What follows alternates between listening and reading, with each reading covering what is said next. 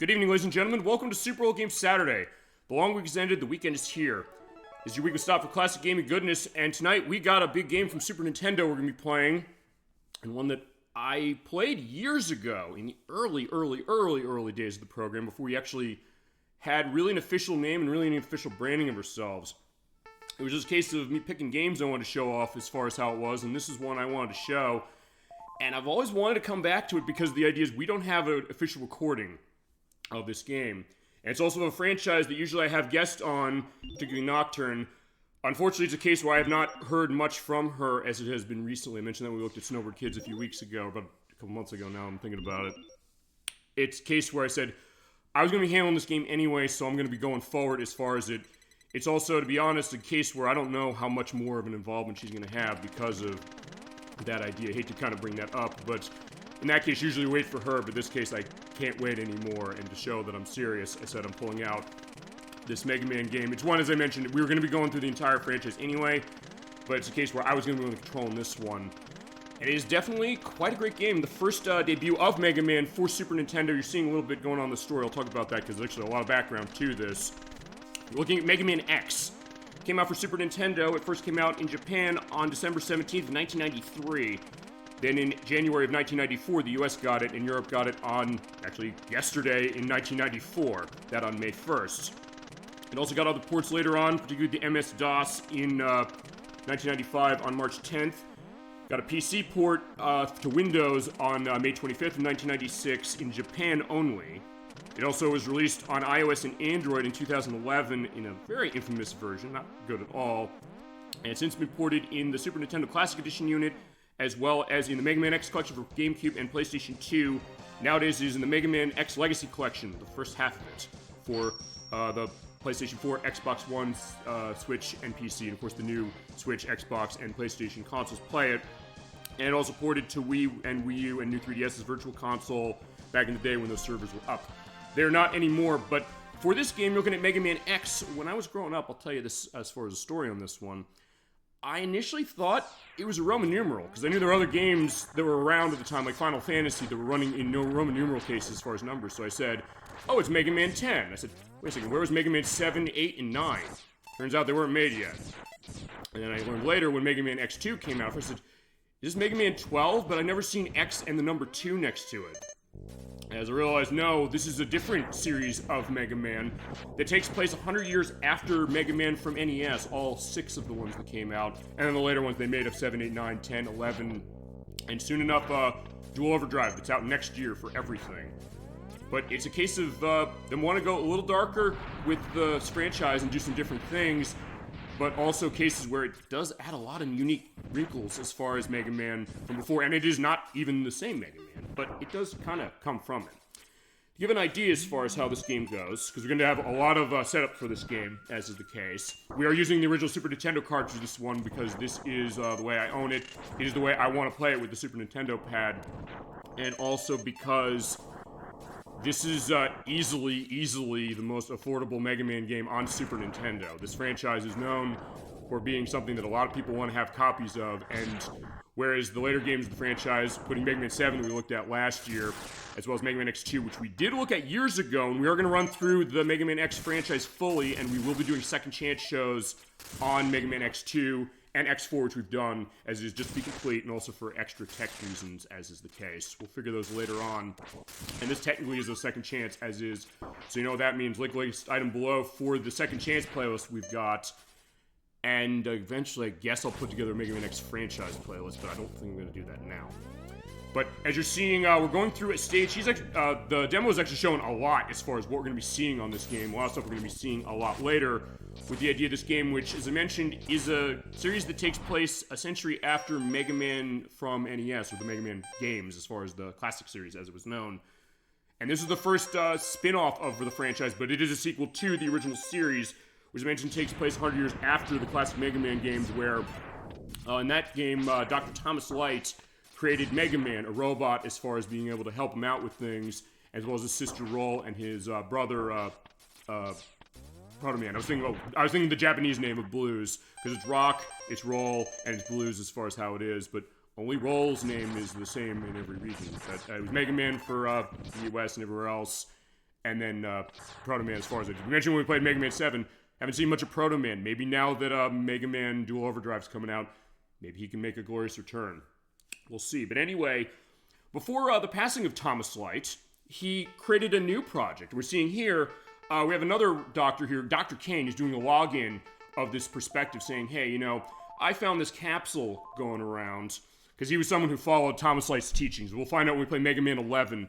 There's a lot of history as far as his study of robotics, including him actually studying with Dr. Wily as that game goes into. And they found Mega Man X, or X for short. The idea that he's built with a lot of things that Mega Man had, but also some enhancements on it, but also a big one being the case that, along with having an interior skeleton and titanium alloy, a case where X is the first of a new generation of robots. The idea that the rules of robotics followed in the original Mega Man games, including in Mega Man 7, as you saw, remember, robots cannot harm humans, as is the case, but the idea is that Dr. Light was saying, what if the creations I make could have free will? So he said, hey, you know what, we'll have that going, but remember, the first robotics is robot must never harm a human being, which Wily reminded us of at the end of Mega Man 7. It would be a problem. So what happened then was that Dr. Kane found him.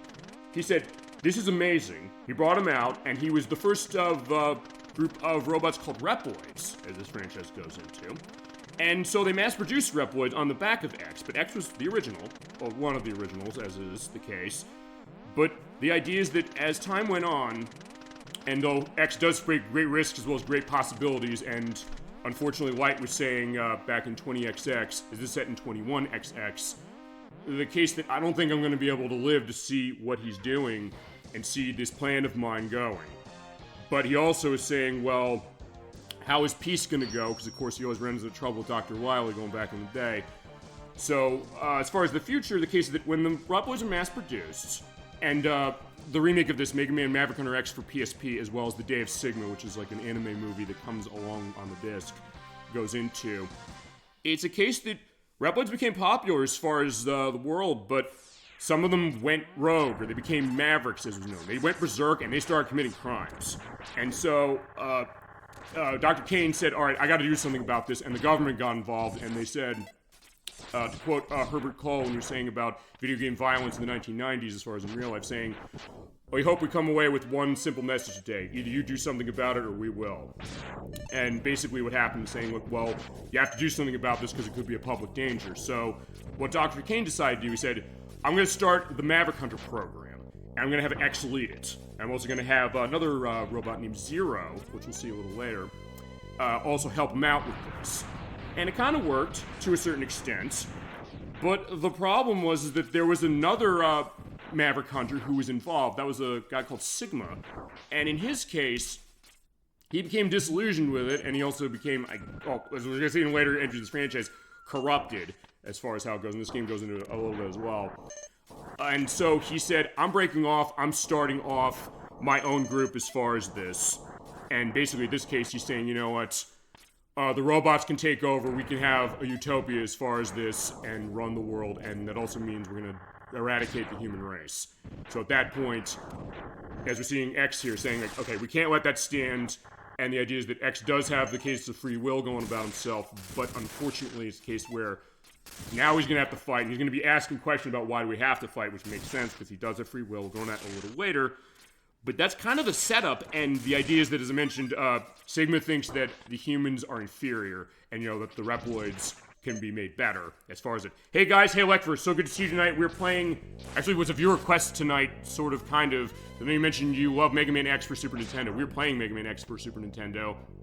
Hate to say it, I'm doing it alone, because I've not heard from Nocturne in a while, and I don't know what her future involvement in the show is going to look like, unfortunately, on the back of that. But having said that, I said, okay, we're going to have to move on for this. I did want to get to this. It's been a while since I did this. I did this 6 years ago, and I don't have the recording of it. So I said, I want to do this. I was saying, what's going on in schedule? I had to figure that out, unfortunately, as far as it. We'll see if there's going to be involvement with her, because usually she's the Mega Man person, but as far as this, don't know. But I said I was going to be the one handling this one anyway. So we were playing Mega Man X for Super Nintendo. I was just going over a little bit of the setup as far as how the story's going. So good to see you tonight. Hope you've been doing well. if your memory's full on this one, I know you love this game. I love this game too. This is definitely one of the best games on Super Nintendo, and a game that definitely started quite a bit of a dynasty when it comes to this series. And we talk more on Mega Man, including the fact that now, since we did Mega Man 7 a couple of months ago, we do have a new Mega Man game coming out, that being Mega Man Dual Overdrive, which is out next year. Don't know what they're going to do as far as expanding on some of the ideas we were saying how about more on Proto Man. Perhaps, we'll see, but tonight we're taking a look at this, which of course is sequel of 100 years after the original series, and we're all set to go. Unfortunately, I'm going to have to make this as audio only. I don't want to, I'm already running without Wi-Fi, I don't want to miss my data. Okay, whatever you want to do, go ahead. But that being said, remember, the show will be here on video for you. We're going to be showing off everything for this game. Thank you so much for joining us, of course. And feel free to let any memories you got on this game flow as far as how it is. It's also probably a case you'll probably be able to, a certain extent, get a sense of what's going on, because I know you've played this game. We've talked about this game. We've played other Mega Man X games before, X2 and X4. We're going to redo those just because it was so long ago since we did X2. In fact, X2 was the show I did before you jumped on the show. The week after that with Sonic CD. And we did X4, but it's also a case where I'm thinking we can do it again because of audio reason, also because I think we're going to just go through this entire franchise as is. As far as Nocturne's involvement, again, that's going to be on her. I hate to say it, but unfortunately that's how it's going, but I said I'm going to have to move on as far as how it is, and also means her scoping session program is off the table too. There are also changes to the scoping sessions outside of that, which I'm going to go as far as how it is. I may not be able to watch, but I do want to say hello. Of course, we're glad to have you, and thank you so much for jumping by. It's good to see you, because I've been thinking about you as far as the idea of how you've been doing, because we care about everybody who comes to the show, but also saying, I know you love this game, and I said, you know what, I can fulfill this.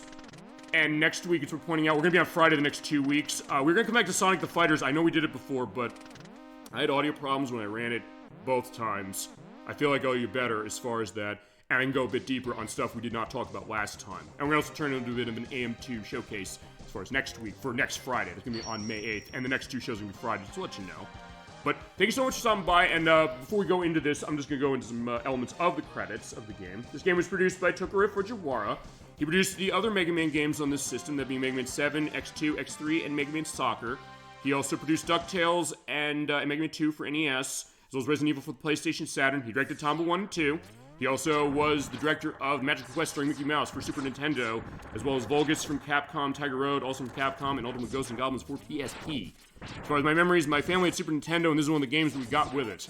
That's a good case of it. My case with this game, I'll tell you. I mentioned when we played Mega Man 7, my first experience with any Mega Man game was the next game, Mega Man X2. Because my brother's piano teacher, she had a son.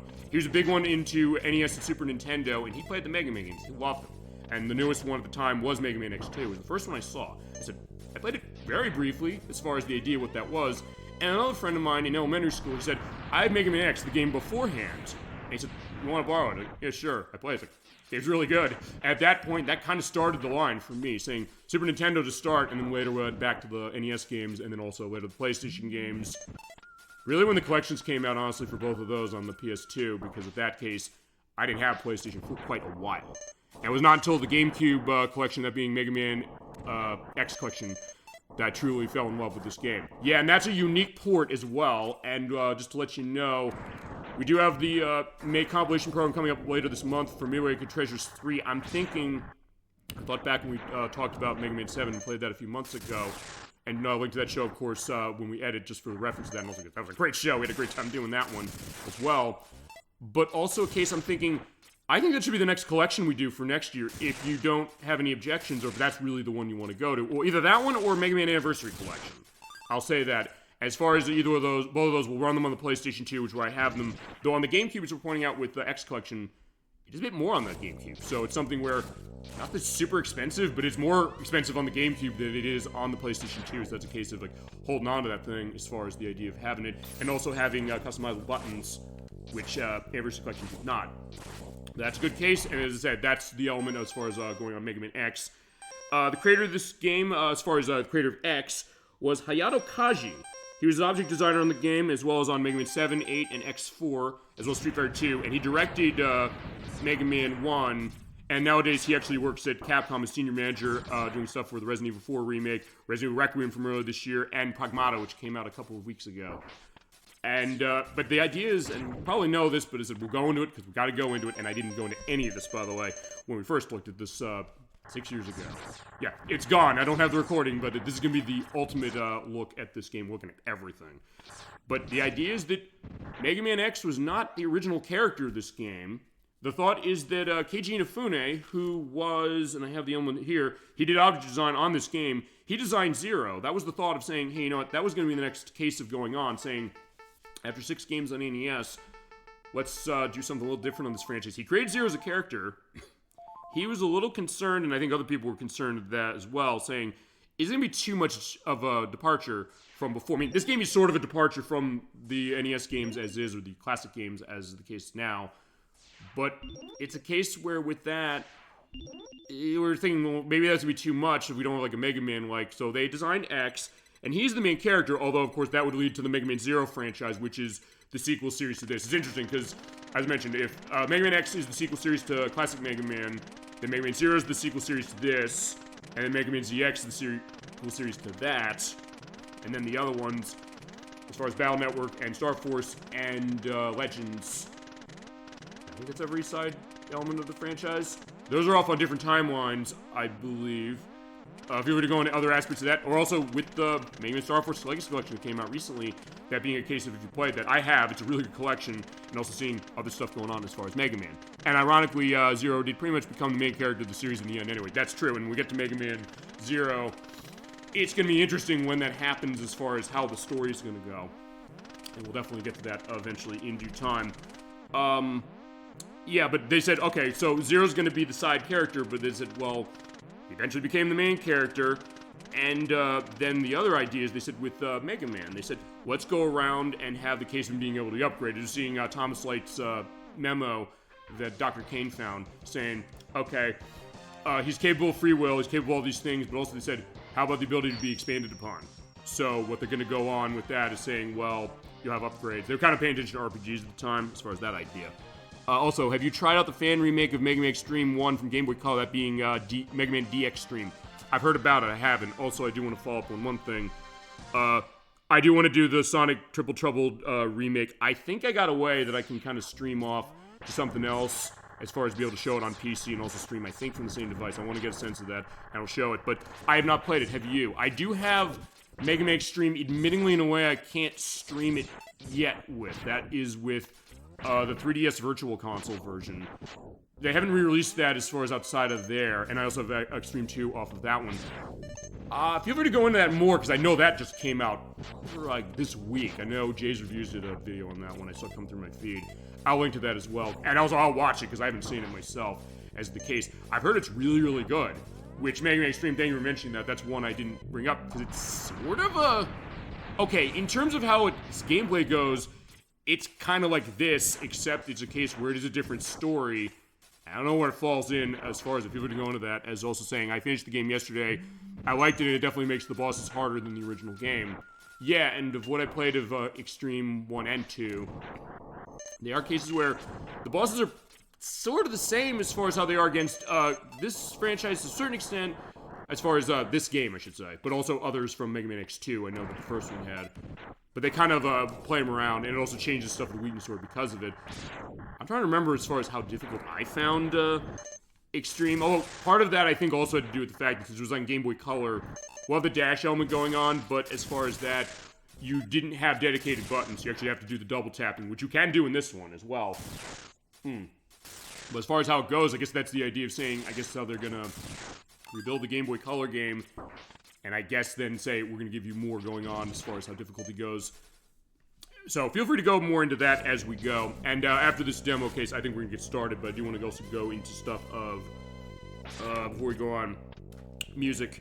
Because there's a lot of cases going on music, and it's also one of those rare cases where actually we know who did the individual tracks of this. Most of the game, it's worth pointing out, was done by Setsuo Yamamoto. He was the head of Capcom's in-house music group, that being Alphalaya. He did music for Aladdin for Super Nintendo, Final Fight 2 for Super Nintendo that we played, as well as Street Fighter Alpha, Super Puzzle Fighter 2 Turbo, Pocket Fighter, Rival Schools, and Strider 2. He composed most of the soundtrack, but there are other people who helped him later. I'll talk about them in a second, because we also have Dolly Finn. Hello, everyone. So good to see you tonight. We're playing Mega Man X for Super Nintendo.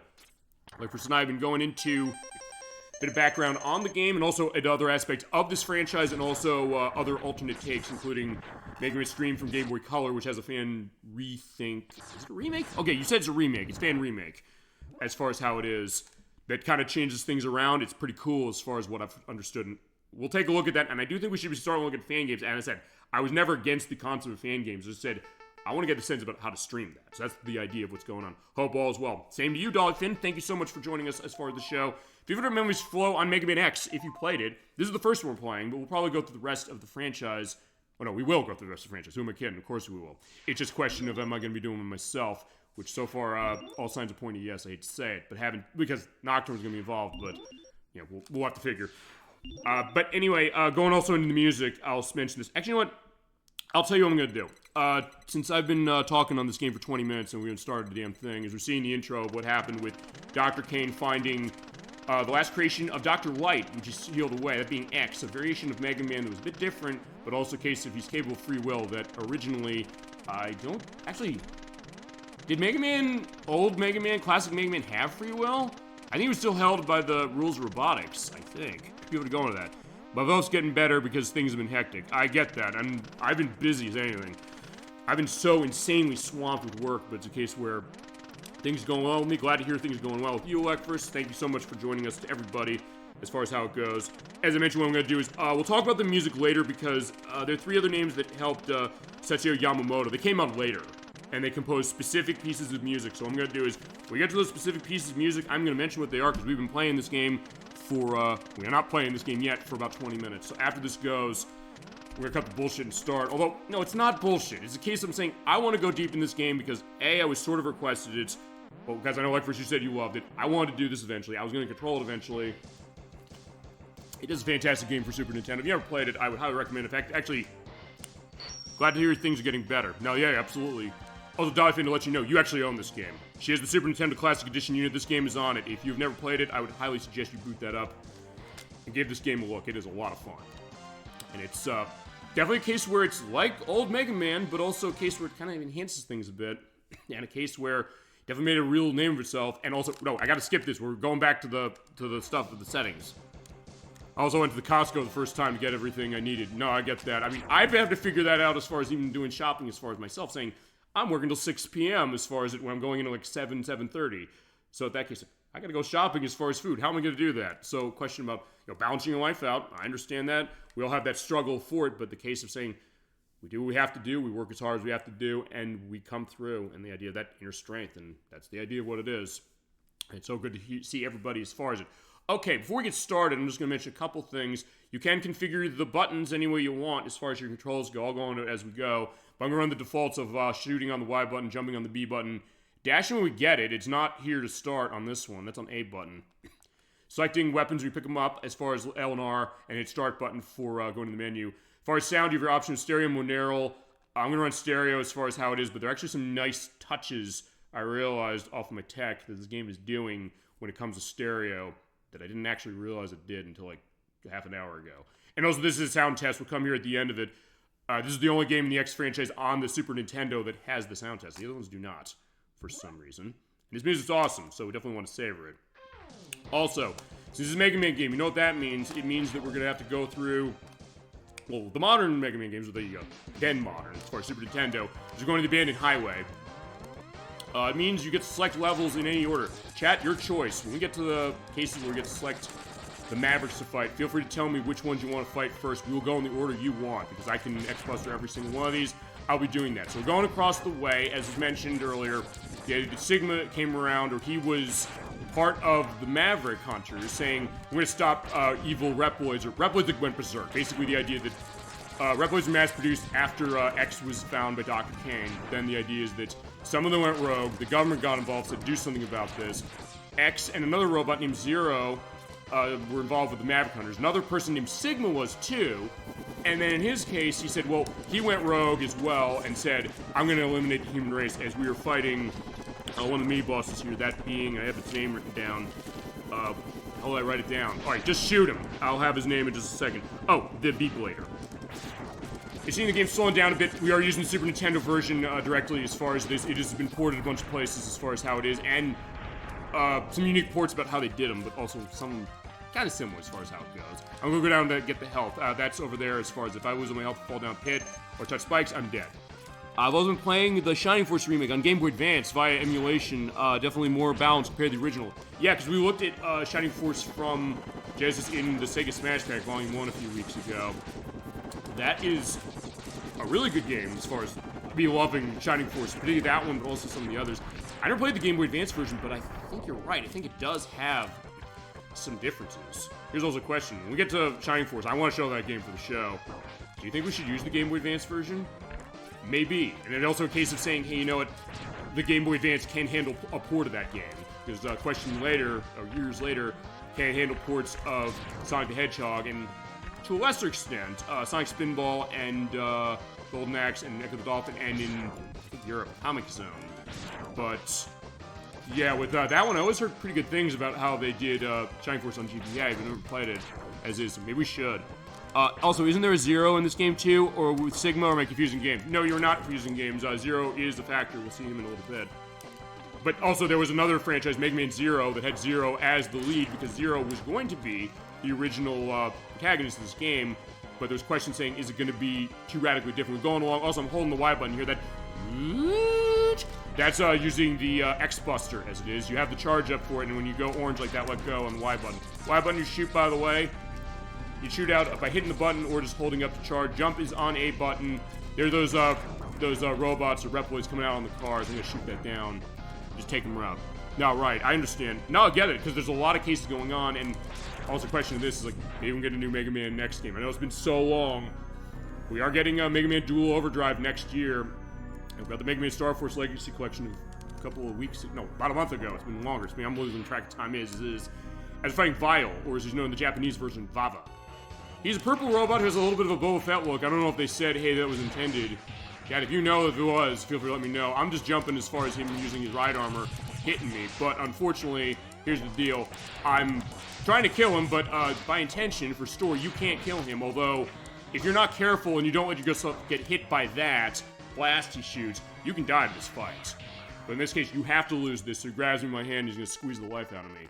Thinks I'm a worthless piece of scrap metal. You really think you defeat me? Yeah, unfortunately you can't, and I don't know if there's a exploit in this game where you can. But if it is, it's something that's not indicated in this, and it's worth pointing out, there are a couple things with that we will show off later, including a password that actually lets you skip some of the upgrades, including one of the ones you have to usually get. But as I hit the start button here,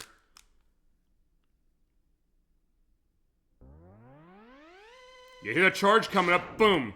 It's also coming from the left speaker, by the way. So they actually are using the fact that Zero, here he is, he's coming from the left side, so the left speaker is giving off the audio. In fact, when I did the test on this, I realized on the sound of the game, it's only showing on the side. I said, I'm running stereo. And I said, oh, wait a minute. This is actually using stereo sound, saying that Zero's coming from the left, so you're shooting from the left, you hear the charge, and that comes towards the screen, and boom, it kind of mixes. So, talking about really good sound design for even that little detail, especially at a time when I don't know if stereo sound is really focused too much. As I'm saying, I guess I'm not powerful enough to defeat him, he's right. And in the Mega Man X collection on GameCube and PS2, I think this is in the Japanese version, but they directly translated it that way, saying, damn, I guess I'm not powerful enough to defeat him. But every port, and the original one, which we got here, has that, and X is feeling dejected. And also, this is the only game in the franchise on Super Nintendo where the text boxes have character portraits. But it is nice to kind of see that and also see how the sprites are reflecting that. Because, like, I have my eyes closed, I'm not feeling good, as we're hearing the theme of Zero.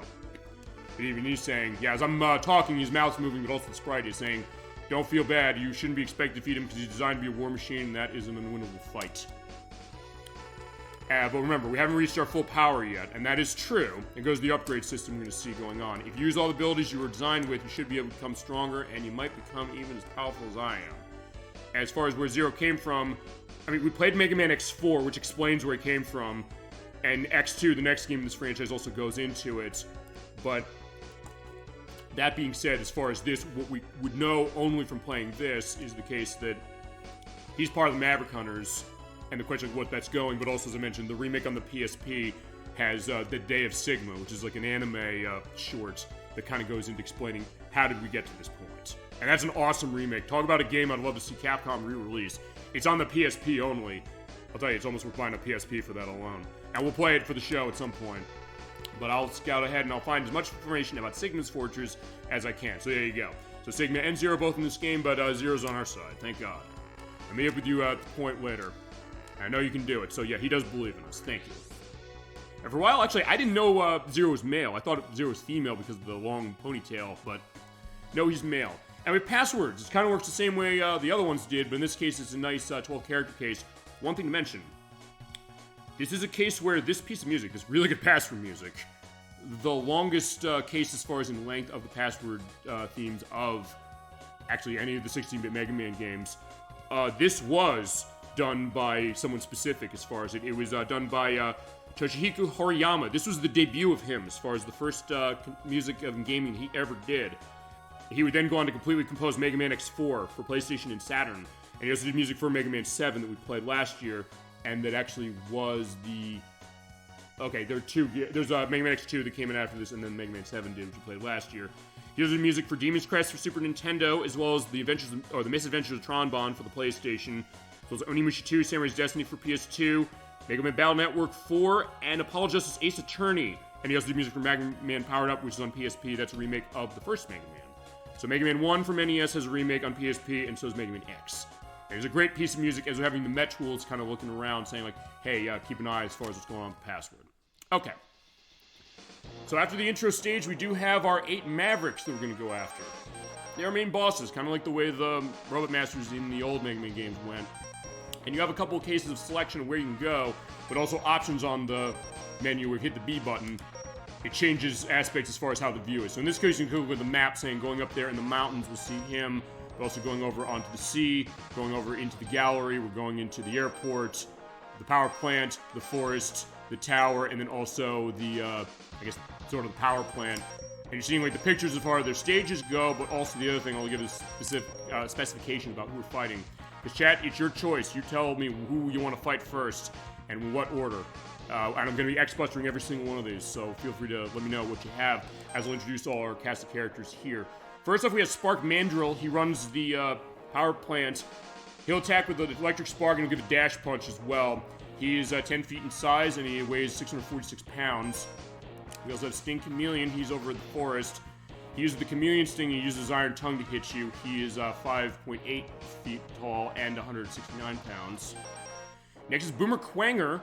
By the way, Quanger is a takeoff on Japanese word for stag beetle. It goes into something that the Mega Man Legends games do. In this case, it's saying, hey, the idea you're collecting stag beetles for Jim and the gang.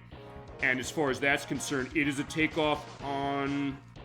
I have it down as far as what it was, because I want to make sure that I had that set. Let's see. Yeah, it's Japanese for Kuwataga, as far as how it is. But that's the idea of him. He's a stag beetle who has the boomerang cutter as well as the deadlift. He's 7.93 feet in size and 206 pounds. Flame Mammoth. He runs the, I guess, he doesn't run the power plant. He runs the factory. He has the Fire Wave as far as his weapon, and he also uses oil and jump press. There is also a detail about him that I'll show later as far as how you fight him. He's 10'5", and he is 7,191 pounds. No, 719 pounds. Oops, sorry about that. Chill Penguin, there's a reason usually why you go here first, but Chad, if you do not want me to go to him first, I will be willing to not go to him first. Feel free to mention as far as if you have a preference. He runs the shotgun ice and he's sliding. He's up in the mountains, by the way, the snowy mountains. He's 5'3", 4 feet in size and 237 pounds. And then we have Launch Octopus. He's over the sea at the sea base, at the seaport. He is 7.8 feet tall at 348 pounds, and he runs the Homing Torpedo. Typo, but I love that. The idea is supposed to be the Homing Torpedo and the Energy Drink. And then going over to the Gallery of Armored Armadillos, kind of also in the mines, at 6'6" feet tall and 510 pounds, running the Rolling Shield and guarding, and that has a nasty trick, especially when I go and X-Buster him. I'm going to X-Buster him. He is by far the hardest of the Mavericks to X-Buster in this game, just to let you know. But I'm going to do it. And last on our list, we have Storm Eagle. He runs the Storm Tornado. He's over at the airport, and he'll dive at you as far as from his ship. He is 8'2" in size and has 275 pounds as far as himself. And as far as that, I'll change that stage view as far as seeing all the places we're going to go. So, chat, your choice. Where do you want to go first? I'll take any case of where you want to go. And if you don't select... Well, that's fine. I will probably just go in random order. Or I will go to Chill Penguin stage first, as is. It's either way. But if you don't want to go there first, you let me know you don't want to go there first. And I also will see if there's anything else I missed. Okay, I missed one of the other directors of the game. I mentioned that... Oh, no, I was thinking the other object designers, because I mentioned Hayato Kaji, who designed X, as the case, but also Kazunori Tazaki, who did object design on Mega Man's 4, 5, 6, 4, 5, 7, and X4, as well as modeling for Dino Crisis for the PlayStation 1, Okami, which we played last week for PlayStation 2, Bayonetta, Nier Automata, and Babylon's Fall. Also getting... I usually go to Chill Penguin first, and Dolly Finn's agreeing. You got it. Also, sort of flashlight warning when I go into a stage. You're hearing a takeoff of the Mega Man classic perspective of the...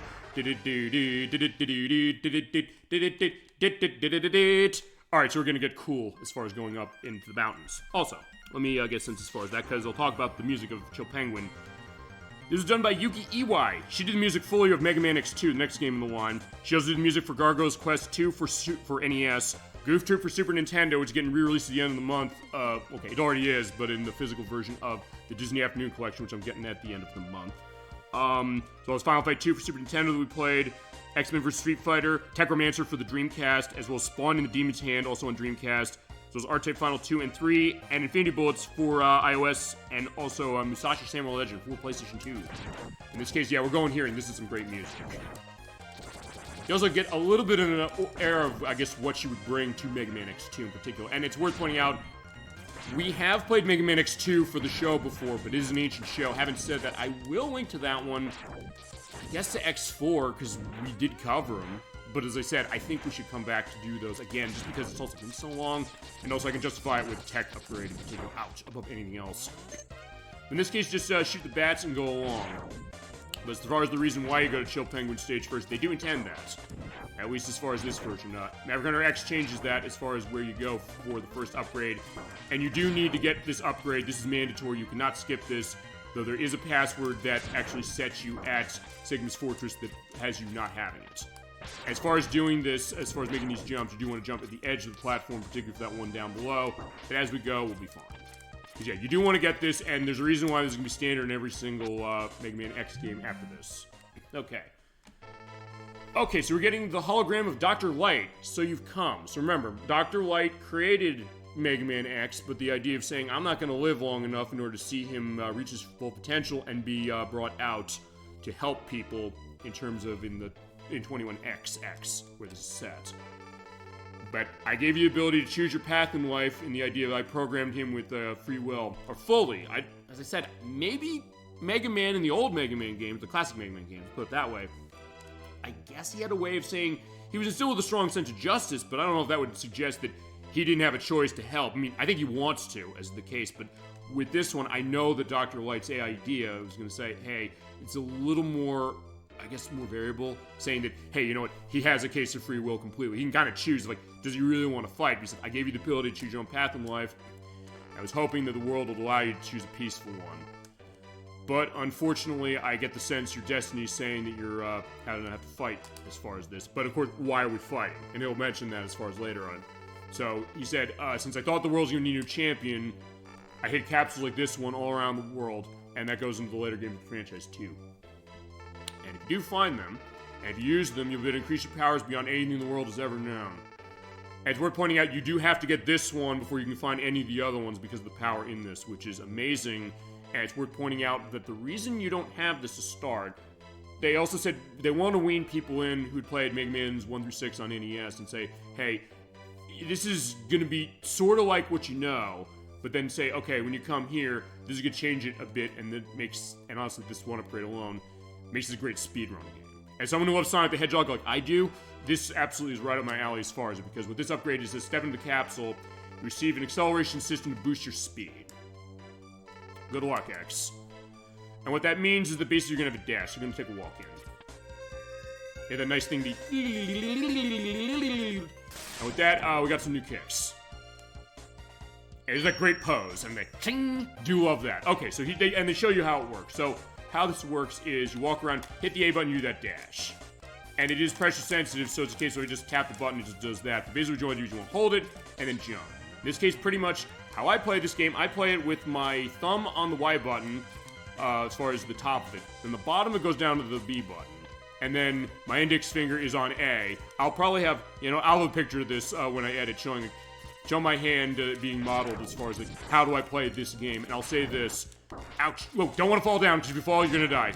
Ouch. But they're still getting trouble for me. Also, those blue capsules, as well as got health. This gives you 8 points of health back as far as the orange things, but the blue things will recover your weapon energy when you get it. I don't have any yet, but we will have that eventually. But, Dog, I know you mentioned when we played, we did the puzzle showcase with the Pokemon Puzzle League, you said, hey, I love Tetris Attack on Super Nintendo as opposed to that one because of the controller, because it has a flat back and Super Nintendo controller, and you love this controller anyway. I'm with you on this one because I was practicing with the Xbox One version on my work break, of my lunch work break, but in this case I said, I gotta play it this way. I said, I'm dying, and I don't know, not that I can't play it with that controller, but I came back and played this as far as my cracks the other day. I said, I'm having no problem. You have the dash, and my god, it's wonderful. You just kind of go crazy on these levels, as well as you're gonna get robot armor. Yeah. No, we're getting mech armor. Basically, you're walking around in a little bit of a mech. You hit the Y button to do a punch. You also have dashing on it by default. And what you have to do is you have to hit these igloos that have the enemies in them and just punch. We're pointing out your health is invisible here as far as the health of the ride. Oh, it's ride armor. That's the name of it. But you also have them who are around as far as you can just beat them down. Your health is invisible. Your health doesn't go down as far as myself when I'm in it. But if you get hit enough, it'll be destroyed and you'll have to be coming out. But if you do want to come out before that, hit up and the B button. We're pointing out in this franchise, the ride armors, generally speaking, are pretty limited. It's something I wish that they could try to figure how is that going to go. They're pretty much just kind of like a little bit of a fun bonus. And Mega Man X3, which is the last DX games on Super Nintendo, it did try to expand it, but it's also something that oftentimes you have to go out of order in a weird way that I'm okay with because I know how to X-Bus that game, but if you don't, and that's also the hardest of these three without a question from this era, it's something where I said, where you might not like that because it's a case of saying, you have to be very specific, and also like this one, you can only use it in very specific indications, and oftentimes it kind of goes away. That being said, we were at when you see that door that does the open and the close like that, it means we're at the Mavericks room, so we're gonna jump in and go. Get this great boss music going on. If I chill penguins, okay, so what you want to do is you basically want to do charge up and be careful of a couple things. He shoots ice at you, and also do a slide. When he's doing the slide like that, he's invincible. Also just that breath there, he'll shoot out ice. He'll either create those, or he'll do two things. If you're Cindy, he'll freeze you, and if you get frozen, hit D-pad and get your way out. But also create those, okay, first off, he'll grab onto that, create that great effect of it snowing, and basically he'll basically cause wind in here, which affects your movements, but also send those things off you. Okay, I got caught. Here's the thing, if you get caught by the penguins as far as hit by them, it hurts as far as that, but you can also get your way out. I gotta be careful, I don't want to die to him. He's not hard, it's just a case where, not that hard. It's a case where I oftentimes can be very reckless. Because it's huge. But if you stick to the wall, you should be fine, because you can also wall jump. I forgot to mention that. That's not something that Mega Man has, but boom, he's dead. Not too bad, but I also was getting a little reckless. Also, one thing I should show when I get my health down low, it might have shown, honestly, on the video, but I'll show it later. Again. Actually, you know what? I'll come back in here and I'll show it. When you're down low on health, Mega Man will start panting. I love that effect, but also the fact that when you're at a cold area like this, he'll actually have, like, the frost coming out of his mouth. It's amazing. Because we got the shotgun ice. Yeah, as Mega Man lore goes, any of them, really, or most of them, when you defeat a boss, you get their power. You can use it yourself, and you also use it on another enemy as far as that. Okay, chat, feel free to tell me where you want to go next. I do want to show the idea of him doing the deep breathing, because I can just instantly quit out of here. As soon as you beat a level, we're pointing out, go to the start button, you bring up your menu. I just like the shotgun ice here, you can also use escape unit to leave. You can only do that on a level you've already beaten. But I'm gonna go get myself hit by those robot bunnies. Alright, I'm gonna hit myself hit by the robot bunnies and also the lumberjack. Yeah, he never wanted to be Reploid anyway, just wanted to be a lumberjack. Here we go. So yeah, look at Mega Man panting there. It's a great effect. It's something kind of small. But I want to show that, and I'm gonna leave. And also, when you do leave, you get a password. You also get a password anytime you either die, or if you beat the boss here, and you have infinite continues, so you don't have to worry about that. You can keep playing until you beat the game. But in case where it's still challenging, no matter what you do, as far as how it goes. Okay. So yeah, next, as far as what you want to do, feel free to let me know, because also the world is our oyster now that we have the dash, because it means that we can get any of the upgrades, well, most of the upgrades. It's worth pointing out, I'm going to skip this one for a period, but I will get it before we go to the end of the game. Also, I sometimes do Spark Mandrill, Storm Eagle next, so I'm going to take Spark Mandrill. Do you have any, is there any dissent in the audience as far as that? He is next in the weakness order, by the way, when it comes to who's going on, but Storm Eagle's not hard. And also, the other reason you might want to go Storm Eagle is A, he's not that difficult. His weapon doesn't hurt you, but you can also hurt enemies when you get that weapon. And also, because he does have an upgrade, but since you said you do want to see Spark Mandrill, I'll show you that. Also, it's worth pointing out for this, some of the levels change in this game when it comes to which of the Mavericks you beat in what order. Not all of them, a couple of them do. It's worth pointing out, of the ones we show that don't do that, I will, when we're done with the game, because we're going to beat this, no question, I will come back and it will show off the other cases. Actually, by beating Joe Penguin, just to let you know, it changes Flame Mammoth stage. We'll show that later, because you are saying you want to see Spark Mandrill. I'm not hearing any objections from the audience. Let's go. And there is also an effect that can change his level, but having said that, we do have his weakness. I'll show the weaknesses off when we do the, well, the rematches.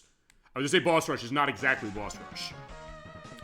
You get this great piece of music, which... let me just see something here. Was this a case of...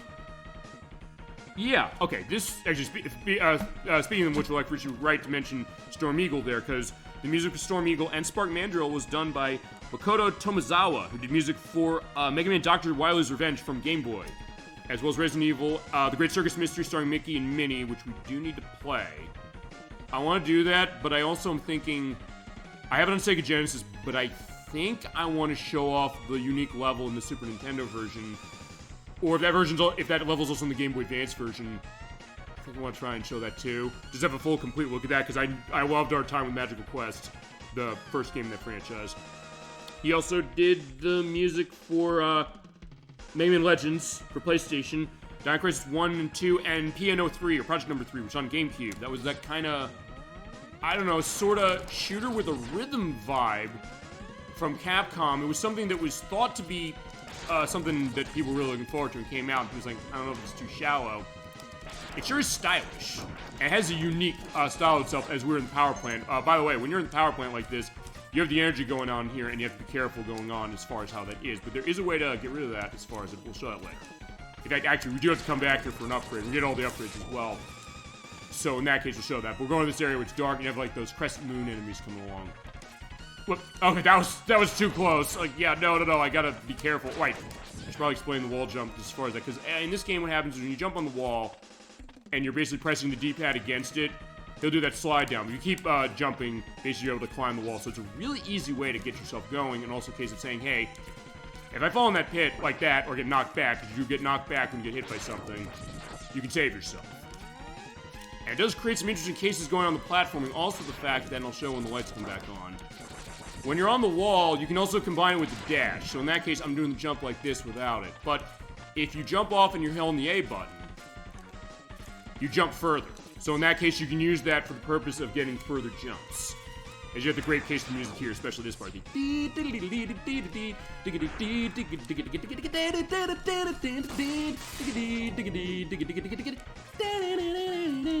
is a nice electronica sound, which I think is fantastic. Okay, for mini-boss here. Gotta get his name down. And get out of the way of his, goop. Because when you have the power plant on like that, you have that great effect of him kind of going around. I'll name him later. So I'll die to him. Whoa! His bounce, like, boom! But unfortunately, I got hit by his goop and I got killed. Okay, just to get a good sense of this, where's his name? The name of this mini-boss. I do want to name all the mini-bosses and all that stuff. How was he? Okay, actually, I did go in weakness order, so in that case, on the book, I got that. The Thunder Slimer, that's the name of the boss. It's worth pointing out, if you do go to the place that will, change the level, actually, it is Storm Eagle's level that happens. You come back here, that boss changes a lot. I will show that as far as how it goes, because we should show that idea of it. And also a case of, because I was in a discussion with people showing them this game, saying, okay, I'm practicing this. I mean, it was kind of a little bit of a formality, because I said, I know this game really well, but I also said, I want to be set, because I haven't played this game in a while. So I said, let me be ready before we get to the show, and also this is sort of a viewer request. Well, I like what you said you really loved it. In some ways, I'll say this. I sometimes take that as a viewer request, because sometimes saying, I look over the chat transcripts I keep for everything, but also saying, did people ask for this? But if they mention a game saying, oh my god, I love it, that I'm going to assume that's an idea that, hey, you love it and you want to see it. And that's the case where I want to show it as well. Yeah, he'll basically hit into the ceiling like that to get power, but the idea is that, yeah, if you get stuck in that, you can dash your way out, sort of, but also be careful when he hits you. So that's what makes him a bit more difficult, but if you come here without, the power turned off, shit, I'm gonna die, I think. No! But I think I'll just shoot rapidly if I want to. Almost. It's a case you can get him. But yeah, let's talk about the idea of changing levels, or changing the aspects of levels. Also, one pointing out, 0 counts as life here, by the way. So, if you do get a case of dying, it's a case where, yeah, you just get booted back to the main screen. If I do die anywhere as far as this, I'll tell you what we're going to do. We're just going to come back and go through as the case. It also shows the idea of where the challenges of this game are. Even though it's a case where I did practice, this is a case where actually, believe it or not, actually, this is one aspect I didn't practice as far as I actually did not practice this with the electricity, so I do have to be a little careful here. This case where, if you are careful, that goes on with it specifically, so, yeah. Let's get the, I dug their ostriches. Yeah, I'm thinking the next game, Overdrive Ostrich. They kept naming him, I've been naming certain bosses that. I was like, wait, no, he's in the next one. That being said, I also do want to make sure I get myself fully healed. It's worth pointing out, in Mega Man Land, the enemies regenerate, so it's a case of saying, hey, you know, go kill the enemies, ouch. Actually, I don't think I've ever seen him come off screen when it's not dark before, but they are set the location upon which they come by, so I need to get health. I'm not fighting that boss as far as without it, so. But also, it is giving me luck at the draw a little bit, saying, hey, you know, what am I gonna get as far as power? Or saying, okay, I've never gone backwards before, so this is the other thing I'll say about this, as you'll see in the way the frame rate's going, although it's not too bad, and it's worth pointing out if the frame rate is a problem for you, the Mega Man, X collection on PlayStation 2 and GameCube does fix the frame rate of, X1 and 2. Because actually, with X1 and 2, and actually, okay, not all the enemies respawn. X1 and 2 in that game are actually not exactly straight ports of these. I mean, they are to a certain extent. They're modeled after this, but actually it's something I mentioned this with Mega Man 7, which is that when you go through those games, you can kind of hear that the music actually loops and really loads at the start for both of those. Also, for some reason, there's an upgrade we're going to get later that has a voice effect, as Mega Man's like, I can't look killing him. I do love the idea that when you get into like a pause state, when you get health or go in a door like that, you see like how many frames of animation he has. Ouch. How did I not get hit by that? Okay, I didn't get hit by that. I'm not going to question it. Let's go. It also probably going to be in our glitch compilation at the end of the year. Okay, awesome. Alright, so I got to be more careful. I got to be careful as far as when they do that. The other thing I can do is saying, he'll go sort of on increments. I can also say, like, you know what? Shoot him when he does that and just dash out of the way. Also, if you can hit the A button to do the dash, you can also use double tapping of the D-pad if you want to. Honestly, I would probably not recommend doing that. Although if you're playing Mega Man Xtreme from Game Boy Color, you have to because you don't have enough buttons. So, but you also shoot the orbs down as far as how this is if you have a case of, you know, using your X plus. Boom. Yeah, we'll get him. Okay, thank God I got him. I was like, yeah, it would be embarrassing if I died and got a game over as far as him, but this is actually the one part I didn't practice, but that's fine, I don't care. I don't really have too much to prove on this game, as I mentioned, and it's also a case of seeing... Look, if that didn't happen, if I had beaten him on my first try, I wouldn't have seen some of those things that I had never seen as it is. Also, pointing out, when it comes to the items that are dropping off enemies, generally speaking, they're random. With one exception. We'll get on that later. Because actually, to make the lives thing a non-issue entirely. Okay. So I was just seeing, like, the robotic turtles going on here. In that case, we got that. But also, yeah, we want to get this. This is the heart tank. You do have to have the dash in order to jump far enough outside there to get up there on the lip in order to grab it. Alright, there you go. Yeah, that's the heart tank. It increases your max health by 2 bars. And we're going to get every single one of those. And you're going to want to have that because it means more health. Oh, that was lucky. I got a life. Okay, there you go. Yeah, sometimes you kill an enemy. It's a rare drop when you get it, but if you get a life, it's a case where, yeah, you're going to be happy to see that. And there is one enemy later on that mostly, actually, the only item he drops when he drops an item is lives.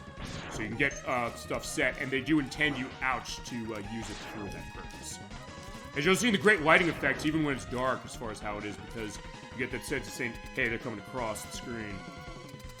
But alright, so we're going into Spark Mandrill. Well, this will be no problem comparatively. And also getting great stuff on the lights going on. And yeah, I like the light bright case going on here as far as that. But here he is. Now, if you have the shotgun ice, you freeze him instantly. But I'm not going to fight him that way. We'll fight him later to show that idea. The idea what happens, it freezes him and he busts out. But, and admittedly, with this game, most of the bosses do not have a case of resetting their patterns. A lot of the other X games later on would do that. He's one of the few that actually does. So it makes this, ouch, boss a non-issue as far as how it goes, but I'm also doing things the hard way. Because you can do the punch that will get the electric spark going out. He'll also go on the ceiling, but also the idea is that when he comes down, if he hits the wall, hits the ground, I think you get stunned, sort of. Actually, no, you don't. I'm thinking another boss. But okay, if he hits the wall, you get stunned, and he knocks your ass off and into him. So thank God I got that life, so it means that we'll be able to beat him now. So just show the idea that, yeah, these bosses, they do have some interesting maneuvers going on. So if you're going to be going X-Buster route, it's not going to be easy. But as I said, it's pattern memorization with every Mega Man game, more or less, with a couple exceptions. And if you're good at that and you're able to get on the wavelength as far as and understand what their patterns are, you're going to be golden. Whoa. But he also will stop if you shoot him, so in that case, he doesn't use the punch, and I hope the hell I don't die to him. I really don't want him. Ouch. Okay, I did. Sorry. Yeah, it's gonna be like Storm Eagle as far as the Some Call Me Johnny channel. But alright, we're gonna go back, but we do have health for that, so we're gonna beat him as far as how this goes. But it also shows how things can go south, but it's also some of those things where, because you can go really, really fast, it can kind of be a bit crazy. But I'll tell you this, weird enough, I guess maybe I'm making this game look harder than Mega Man 7 of the ones we played. But that being said, it is something where it's not too bad. And actually, going through this again is actually going to be a little easier because I have the heart tank. As we're pointing out, when you die, it just saves any items you picked up. So in that way, I'm glad I got to show just the purpose of, ouch, demonstration. But as I said, let's save this game.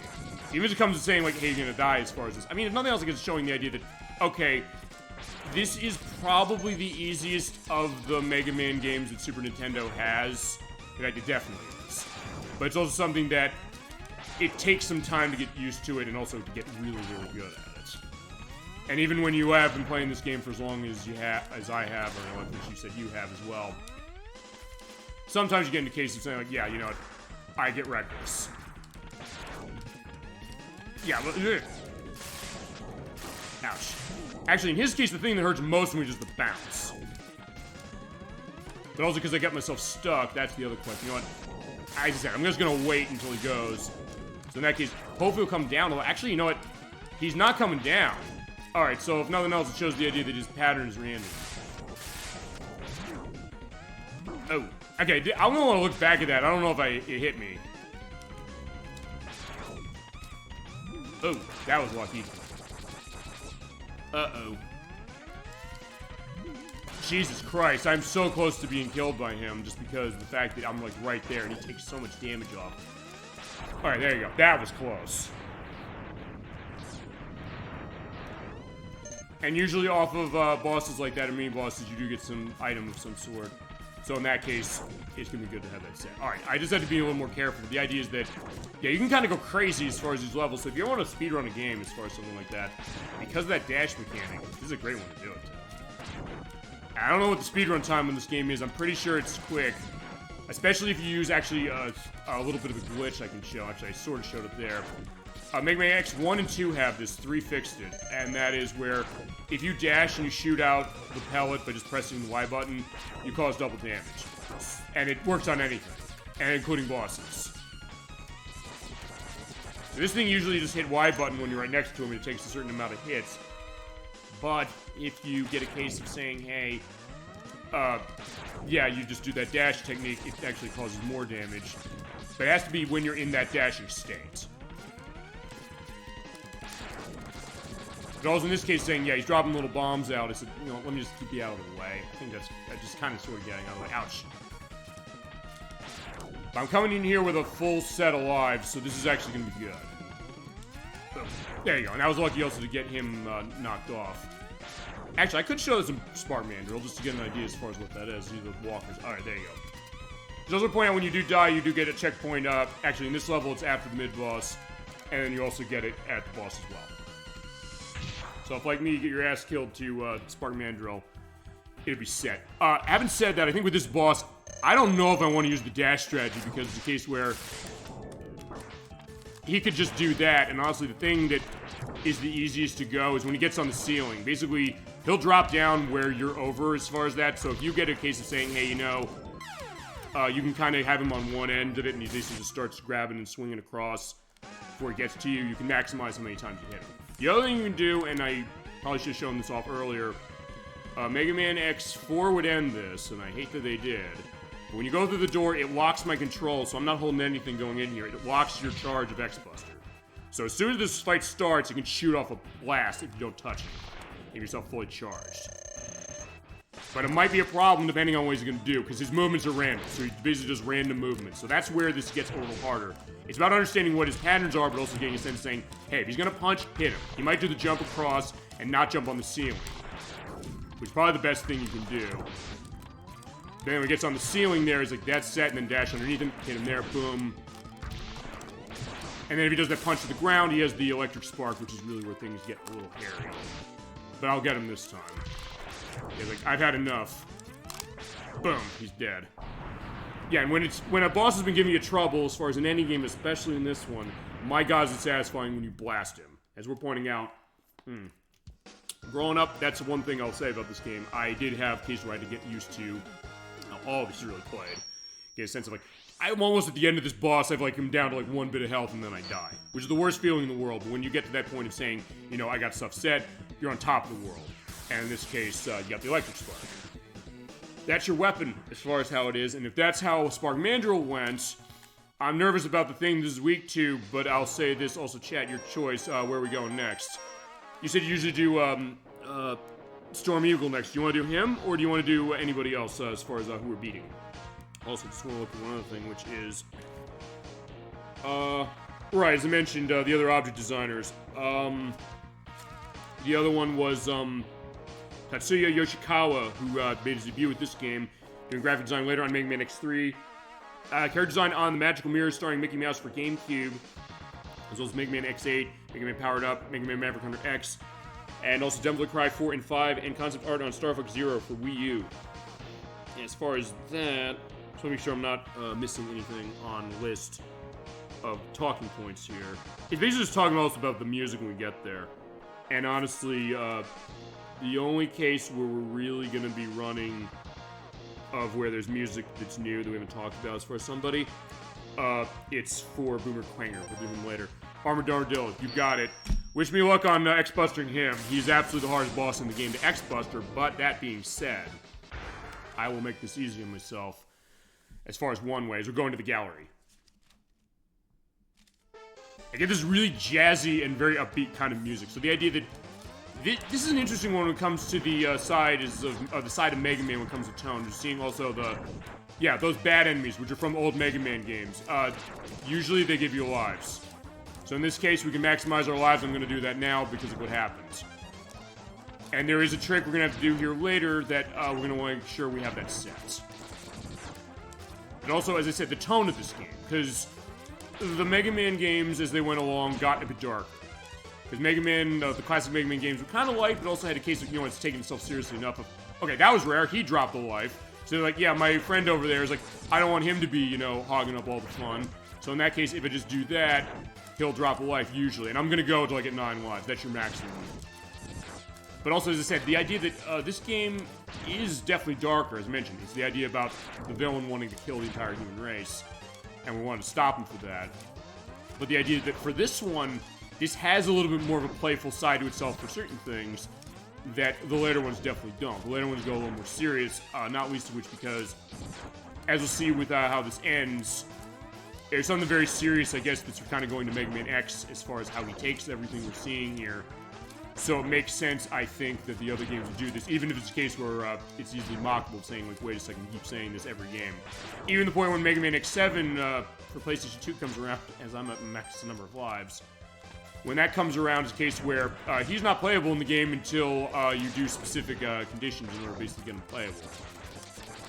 And it's very weird, but I guess story-wise it kind of makes sense, as is the idea, which we'll see later. But as I said, for this one, this is the most playful of the X games, no question, but it does still have that serious side. And then later on with Mega Man Zero, that goes really dark. And ZX, I think is sort of dark, as we have the Mole Borer, I think that's the name of him. But I'm gonna just shoot him. Yeah, the Mole Borer, that's his name. As we have the Metrool as well. I want to try and kill him. Although, honestly, for this, it's okay. It doesn't matter as far as how it is. Although, I have my weapons. What the fuck am I doing? Let's use the weapons. I just blast him off with this, because he's also cutting down the energy here. I went through all my electric spark energy running him, but that's fine. He's dead. I'll get more as I go along, and I can show that. Yeah, like that here. That means that you're having your health, or your energy for your weapons recovered. Yeah, because he'll drill out the area. And as far as up there, there's health I can't get. Although, actually, I can't get it anyway, because there's an upgrade you need to get there. But I want to get this. This is the sub-tank. When your health is full and you get a power-up as far as health, hear that bloop. What it does is it fills up into that, and then if you come over here, you hit the Y button, at any time you can run that and get recovery of health. Basically, what you want to do is you want to fill that up, and there are 4 of these, and we're going to get all 4 of them, because it's going to be very useful coming up. Actually, sort of on this level, but you do have to be at full health in order to actually absorb all the power. But thank God the later ones would give an option or an upgrade that lets you not have to be at full health. Basically, if you have like the 8 health recovery thing, you have like 2 bars that are empty. You get that, it basically puts the other 6 into your sub-tank. I loved when they started doing that. I think that was Mega Man X5 that did that. Feel free to correct me if that's not right, or I'll correct myself in a few days with an edit below if that's the case. Well, right there, I got health recovery, but it didn't go into my sub-tank. But that being said, it also means that Mega Man is more upgradable in this game in the sense that you can do a challenge run saying, I don't want to take most of this stuff and say, can I get through on just what I got? But actually not similar to Metroid, or as I mentioned when it came to development of this game, their thought was saying we want to be like RPGs, so that was kind of where they're nodding to, the popularity of them and increasing popularity. Because at this point, Final Fantasy 6 had not come out yet, but 4 and 5 had. So at that case, they're trying to get a sense of what they want to do with that. I don't know if I can get them with this, because also, I can't really run in front of the Mole Borer that's coming out here. And if you do run in front of him on his hands there, actually, you know what, I'll do the dash trick, and I need to do that here to cause more damage, because if I don't, I can't get the heart. Yeah, okay, there you go. I'm glad I did that. That's a good place to do it, or if you have other weapons we'll get later, you can use it, because he'll drill out the ceiling here, and you will not be able to get up to the heart tank, which you do want. Okay. And also be careful of hitting spikes like Mega Man games of yore. If you hit them and you're, yeah, if you get hit by them at all, you're gonna die. Like, there's a life that I don't need. Ouch. Oh, you know what? I'm going backwards. Like, yeah, I'm going back just because I said I was kind of getting thrown off. I'm not gonna deal with this. I'm gonna take the other thing back as far as getting out, because you do need to have the minecart to get your way out of here. Otherwise, you're gonna fall in the pit and die. Although we're gonna fall in that pit and die intentionally. Anyway, hear that? That means that your sub-tank is full. And if you pick up an item and you don't hear a sound, that means you don't have a sub-tank. Fill it in, or they're all filled already. Okay, I should have jumped off, but I do want to shoot those birds down, because they're gonna make a nice jump.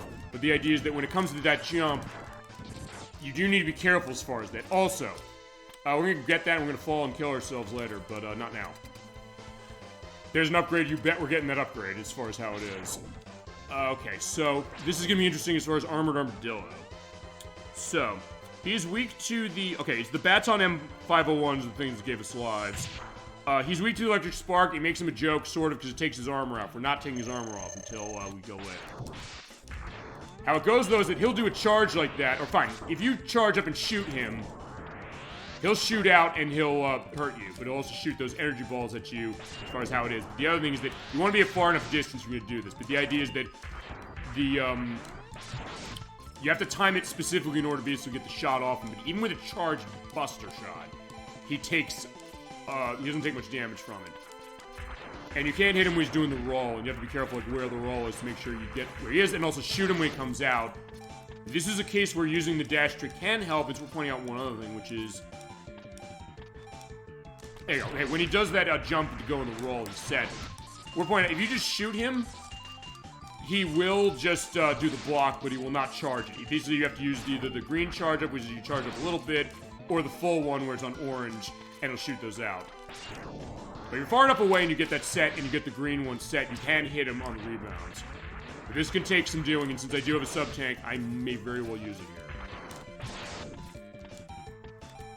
But it's worth pointing out, I'll show this later in the rematch against him. If you have the electric spark, what it does, it gets rid of his armor entirely. And then you can take him out with shots no matter what. On top of the fact that when you use the electric spark, he's just weak to that anyway, so he takes more damage.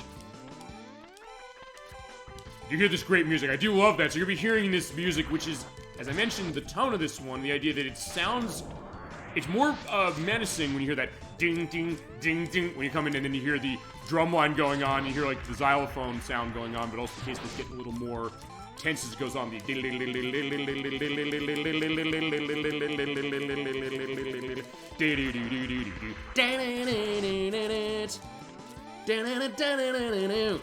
It's great stuff, and that's why, in some ways, this might be my favorite soundtrack of all of the X games. Because it has this nice variety about itself that makes it sound sort of playful, but also it kind of changes as it goes along, saying that, oh, it sounds kind of playful, maybe silly or something like that, but also gives it, no, you gotta take it seriously as it goes along. Not that the other ones don't do a great job as far as what they have on sound, especially their music.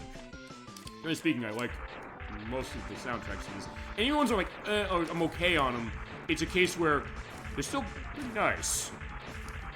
If not necessarily the cases where I love it as much as this one. Although, I don't know, I definitely like the way that some of the other ones sound. Although part of it is that I think this.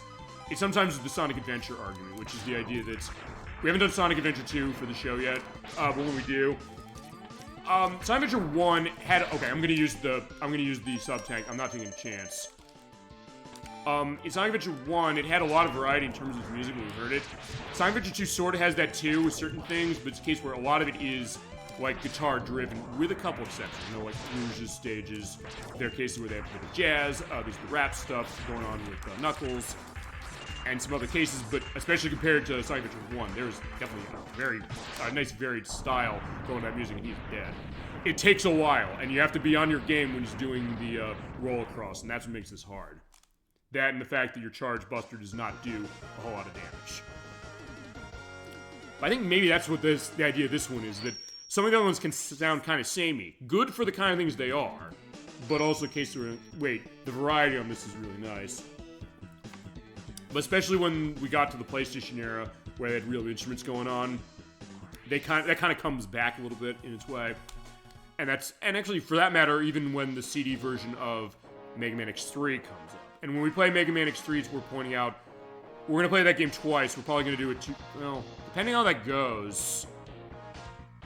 I don't know if I do them both in the same show. We're going to look at the Super Nintendo version. I do have it on Wii U Virtual Console. I'll probably show it that way. And we're going to show the CD version that's on Mega Man X Collection in particular. And since that game has different paths and different endings and different bosses, I will show the bosses we don't show going as far as that. So in that case, Chad, I will definitely give you the choice as far as that one.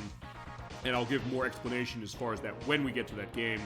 But as I mentioned, we'll second chance X2 before we do it, and then I'll let you know when we do X3 and how it's going to go. Alright, there we go. We got 3 Mavericks down. So next, where are we going? If you're going to weakness order, you go to Launch Octopus. Launch Octopus will be next in the weakness chain. But as I mentioned, it's your choice as far as how it is, and as far as chat, but also if you play this game, it is your choice, saying, hey, I want to go here first. You might have a case of saying, I'd rather go to one stage and beat it before I try another. In fact, when I first played this game, I'll mention this. The first boss I beat was not Chill Penguin, but that's where I went and found the dash. It actually was Storm Eagle was the first one I beat. Actually, I'd say if you're going for first Maverick on this game, Chill Penguin and Storm Eagle, probably the best ones to go with. As far as the hardest one we just saw, that was Armored Armadillo. But outside of that, I'd also say Sting Chameleon probably be a hard case. Actually, I kind of should Spark Mandrill being really hard as far as that idea as well. But that's the idea. So yeah, chat your choice on where you want to go. As far as if you don't have a choice, let me think about this. If I was going to choose, I mean, next in order we can sort of mention Launched Octopus, but I don't know. As I said, I'll let you, it'll get a sense. I'll also look as far as another case of note on something that I didn't take. Actually, you know what? We'll go to Boomer Clanger's stage at some point, and since we will, because we have to fight everybody, I may as well mention the person who did the music for that level. That was Yukio Takahara, who did music for Aladdin for Super Nintendo, as well as Final Fight 2. I'm realizing a lot of Final Fight 2 people involved in this, as well as Mega Man 6, Mega Man 7, Mega Man 2, The Power Fighters, Marvel vs. Capcom, JoJo's Bizarre Adventure, the Capcom game from Dreamcast and the arcade, as well as the Game Boy Advance version of the Magical Quest starring Mickey Mouse, as well as Mega Man 10 and The Legend of Zelda 4 Swords for the Game Boy Advance, and also the DSiWare version.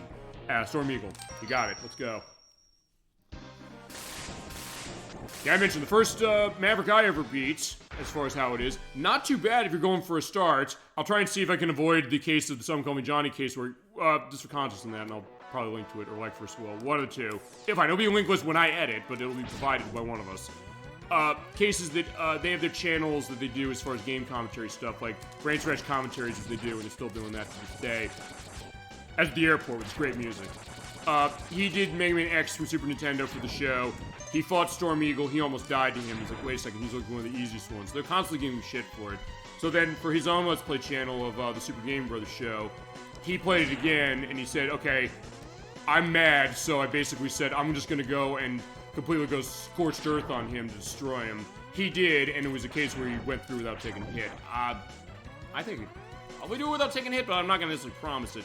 Also, dash off here and make the jump in order to get the heart tank. It's at the top of the hangar there. So in that case, you're going off as far as it. And you have the case of the platforms that basically just run them up. There's a great guitar sound. There is a nice rock sound to this one, which is unique from how, how Mega Man on NES works. Well, although, to be honest, this is, I guess, a good time to mention this as we go. And those cases, as far as the gas canisters, they do take a lot of hits, but if you hit them as far as it, they go down as far as that.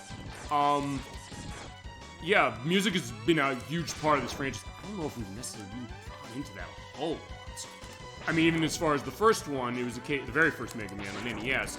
It's a case where they were thinking as far as what's the sound it's going to sound like. Yeah, music was important because remember, the name of Mega Man in Japan is Rockman, or they call him Rock for short. And Roll is his sister, so Rock and Roll, and then Blues when Proto Man came around. And then Bass also for Mega Man 7 when he came around, as we can get the other sub-tanks right here.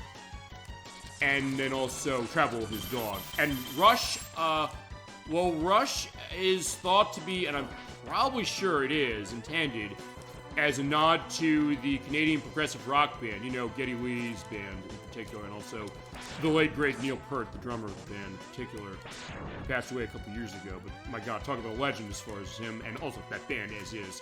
And I know also with Mega Man 1, we haven't gotten to this yet, there is a part of that, of one of the pieces of music that is in, oh god, I'm trying to remember whose level it is.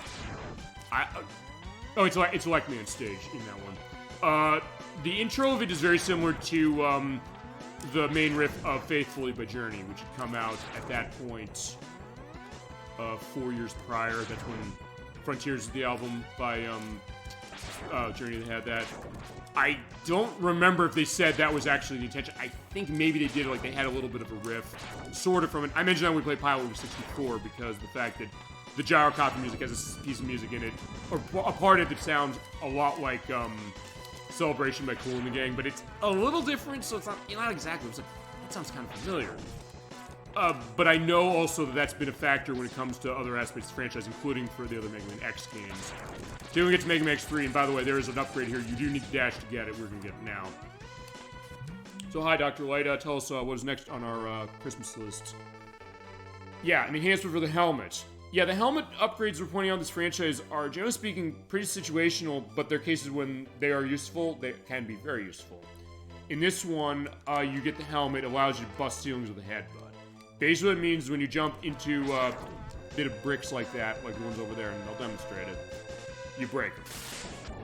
And as we saw earlier when it came to those health containers that were in the mines in Armored Armadillo stage, that were underneath the rocks, you need to have this upgrade to use it in order to get through. It does slow the game down a little bit, but as I said, the frame rate's not that bad. It's not debilitating the way something like Super R-Type is on this console, for example. So I'll say that as far as it. Yeah, but going back to the music thing as far as this, and yeah, I don't need any more lives, but I keep getting them. In Mega Man Xtreme in particular, I know that the music of Neon Tiger's stage in that level has a riff that sounds very much like My Michelle from Guns N' Roses. There's another part of it that sounds like, right, the Vial level that we're gonna go to in that game. I don't know if people have actually picked up on this, but it has like the opening riff of Anything Goes, also from Guns N' Roses, and off of the same album, that being Appetite for Destruction from 1987.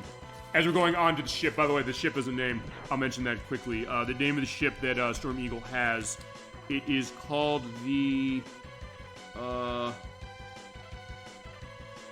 Death Rogmer. That's the name of the ship. But as I said, that's the idea as far as that, and also when we get to Mega Man X5. Mega Man X5 was translated by Alison Court, who was the voice of Claire Redfield in the Resident Evil games.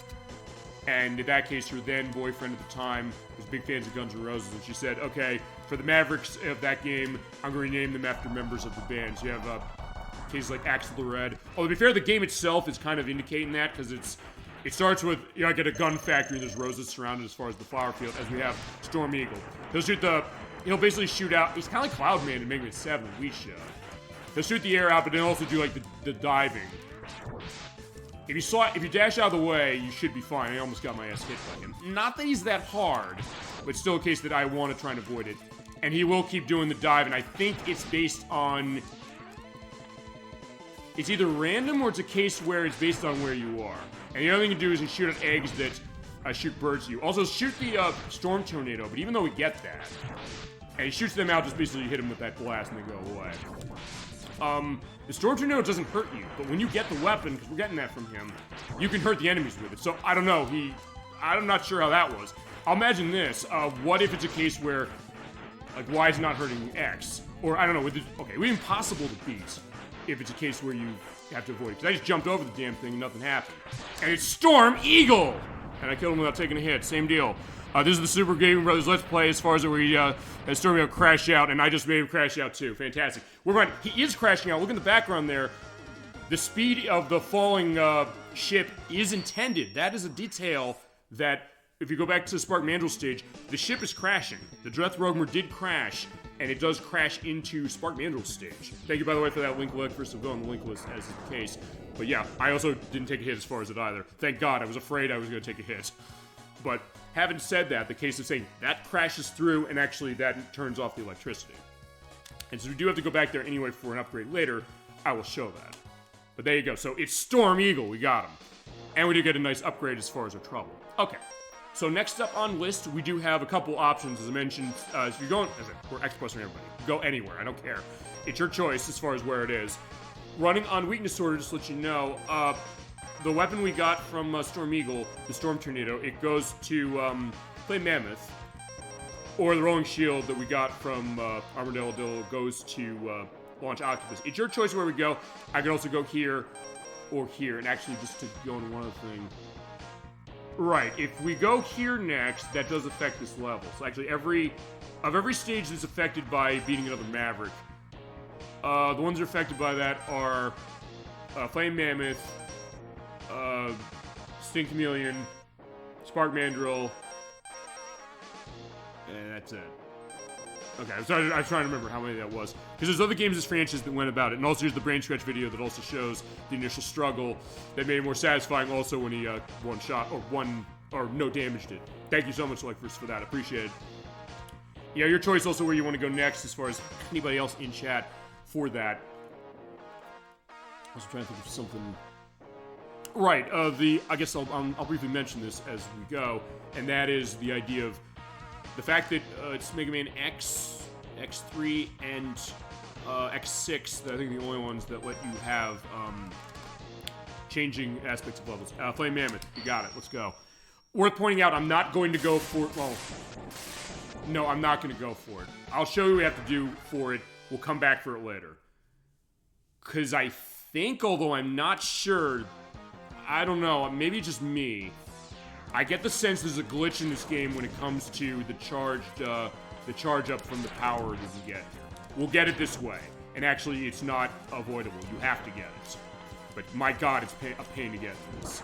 As we're in the lava factory, the idea is that actually down here, seeing here, actually let me go back to the beginning again. As you're seeing the robots being created here and coming out, and they fall on the ground and they just get destroyed on the conveyor belts. Well, fine, they go on the conveyor belts and then they come out. They're actually showing back here, there's ice. So this place froze over. The idea is that there's supposed to be lava down here. You can't go on and it hurts you if you touch it. But if you come here after you beat Chill Penguin, the lava is cooled up. And also with the headbutt, you can get upgrade. I'll show you how to get it. This fucking jump right here, let me show you. You do need the dash, you do need to make a jump very specific. For years, it took me so long trying to figure, how do you get this going? Initially I thought actually what you had to do was, I'll show this, I can't show this exactly. I thought you had to charge this up. It's like, here's the thing. I can't charge things yet. I'm gonna show how to do this. It's gonna take me a while when I get to this, but I'm not taking it if I get this. You have to jump very specifically, and you have to just touch it so specifically. I don't know what the hitbox is exactly, but good lord, you're seeing I'm just touching this thing. It seems like it's random, but I'll get it this way, and I almost wonder if maybe the people who made this knew that, because the upgrade you can get here, there you go, I just touched the wall there. If I had to get the jump as soon as you hit it, and then you can use the headbutt to get up there on the blocks. But yeah, you can get this another way. You don't have to do it this way. And so we're playing Mega Man Maverick Hunter X. Changes this so that the wall is way easier to grab onto. And actually, right, there you go. Okay. I'm going to show what this is. I'm not taking it yet. And you're probably wondering why. Because I think there's a glitch with this. But I'll come, oh, here's the thing. I'll come back and do this before we do the Sigma fight. Also, I will show later on the way you can get it, or the alternate way you can get it too. But this has a power to increase the capabilities of your X-Buster. You can also use it to fire all types of weapons and charge them up. That's nice. I don't want it now. You're probably wondering, why do I not want that? Well, because what it does is it gives you an extra charge level for your X-Buster and also lets you charge any weapon.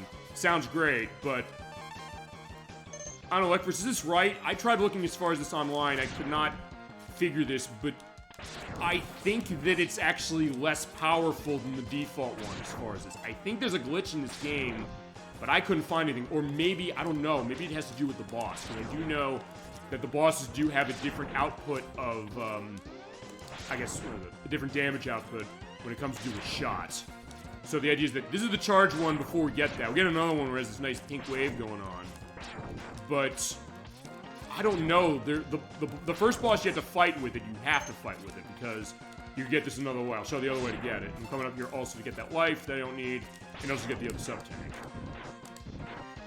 And also the headbutt also basically works as going on the walls.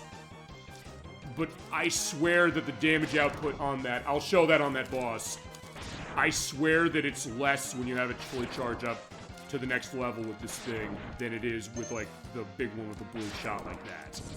I swear that's what's going on. And I don't know if it's just me. I don't know if it's that boss. I know they have different outputs as far as damage, but for some reason, I don't know. So I'm not taking it now, but I'll come back for it later. Also, pointing out, you can get crushed by that. It is not an instant kill, but also it's a case where, unless you're, like, right underneath it, or sometimes in a case where it feels generous, you'll be fine, you won't die. Also, I'll show this.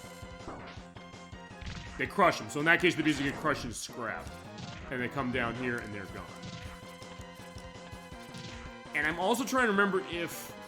I'll say this, when we look at Mega Man X Collection on... I have it on the PS2, we'll look at it on that. I want to check that version again, seeing... Is it me, or is it a case where... Is that actually a glitch, what I'm thinking? A, and B... I'll also put it to test tonight as well, but... And B, did they... If it is, was it fixed in that? considering there's some changes that go with the way that is, because not straight emulating the ROM of this the way that the X Legacy Collection is, or the way that the Virtual Console ports of this did, or the way that the Super Nintendo Classic Edition did. Okay. So here we go. We're gonna fight Flame Mammoth. He has a lot of attacks, as we're pointing out, but there's actually a way to cut off half of them. But in some ways it makes it hard. Here's the deal. So when he does that jump, you get knocked on your back, so you gotta be careful. Also, the yell, the woot, he changes the direction upon which the conveyor belt moves. And what he can do is he can shoot out the fire. There's the fire wave. He'll also toss out the goop there, which doesn't really do much, except it just slows you down when you're walking it, but it doesn't actually, you know, get you stuck the way that the mini-boss for Spark Mandrill did. And also, that hit does not affect when you're on the wall. Here's the deal. If you have the boomerang cutter... Here's the thing. He's weak to the Storm Tornado. I'll show that later as far as the fact that it causes more damage. Also, if you have the boomerang cutter, you see his snout there. You can cut it off. And what that does, is we're pointing out, and again, I'll show it later, it turns off his yell attack for being able to change the direction of the conveyor belt, and it turns off his throwing of the goop. Because you'll see that again. I want to see if I can get him to do that. He's not too hard, as long as he basically jump out of the way. His jump when he hits the ground.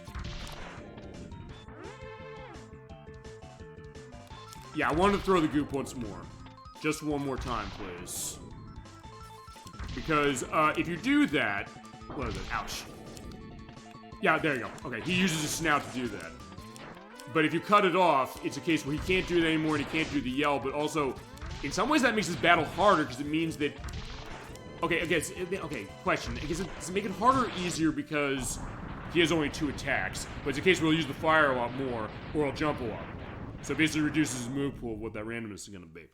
You want Spark Mandrill next. Oh, as, Multimedia... Oh, I just want to get your name right. Multimedia Monkey. So good to see you tonight. Welcome to Super Bowl Game Saturday. We're playing Mega Man X for Super Nintendo. As far as Spark Mandrill, we beat him already, but actually we do have to come back to him for something. Actually, you know what? Okay, I don't have the upgrade for that. Actually, your choice then, if that's the case. As far as who we beat so far, we beat Chill Penguin, we beat Flame Mammoth, we beat Armored Armadillo, and Spark Mandrill, and Storm Eagle. You have a choice as far as it. Welcome to the show. You're at Super Bowl Game Saturday, which is a weekly retro show we do. We basically play games, stuff you might want to see, stuff I want to show. Kind of figures as far as how it is. We usually do this on Saturday, but we're going to be on Friday the next couple of days. Or next couple of weeks, I should say. We do this every week as far as the show. Kind of go into aspect, it is a discussion-based program, so you're part of our best chat on Twitch now, and the idea of saying, let's have a discussion on games, your memories on games, which we love to hear, the idea of what you want to have a case going on, what do you want to see as far as next boss battle, of who we have left on the line. We have, I'm forgetting his name, Sting Chameleon, Boomer Quanger, and, Launch Octopus. If you have a choice of those 3, I'll take your choice as far as how it is. And we are going 100% in this game, by the way. Boomer Quanger. Got it. Let's go. And I'm X-bustering everybody as far as the main Mavericks in this one. And yeah, for a while I didn't know what he was. Like, what is he's supposed to be? But he's supposed to be a stag beetle. As you get this great piece of music. My god, it's wonderful. Actually, did I mention who did the music of his stage? Yeah, I did. Yuko Takahara did the music for this specific stage, as is the case. Yeah, he's like Pinsir from Pokemon. Oh. Yeah, you're right, actually. That's a good way of looking at it. I never really thought that as far as... Actually, you know what? I'll tell you this. Thank you for bringing that up, because actually I don't think I ever really thought that Pinsir was a stag. I should have, I guess. Oh, maybe I didn't. I don't know. I mean, having said that, yeah, you're right. That's a good case as far as this. That's the idea of what Boomer Quanger is as we're going to the tower. As we're pointing out also for the upgrade here, one of the upgrades that's around here, you do need, or the heart tank I should say, you do need to come back here after you beat it. So in that case, I'll probably take a big U-turn to come here, or I'll say before we go to Sigma's Fortress so we can get everything else. Yeah, we're having a good time doing this, and by the way, we're running it on Super Nintendo Native, just to let you know, because there are a bunch of ports of this thing. If you really like memories flow on this game, or in case of what was your first time playing it, was it with this game, and also for that matter, first case of Mega Man, which... As an entire franchise, it was the next game in this franchise, that being Mega Man X2 for Super Nintendo. But then it was this one, and 7, and X3. And then Legends on Nintendo 64 because that was the next one I had because I didn't have PlayStation until I got PS2 in 2004. No, 2000. Oh yeah, 2004.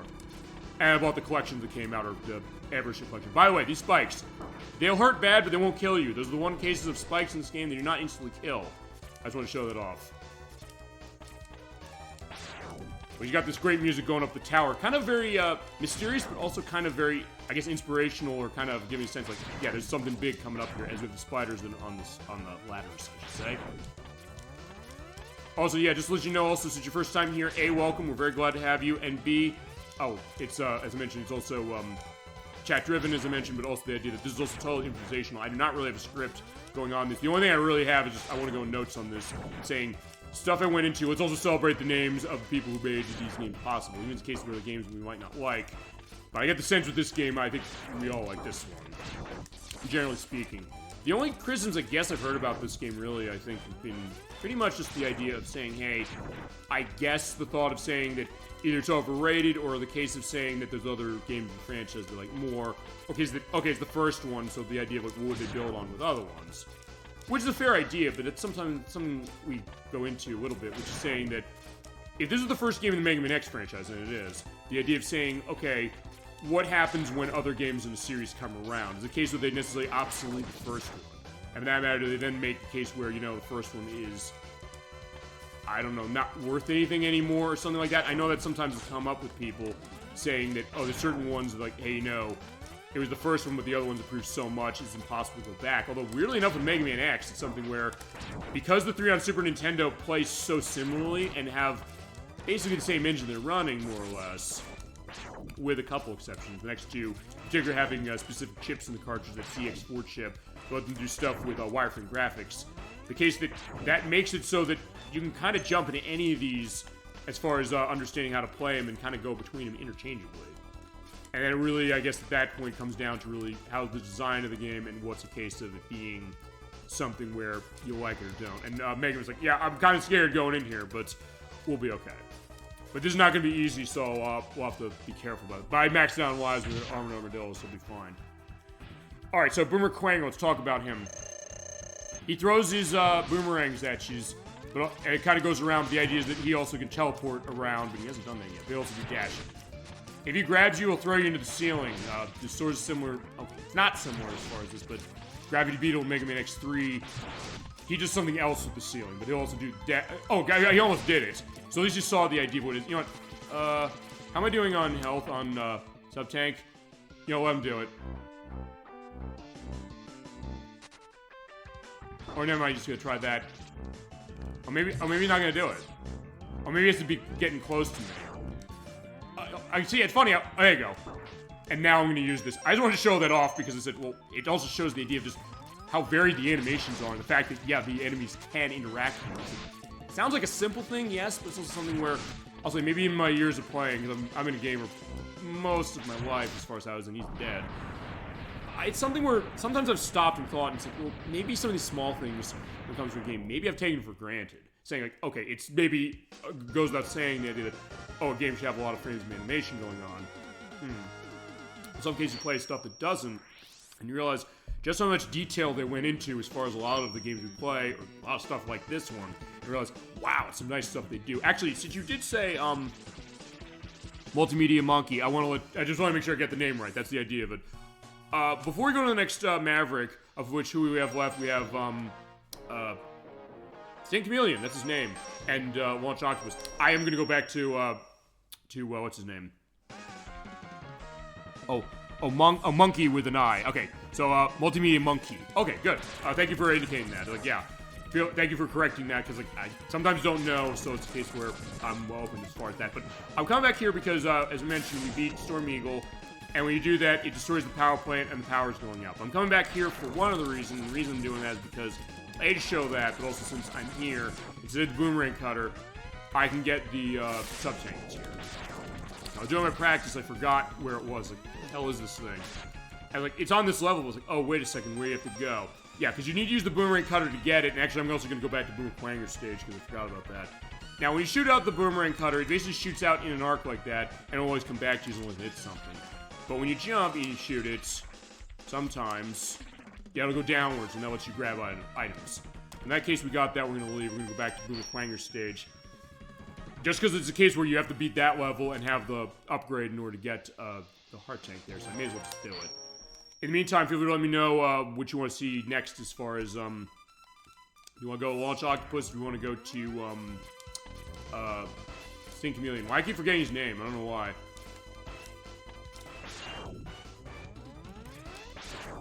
And also, when it comes to this game, I guess as far as how backtracking works on this, I guess it's more just if you're going to be doing upgrades. But even then, the levels are not that long, and it's also something that, because of that dash, it's something where it's not too bad as far as doing maneuvering. I know the game 2 from now, that being Mega Man X3, it's a case where you backtrack a lot. So it's also a question of saying, how's that going to be? You can get into when we get to that, or now, if you want to go into that as well. Mostly listening, watching is more interesting, but working on a project. No, I get that, understand it.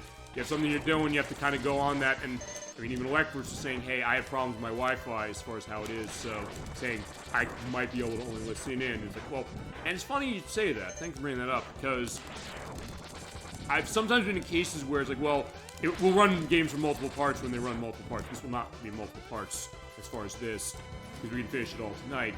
But if it's a case like that, sometimes there's a case where we usually come back every month until we beat it, but if it's a case where it's been a while for some reason, and I don't remember what it is, sometimes it's a case where I might have to do like a drive to see people, because we sometimes have guests on the show, and we're going to have that in a couple of weeks.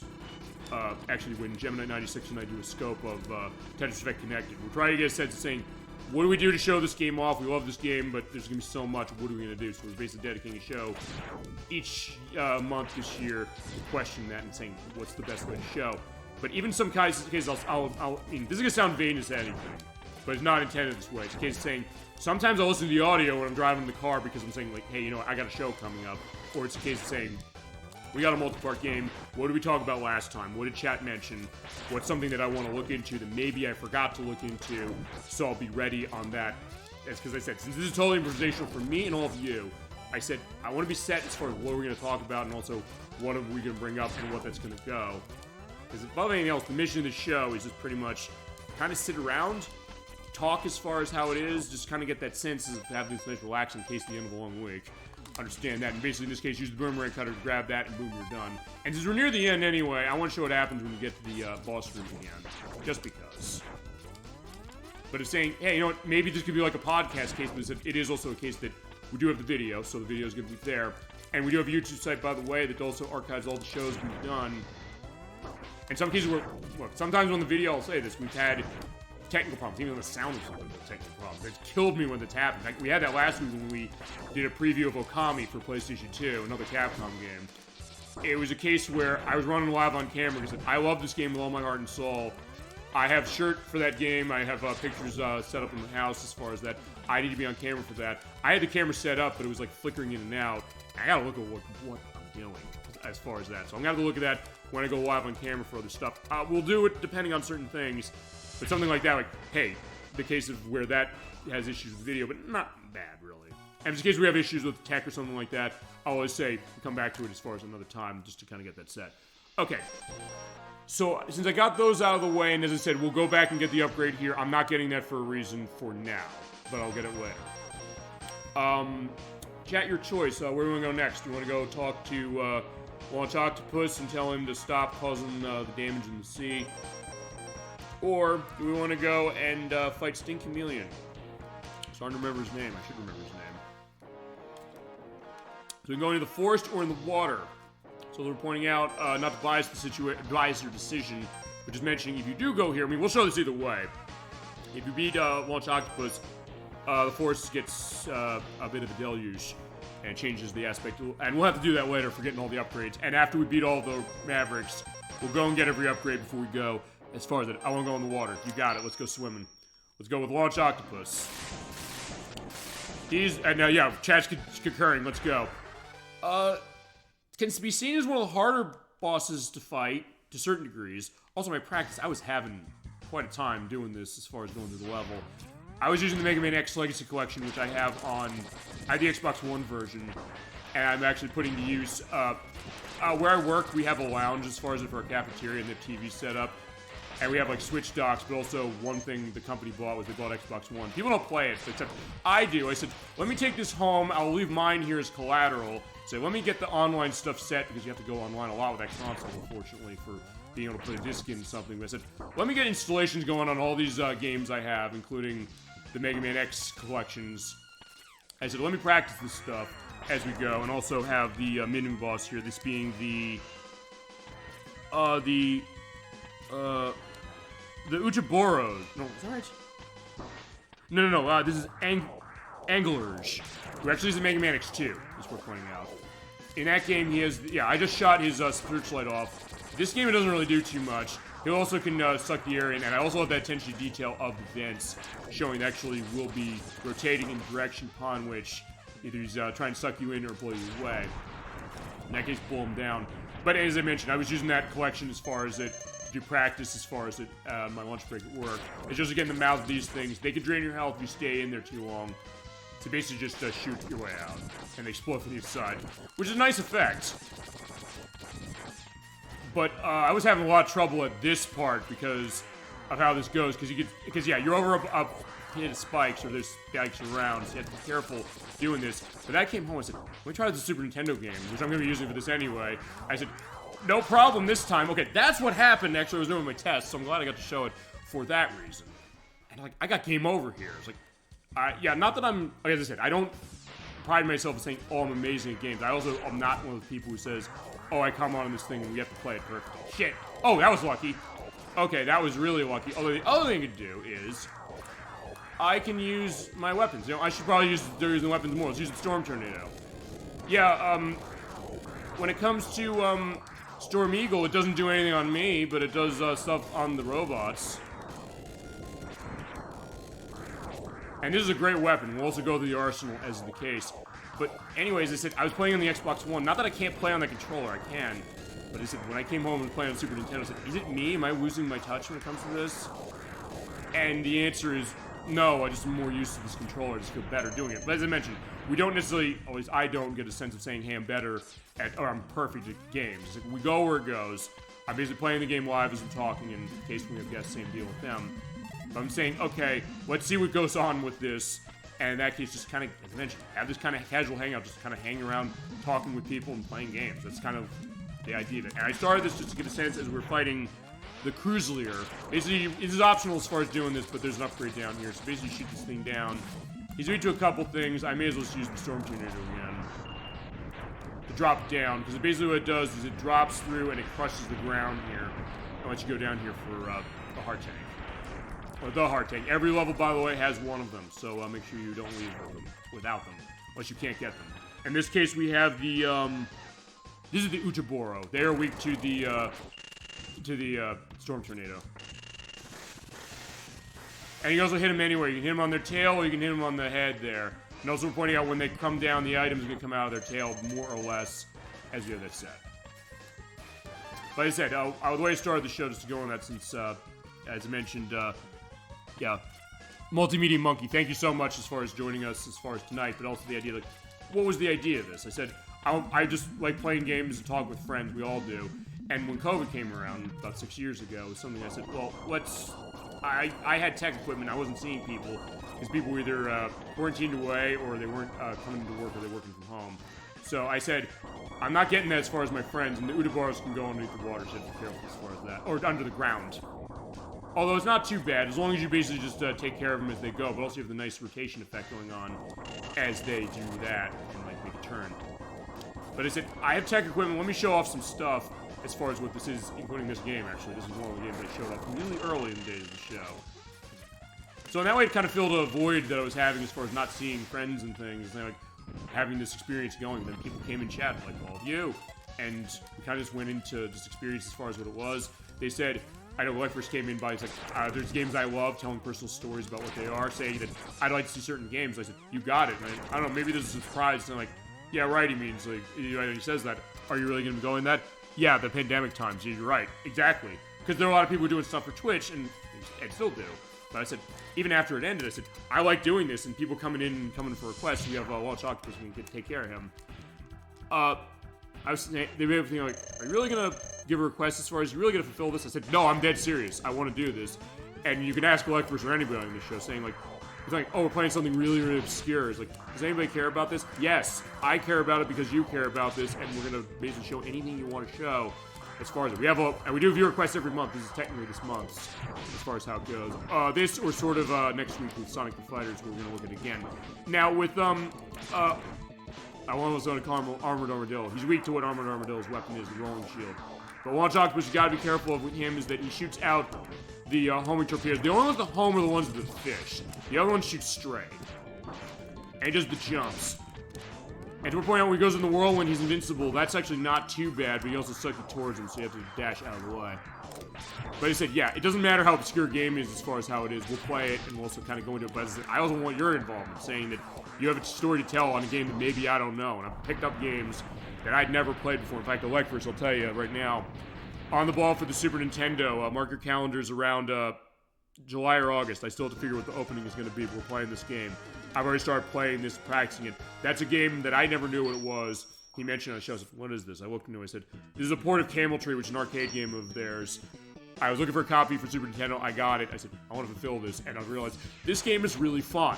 So, I mean, I might have grown up with Mega Man X, but something like On the Ball, I didn't. So in that case, saying, let's take a look at some of these things, let's get stories out there, but also get your stories out there. It's not, look, it's not just the fact that I'm playing this, because there's always a weird challenge with the show, saying that I'm just streaming the game, and we have a chat talking as far as stuff like that, but saying that, how are you going to be involved in this if I'm the one playing? Because you're like, well, what's the idea? That do people really want to see somebody else playing a game? What I said, okay, how about this? This is why I always ask, feel free to let your memories flow on this, because I say, okay, what's your story? The story you have on a game, no matter what it is going to be a very powerful thing and a very unique thing.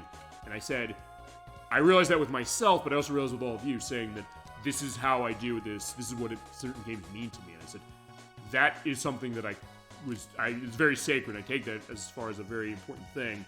I want to hear what you have to say. So I said, that's how I do it. Also, I just realized that for some reason, like the green bar at the bottom of the screen.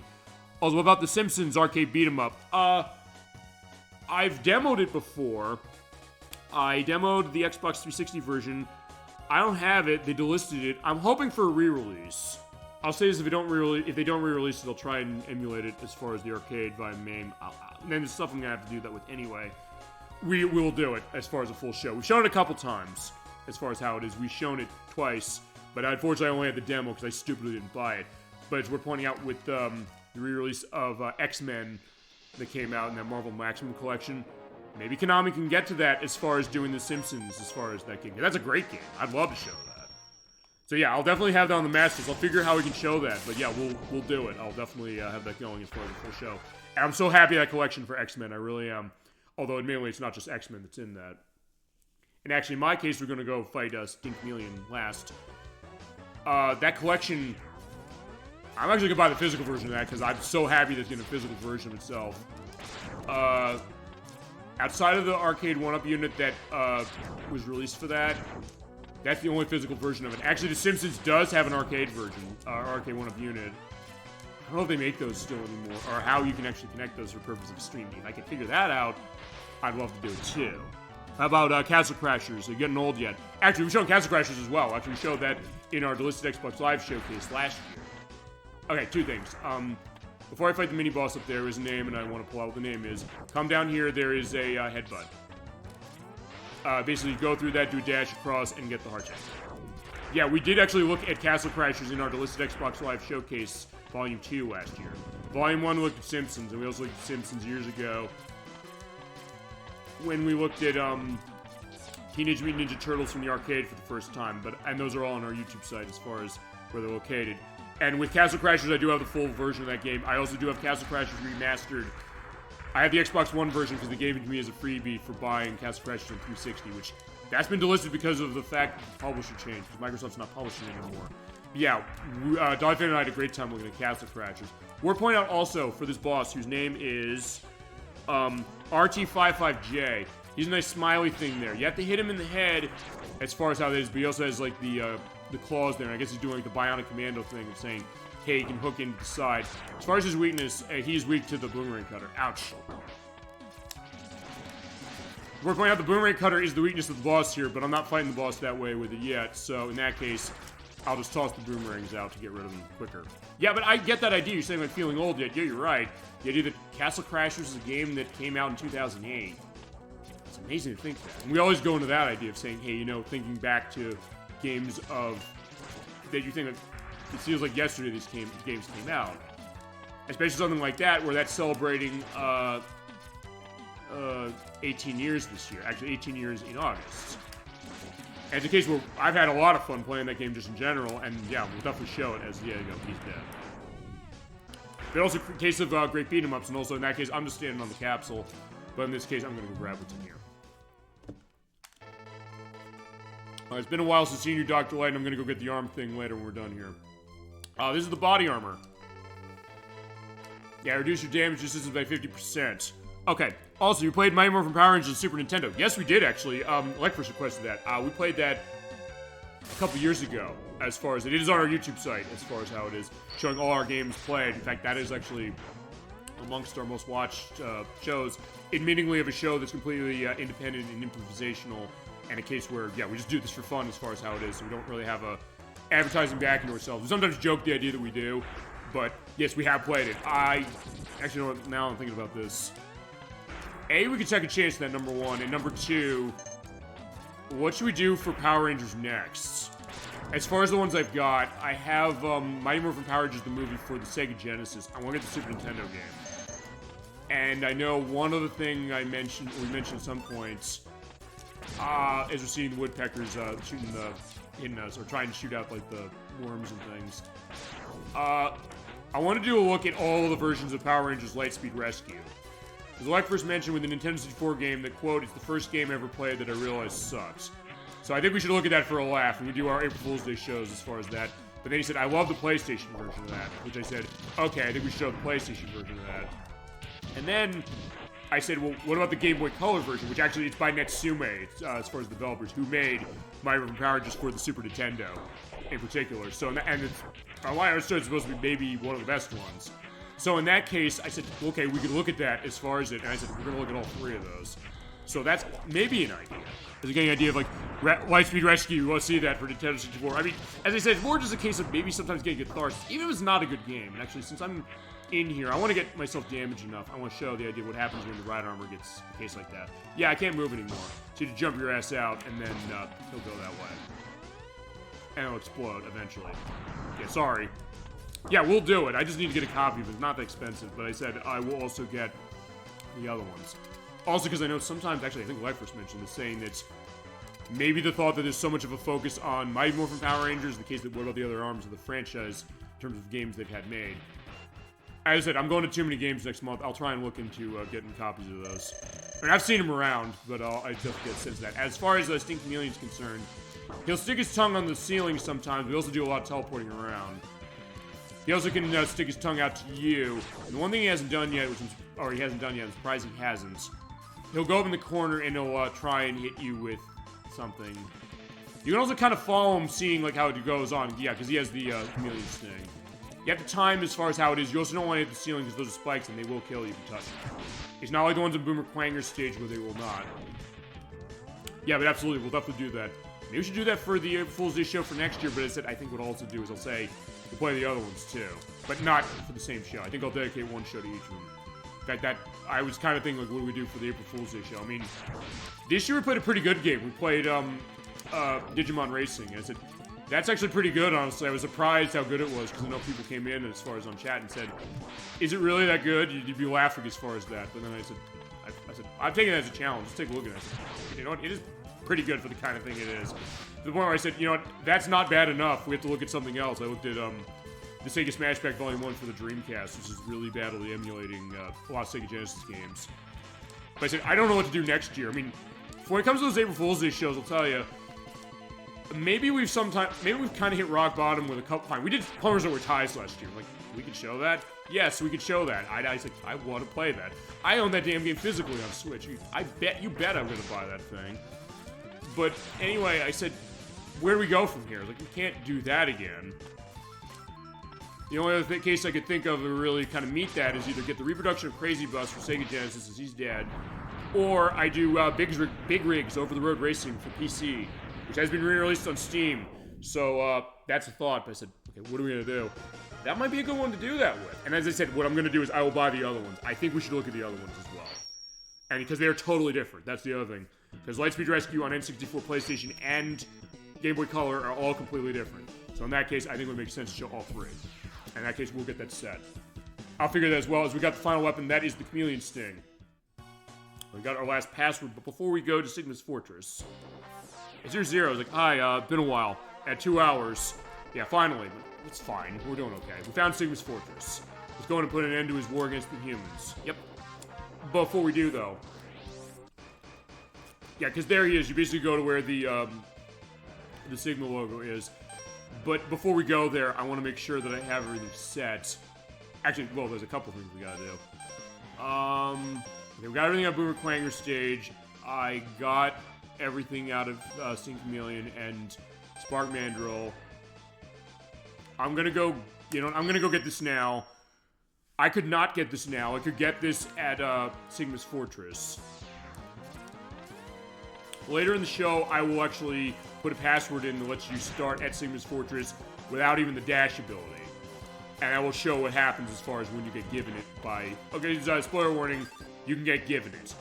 Either you get the arm upgrade here, or you get given it after a boss fight in Sigma's Tower. And hopefully I can make this damn jump again. I did it before, and I said, no, I don't want this. And the reason I waited is because I said I wanted to X-Buster all the enemies without it. Because I said, I gotta figure if there actually is a glitch to that or not. God, this jump is really hard to make. And I don't think jumping off of that's gonna help yet, because it's not high enough. You basically have to hit it pixel perfect. It doesn't look like you're even gonna hit it. And then you make sure if you hit on that, you keep jumping. You don't stop jumping, otherwise, because you fall over, you basically have to kill yourself or leave the level in order to get it. But I got it. Fantastic. Okay, so we'll increase capabilities of our X-Buster, and we'll also show off all the weapons we're gonna run, because from here on out, I don't know if I'm necessarily gonna promise running X-Buster the whole way. But I will try some other stuff, so they'll show you how it works. So X is all set up. You get the shot, looks great. Maybe it's just me, I get the sense that it doesn't hurt bosses as much as the other one, the level before it. But I'll show everything else. There's a shotgun ice, you can charge it up.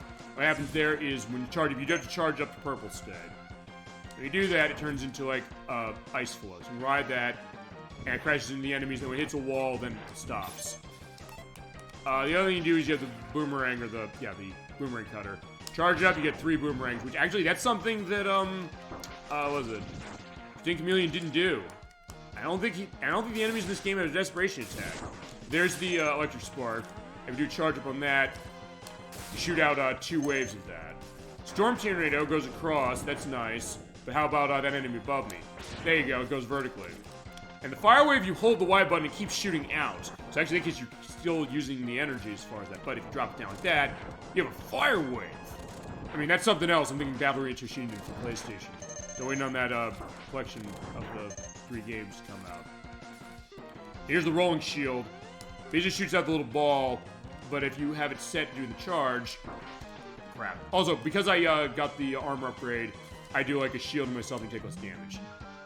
You have this, and so in this case, you have the enemies will hit you, you'll be set, but it's also something that when you crash into the enemies, you can destroy them, usually.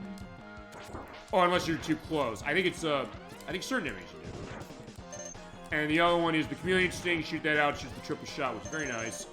As long as you do the charge up, you're completely invincible, and whilst you're invincible, unlike the rolling shield, you can just shoot out the weapon.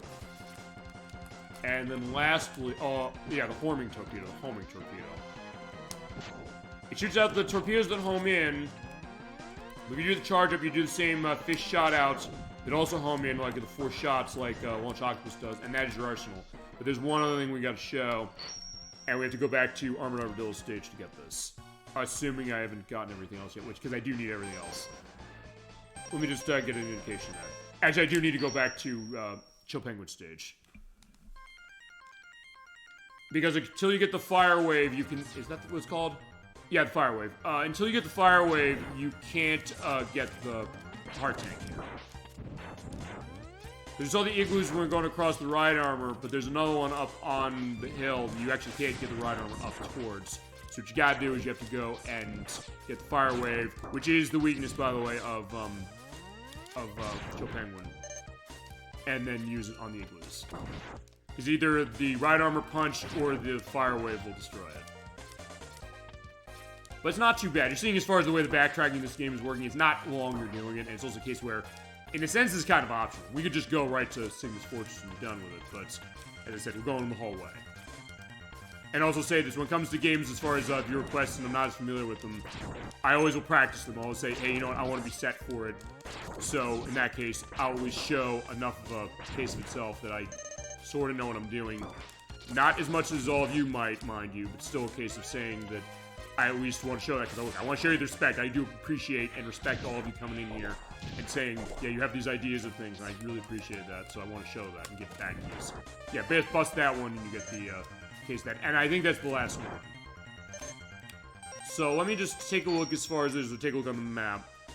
Because when we're done here, we're going to go to Armor Armadillo stage. Okay, so we got the one out there, we got the one here.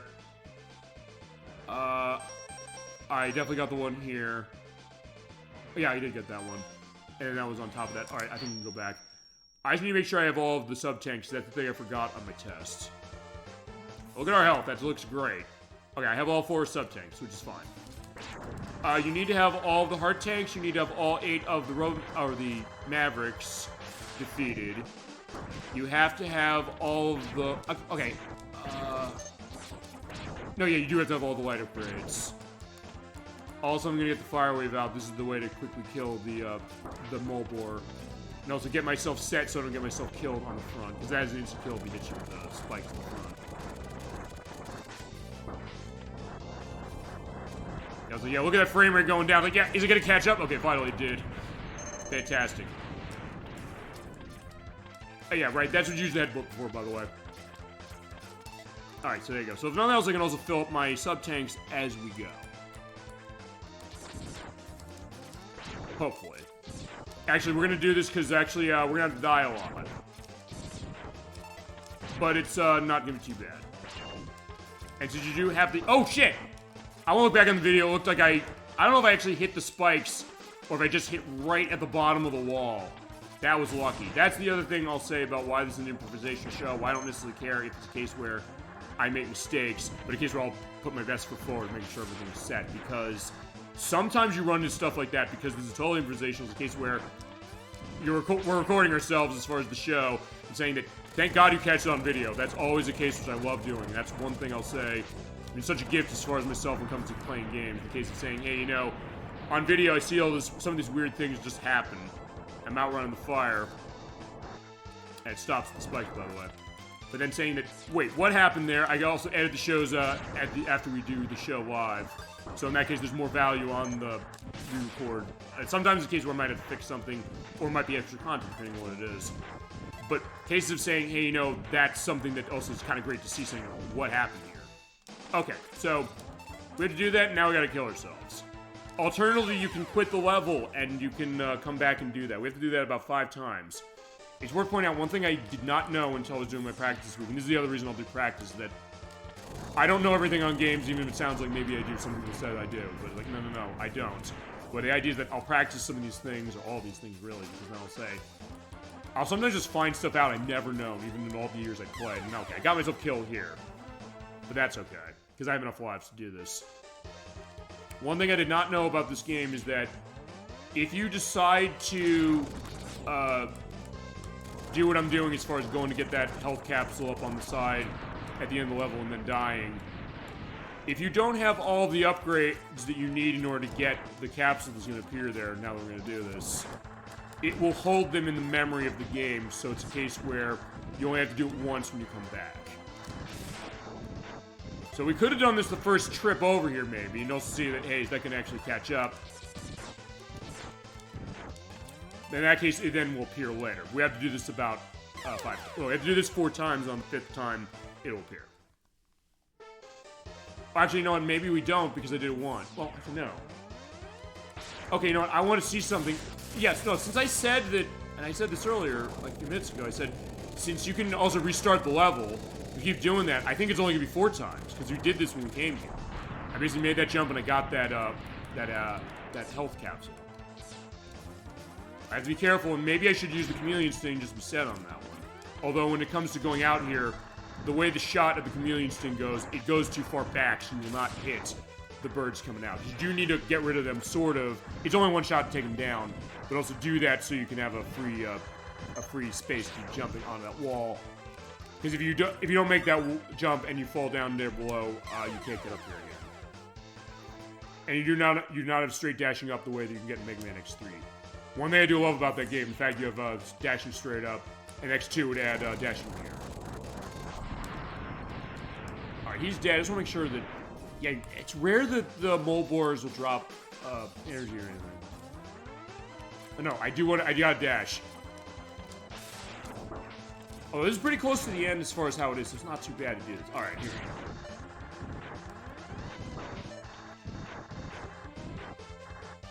There we go. Yeah, I would like the idea that, yeah, the game has some slowdown here and there, but also in that case, like, yeah, is it going to actually reach him as far as how it goes? There we go. Okay, got it. So you do that enough, you get this capsule. As we have Poochie rolling in with Gemini 96, so good to see you tonight. We're playing Mega Man X for Super Nintendo. And you're just in time to see Dr. Light looking like Ryu from Street Fighter 2, and there's a reason for that. So good to see you tonight. Feel free to let memories fall on Mega Man X, including what you saw in the practice of this game earlier this week. If you want to go memories on Mega Man X or anything Mega Man that you might have played. We got an active crowd tonight, definitely. So good to see you tonight. And Gemini 96 in our chat will be on the show in a couple of weeks, on our next Saturday show, for Tetris Effect Connected on May 23rd. The next 2 weeks will be Friday. We'll go on that schedule later, because we always talk schedule of what's coming up on the show at the end of the program. And we got a lot to talk about in schedule tonight, just to let you know. But as I mentioned, if you do make that jump, get the health capsule here, and you have all the upgrades and everything set, come in this, you get this nice present. I played the games on NES. If you were to go into which ones those were, if you never played Mega Man X, I'd recommend this game. Wow, it's awesome. Yeah, he said, Hadouken! So it's worth pointing out, that's the fireball. So what you do is, it is the same motion as Street Fighter, which is you basically press down, down, forward, and forward, so the chord circle forward, and hit the Y button. Sometimes you have to get that set, and you have to be at full health when you do this, otherwise you're not going to do this. You throw out the Hadouken, and the Hadoukens we're pointing out will kill bosses in one shot, as far as how it is. I played Mega Man's 1, 2, 3, 4, 5, and 6. So you played all of them in NES. Gotcha. Yeah, I've never played Mega Man X, I'd recommend it highly. Also, if you've never played Mega Man 7, I'd recommend that one highly, too, as far as the classic stuff, because we played that one. As far as on the show so far, we've only played Mega Man Legends 1 and 2. I'll be handling Misadventures of Tron Bonne. Let's see. Which I do have on PS3, as far as how we're going to run that. Playing this now. X2, which we'll redo, because it's been a long time. X4, for the same reason, we'll redo, but we've done it. We previewed Mega Man The Wily Wars from Sega Mega Drive. Is that it for Mega Man? I don't know, but alright, we got what we needed. Yeah, because I got the Fireball. By the way, when you use that on a boss, it kills him one hit. But good luck doing that. I'll show that happening as much as I can, because I promised AG42 that. We're at Sigma's Fortress. And if you've never played Mega Man X, I'll say this, Gemini 96, you're in for a treat. This game is awesome.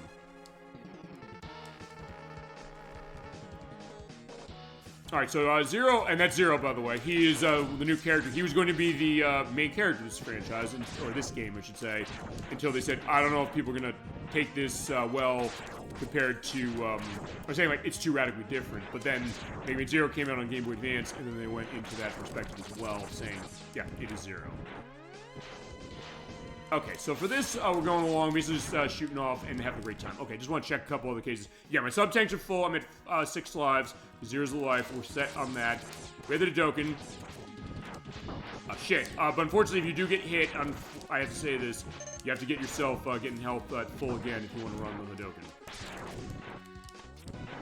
And I might potentially use my sub-tanks just for the purpose of doing that, and, well, that's fine. Okay. For this, I also think I might use the Chameleon Sting. Since you have the charge up for this, I will use it here. But you gotta be worried about, shit, also not jumping too early. I'm used to doing this a way I'll show a little later.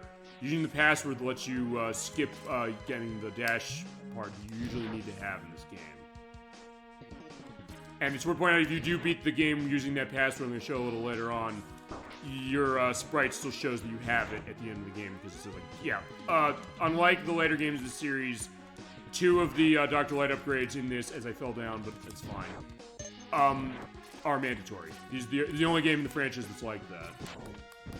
I'll use my weapons as far as how this goes, and I do like the arsenal. I kind of downplayed it because we've not necessarily run by X-Bustered everybody as far as how the Mavericks are concerned. But in that case, I think I'll just use my weapons. I'll use the Storm Tornado, which is amazing.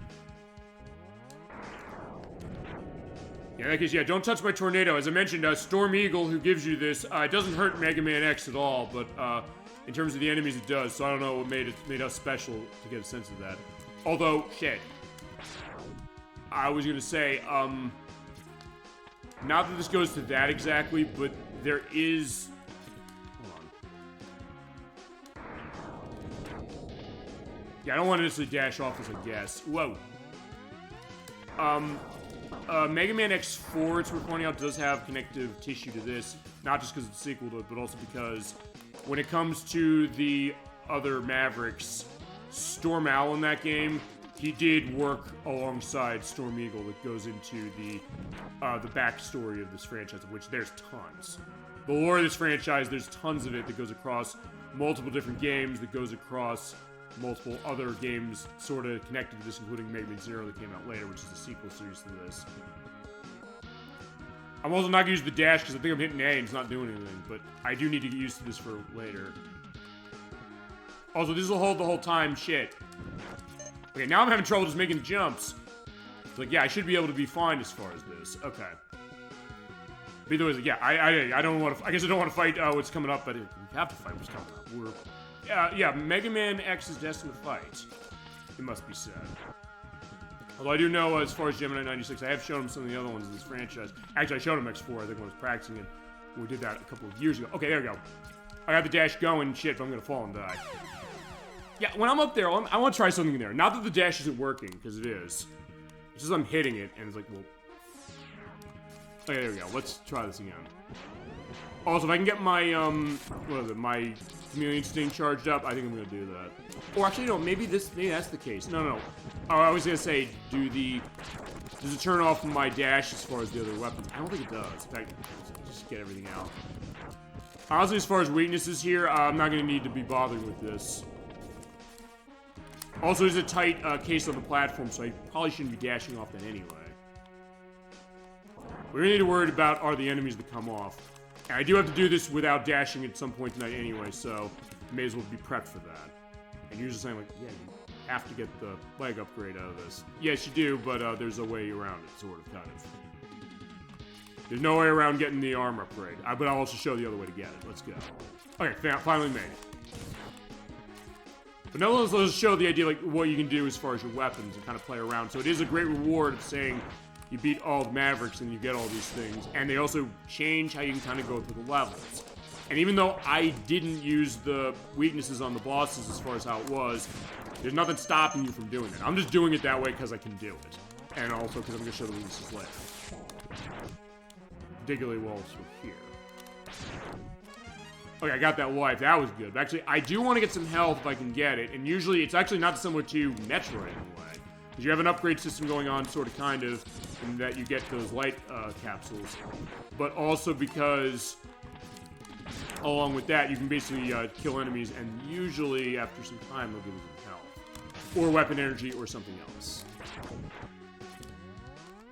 You know, it's not, well, you know, it is going to matter here. I do want to show killing this next boss with the fireball, and because I need full health, and I don't want to necessarily waste my, what is it, my sub-tank. I'm going to go do that. So, and it's worth pointing out, it's not like Metroid in the sense that, well, okay, Super Metroid, which came out the same year as this, by the way. This did predate it by a couple of months, where you almost always will get health or missile upgrades as far as drop from enemies. This one doesn't give you all the time, they give you at a pretty decent rate, so it's something where if you want to hang around and kind of just get your stuff ready to go, you can do that. The other thing else you should do is, like, yeah, just use the Storm Tornado.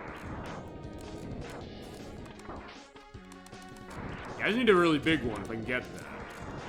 Or say, fuck it, I'll just use the, I'll use the something. You know, I'll do it. Why not?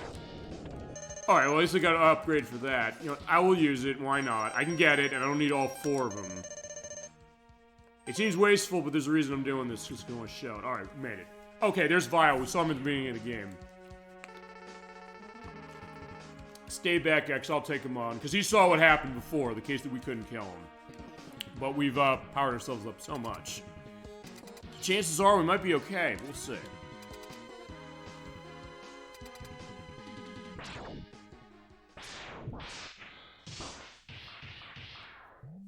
Alright, so we heard sounds in there. I was like, I don't know what's going on. But let's get our Hadouken ready. I just want to practice this.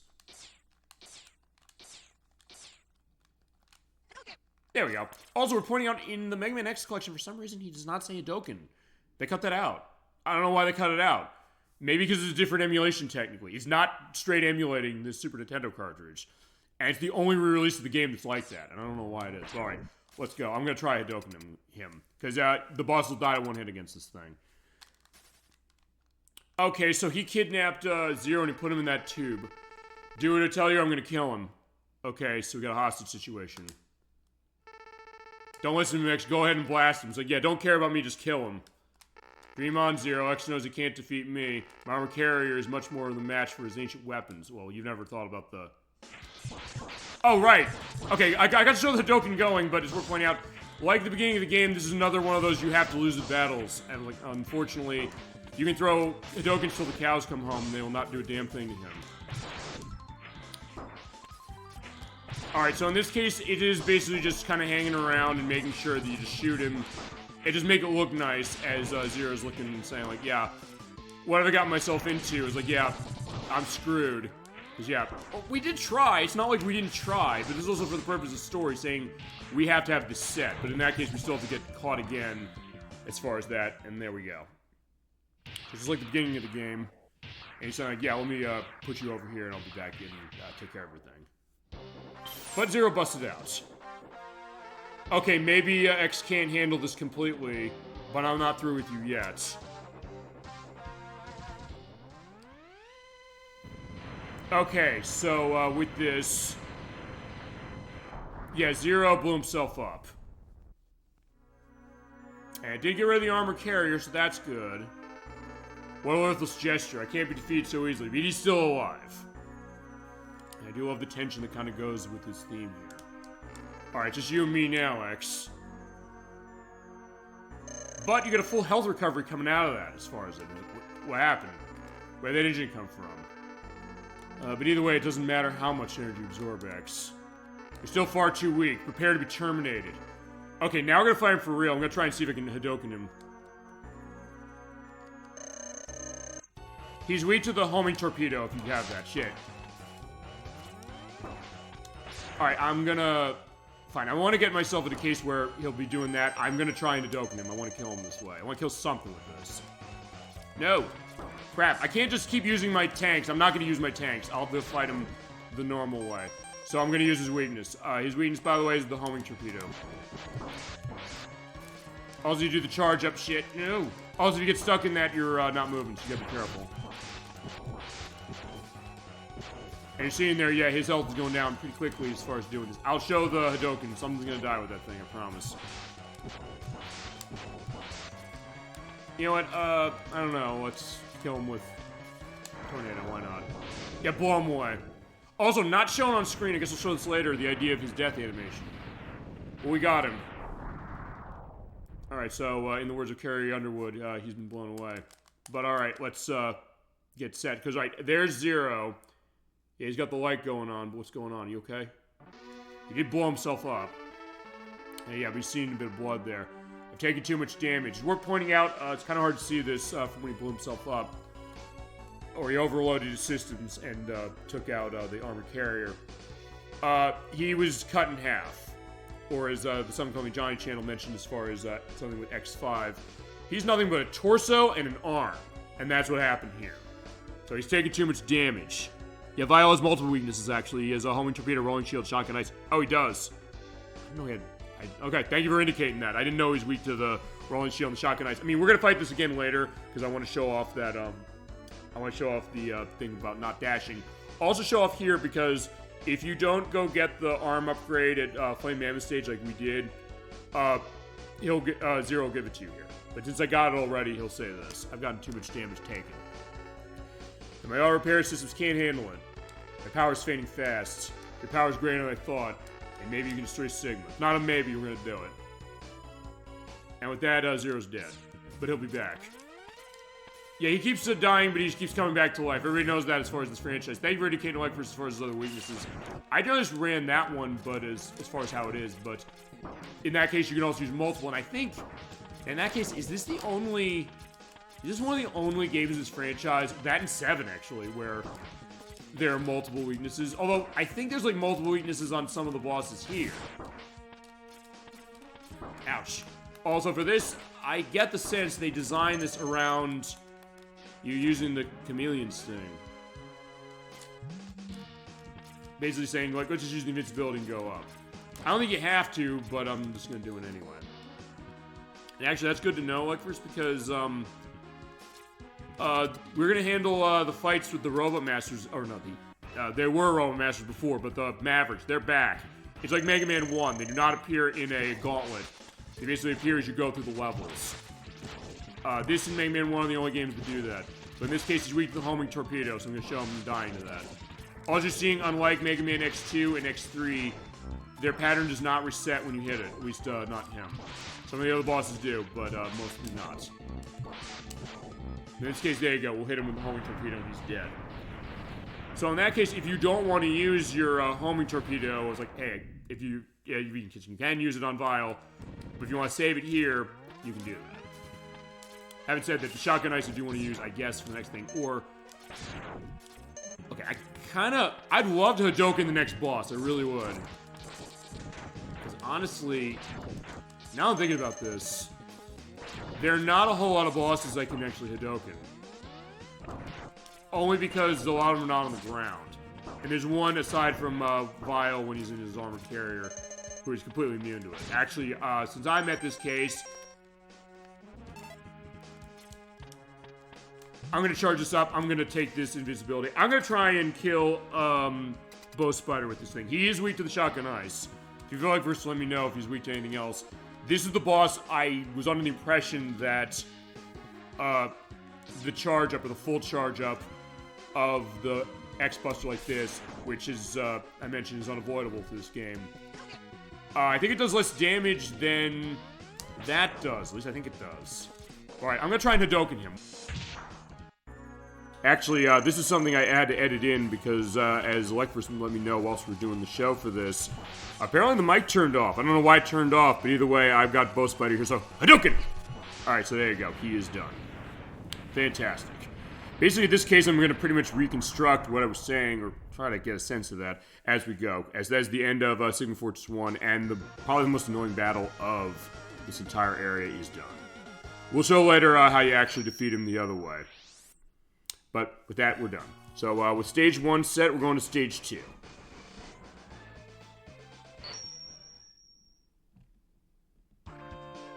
Alright, so for Stage 2, it's pretty straightforward, and as we saw before, we're going to see more of the Mavericks that we fought fighting again as we go along.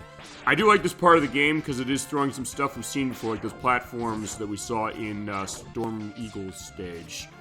And also the case of saying it's kind of a little bit of a nice review of everything we've seen before when it comes to the other enemies, but just kind of putting them in a little bit of a new context.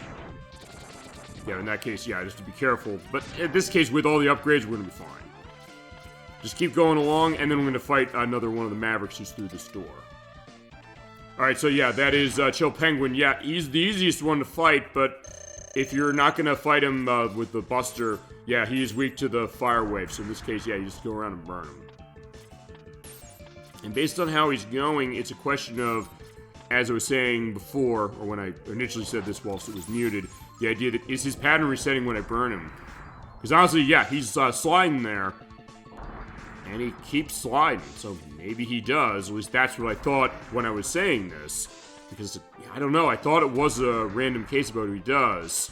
It's like, yeah, like 4 times in a row he's doing that. It's like, yeah, we gotta keep burning him, and he has that unique animation, one of the few Mavericks that's that way. But then that's when I realized, okay, it is a case where he does random, so it's not where his patterns resetting. In fact, there's really only 2 bosses in this game that do that. Now, unfortunately, I got myself frozen. Alright, yeah, he's burned and he's dead.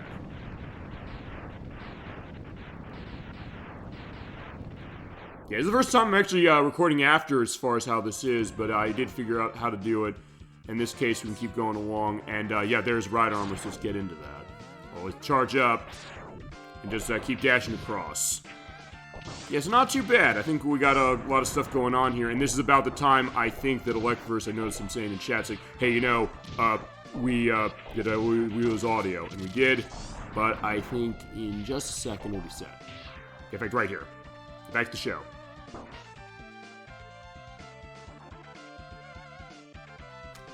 Yeah, good catch, ElecVerse. I had this happen on my practice as well. Did the mic go off? Yes, it did. I don't know where I missed. Okay, just in case I didn't go into this. Yeah, use the fire weapon going on with, what's his name? Chill Penguin. Okay, I don't know why I didn't have anything for that. Yeah, the mic did go off. I don't know why. I have everything connected. I'm not sure what happened there. Okay, thank you for noting that. I saw them at test. I was nervous as far as on my test, but I guess I got so into it. That was the case. Thank you for letting me know. I appreciate that. Yeah, because usually, see, it's funny. Now with the newer tech, as you can kind of choose to go up either way you want. It used to be a case where I had to do the unplug of the mic, otherwise the audio would go bad. In this case, it's a case where it just went off. Actually, the only other time that happened is not a case. It's never gone on the show. It actually did when Dolly Finn and I were recording her final thoughts for Scooby-Doo Night of Wonder and Frights, because she wasn't able to be here for the finale. Yeah, it happened here. Okay, I don't know how much was lost there. I'll give an indication, but I'll try and, I don't know, mention something for that. Okay, for Storm Eagles, we're pointing out, he's weak to the Chameleon Sting.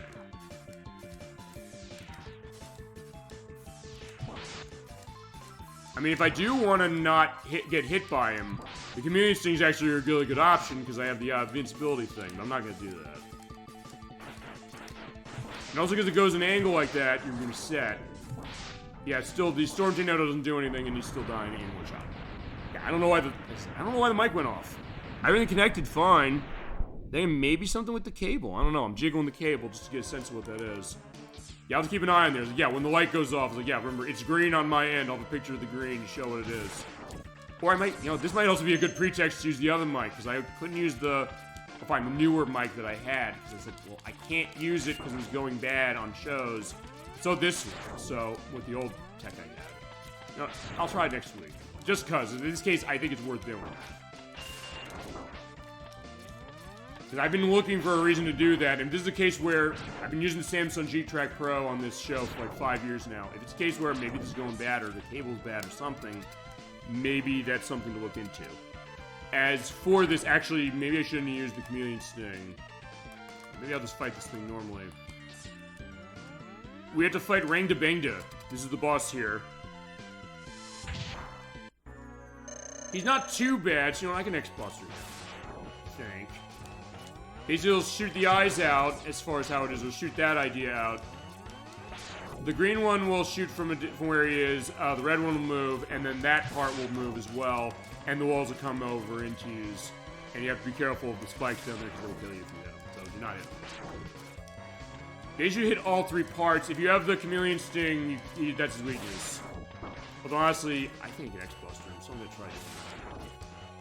Just for variety's sake. Ouch.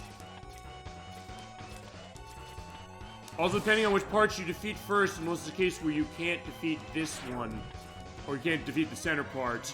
Well, also it changes to color as far as the eyes. You might be stuck in a case where it's just the walls like this. I'll try and see if, like, hey, you know, it's a case where I can defeat that first. I think you can defeat him in any order.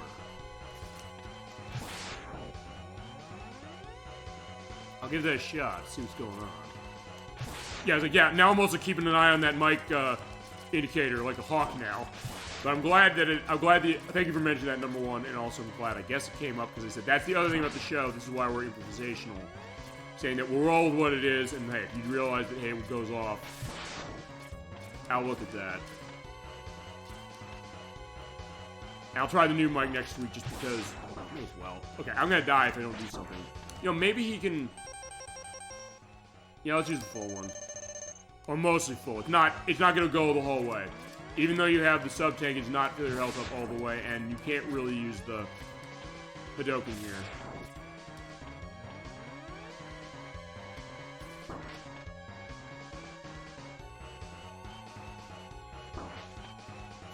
Alright, so let's see.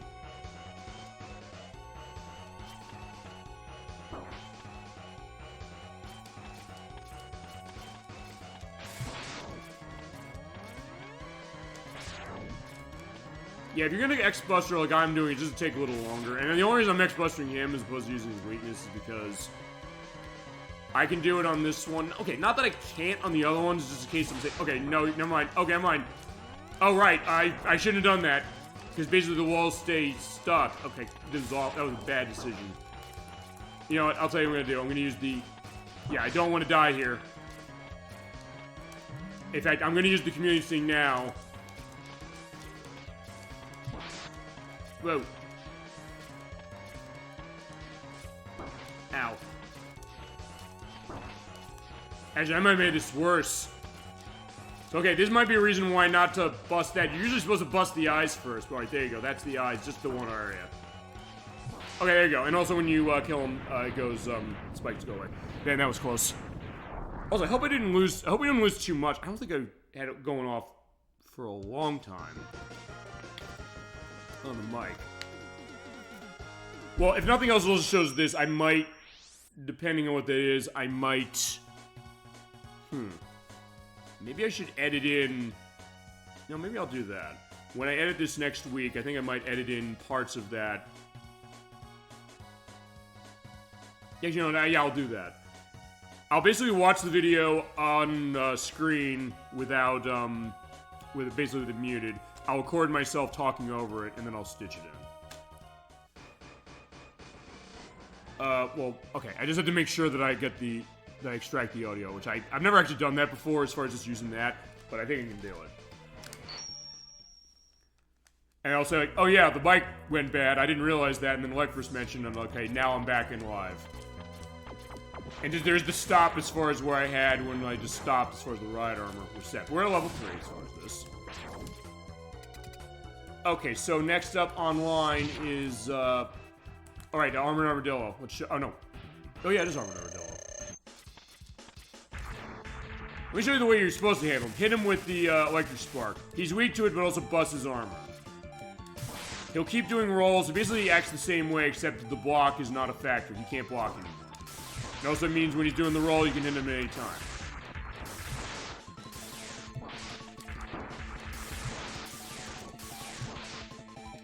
Yeah, he's no problem. Also, I'm gonna finish him off with this, as far as doing it this way.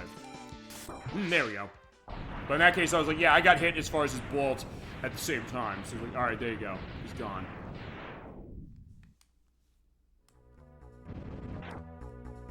Okay. Yeah, for this, is basically just kind of going through and just fighting the bosses. Not too bad. But I also guess I get the idea, I mean, I guess maybe the idea of why they didn't do this again. I don't know, maybe the case of saying, hey, you're just fighting the boss and you're fighting the last boss in the area when you get there. Okay, here's, Sting Chameleon. He's weak to the boomerang cutter. This is not too bad. He doesn't necessarily okay, he sort of sets his pattern. Just in case he does that jump up and basically you just walk there and just hook him that way. And then go that way. Alright, he does reset his pattern, sort of. Because he basically just goes back on the wall. So, alright, get used to this when you look at the other Mega Man X games again, particularly X2. But also, especially, X3. So, boom, he's dead. And you also see the glitching of the graphics when it comes to the flicker of the side of your bar. Okay, but also the other thing you can do is that since we did have that set, killed him, let's get, yeah, that. Yeah, because I can still collect all the items that are there. There we go, got that. Now, next up, Spark Mandrill. Yeah, okay, this is my, Some Call Me John case. Yeah, you embarrassed me earlier in the game. Not for this nonsense, you're gonna die. Here's the deal, you hit him with that, he freezes instantly, just shoot him right after that. He's no problem at all. If you're quick enough, he might potentially shoot out the lightning, but if you shoot quick, he'll be set. If you have the timing down, yeah, this is for embarrassing me earlier on, now. There, Spark Mandrill. Oh, there you go, that's my case of it. He's dead. Yeah, I was mad, clearly. I guess you can also use, like, the glider thing or, like, the ice flow to hit him. But, yeah, as long as you get the timing down, he just basically gets frozen and he comes out of it. So in that case, not too bad. In that case, he's one of the easiest bosses in this game to do killing with his weakness. Okay. Also, let me get the rolling shield out. Okay. So yeah, because we're in the water, we're going to be fighting Launch Octopus. So in this case, let's use the rolling shield to kill him. Yeah, you and me right here. Got it. In that case, it just takes more damage. And that, chat, I don't know. What do you think of that? Do you like the idea that their patterns reset in later games? Or do you like the idea that they just do more damage? Because this is like the Mega Man classic way. Or more accurately, the Mega Man NES classic way. I think Mega Man 9 and 10 did this as well. I don't remember how 11 handled it. I don't think 11 did it. I think 11 had cases where their patterns reset. I know 7 did for most of them, or all of them, and now he's dead. Or to quote him from Mega Man Maverick Hunter X, even my explosions. Yeah, because they do go into some nice stuff with the characterizations in that one. That I do like. Okay, we made it here. Also, worth coming up there as far as that there's items up there, but if you want to get them, you're going to have to go over and use the boomerang cutter at the edge. And then also get rid of everything here. Right, I also probably should doing... Well, I could have doken something, but I was like, well, okay, there's one thing I think I could have doken. I was seeing Mega Man's, the life icon changes based on what item you have, weapon you're using. Okay, so here's Flame Mammoth. Flame Mammoth's weak to the Storm Tornado, but I'm going to use the Boomerang Cutter to show something off. This is optional, you don't have to do this, but if you hit him 4 times with this thing, it cuts his snout off. So in this case, you can't do that roaring attack that changes the direction of the conveyor belt, and you can't shoot out the goop anymore, so you'll only do these attacks. You do the jump, and it'll do shooting out the fire. As I mentioned, that's kind of a mixed blessing if it's a case where, is that better to have fewer attacks than more? Because remember, 2 of them don't really hurt you, the 2 you're getting rid of. So it maybe is a way of making this a little harder. Maybe. It depends on your outlook, really. But he's still weak to that, in that case, yeah, we saw him dead with the snout off, so there you go. And he's the only boss in this game that you can do that to, I believe. And Mega Man X2 would have something sort of similar in the sense that, Wire Sponge, if you kill him with his weakness, you dismember him. And we did show that we played it before. As far as boss here, we have D-Rex. He's weak to the Boomerang Cutter. If you're fighting him the other way, basically just jump on the side, but also be careful that just like with Flame Mammoth, he hits in the wall and he stuns you, so... Only the top part is weak, so you have to hit him that way. And basically just kind of avoid the way, but also if he crunches down, it hurts. So, even with the armor, you gotta keep your distance. And also you shoot on energy. Just jump out of the way. But also that hurts bad too, so I might want to use my sub-tank. Or... I'm trying to think, do I use my sub-tank? Should I? No, I'm gonna try and beat him without it just because... Ow, no! I'm trying to remember if he can crush you on the sides. Hopefully he can't, but either way he's dead, so I don't care. My only thought was saying, like, I didn't want to do that because I didn't want to, I don't know, waste it before going to the next case, because actually we're almost at the end of the game. Because we killed all the Robot Masters, they're gone, and with D-Rex gone, we only have the final area. And for this, in all honesty, I do want to make sure that I'm going to be set, but the good news is you do have an area at the... it's another tower climb. But for this one, you do have these, yeah, these little holes there with the little, yeah, the little, the little worms will come out. See, what was that? Yeah, you can recover, health energy. It might take a while, admittingly, though.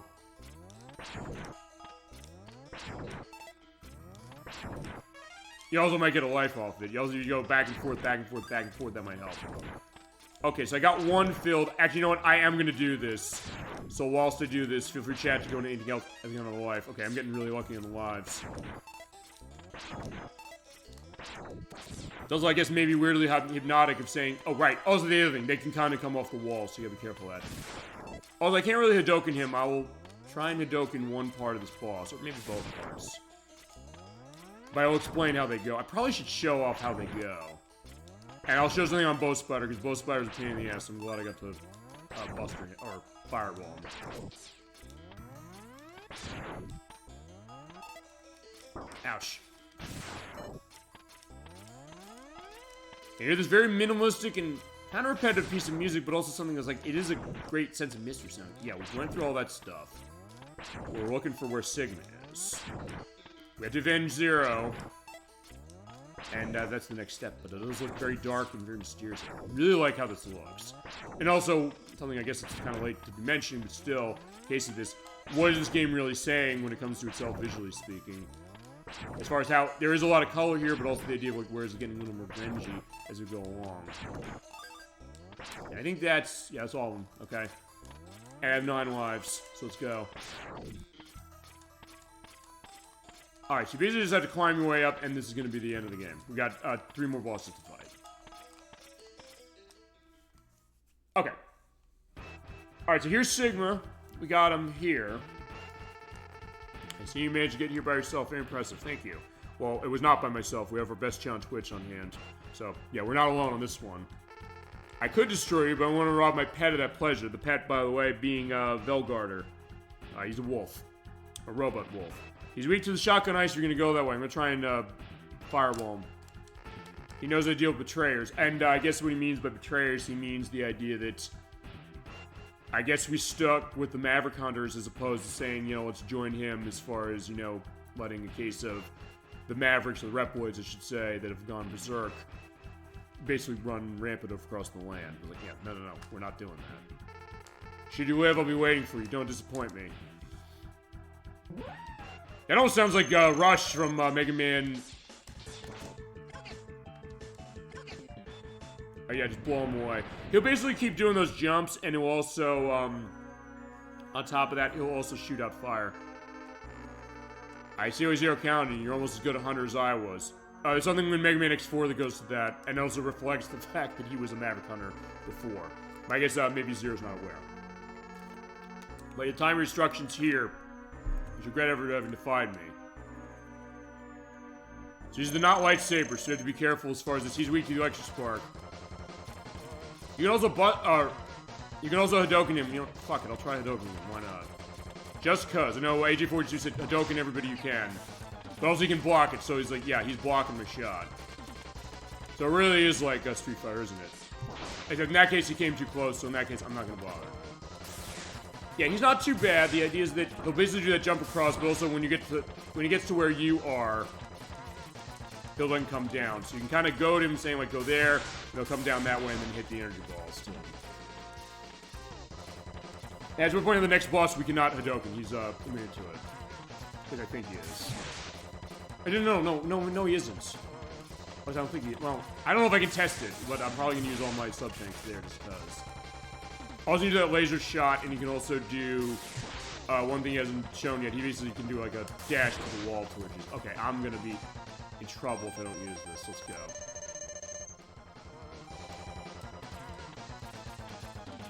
I mean, if you are gonna Buster Molly, it's not too bad. You just have to kind of get a sense of what the pattern is. And you don't have to worry about him like going right up the wall towards you, because I know there's other bosses, particularly in the next game, to do that.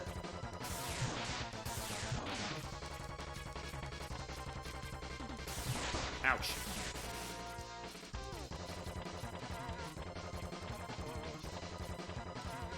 I was like, yeah, you kind of like stuttering there. Like, what was he doing? Was he not sure how to handle walls? Like, yeah, what's X doing? I don't understand what he's doing jumping on that wall. Yeah, he's doing it again.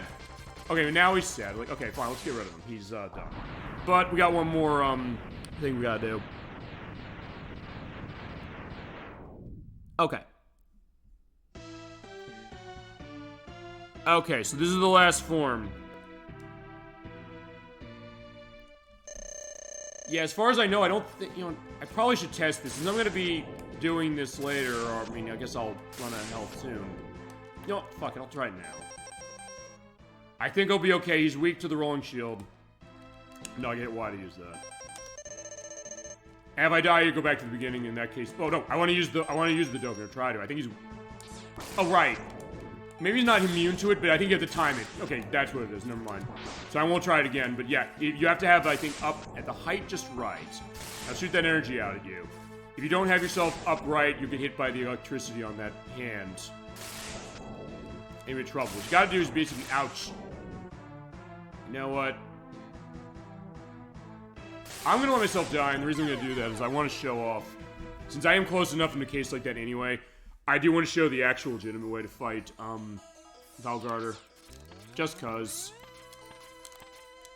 I mean, I'm glad I got to Hadoken him. I'm very glad I got to Hadoken him, but I also want to make sure that I show the idea of that.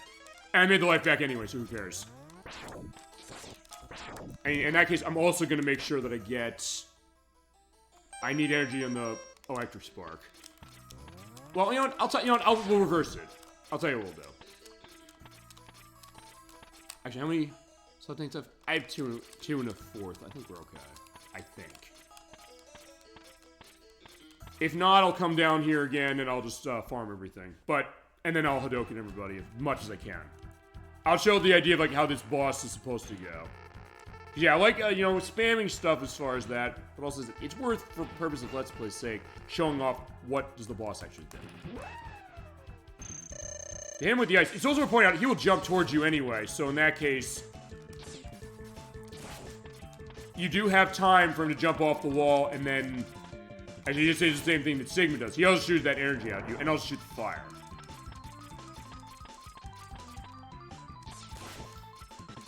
So nothing else, you're also seeing the full case. I showed you how to spam him. Basically, you let him jump over you, and you throw the Hadoken, if that's how you want to do it.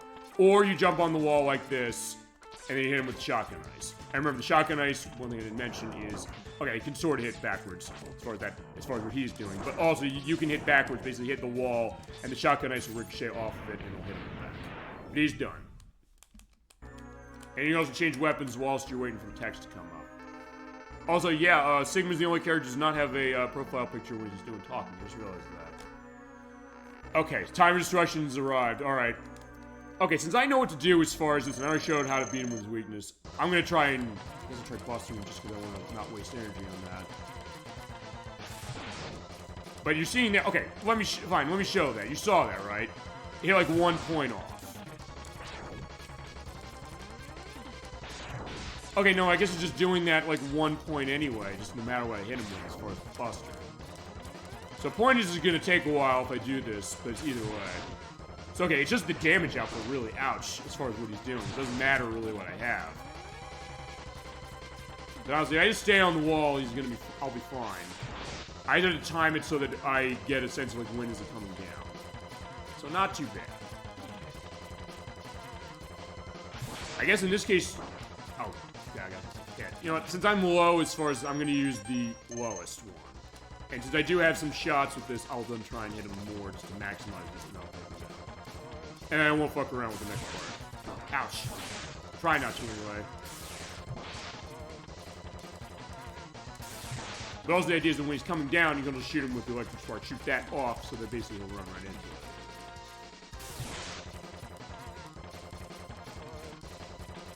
So again, it's pattern memorization is that that's the Mega Man franchise, basically all of them, really. And once you understand that for whatever it is you're fighting, you're going to go.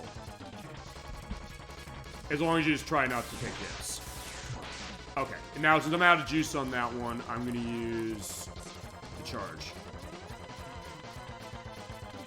I'll try not to use my, my sub-tank here. But I'm going to use it the next part that I need. Whoa, shit. Oh, I was lucky. Or skillful, take your pick.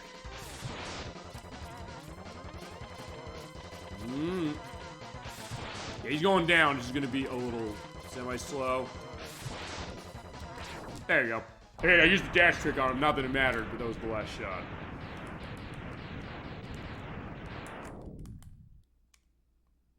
Right, because yeah, his head came off, and now he's up there, so... I'll get this set, and I'm also going to use my sub-tank now because the damage output on this is really high. I got tons of lives, so we're not going to get game over here, and I'm also not going to... I'm not going to try to be a hero hitting him with the Hadoken. Just do that. Because he has a couple attacks he can do out of his mouth. He'll basically shoot out the electricity, or he'll shoot out the fire, as we saw. But the thing is also, there's electricity coming out the top and bottom of these arm hands that come down.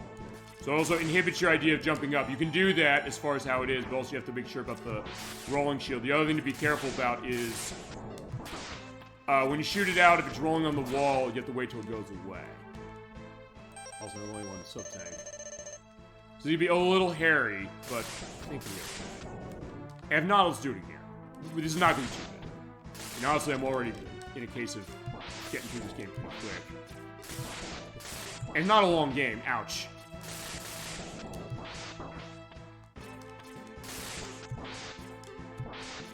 Okay, we got him. Never mind. We're set. Okay, so that's the end of the game. But we're not at the end of the show quite yet. Because I got some stuff I want to show off. And it's not possible. I'm a Reploid. I can't be destroyed by you. So he's thinking the idea, I guess, that Reploids can't destroy other Reploids. Maybe.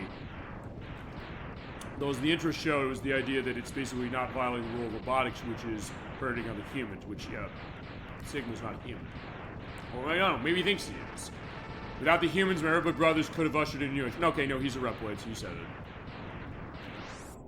But with that, we took care of it. And with that, Sigma's fortress is going down in flames. Okay. Yeah, so we have a few more things to go. It's basically more now we've beaten the game. I'm going to show off a couple other things, a couple rather random odds and ends. To give a full, complete look at this. As far as the X Collection port, this will show that another time, and also show the PSP game another time as well.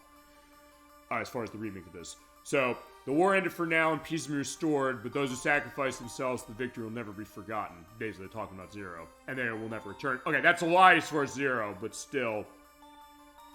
You're also seeing the suggestion here where it's getting a little darker. The case that this is suggesting that X has formed post-traumatic stress disorder as far as this, which makes sense, because he saw Zero get cut in half, trying to save him, and he had to go through all this. As much of a fun time as we had playing, the idea is that he's exhausted, he does the breathing when he's low on health. He's looking here, he realized, I helped cause this destruction. Remember, the idea, they say, why must robots fight? He always says that. That becomes the joke as far as this franchise, but the idea is, like, he asks why he chose to, because he has free will, and was there a way to avoid this? In X7, he goes into that in particular, saying, like, I think there's a way to avoid this. But then he realizes, no, it's not. And standing on the cliff, he says, like, I'm thinking a lot about this. And we see this also at the end of Mega Man X4, the idea that he's kind of silently figuring this out. He's like, I don't have any answers as far as this, but also the idea that if what Sigma's saying is true, saying, you know what, there are others like me as far as how it is, my Reploid brothers, I'm going to have to keep fighting them before I find the answer. Now, I am a Maverick Hunter, so that's my lot in life. And is this pain going to overtake him? And we have to keep on fighting. Maybe only the X-Buster on his hand knows for sure.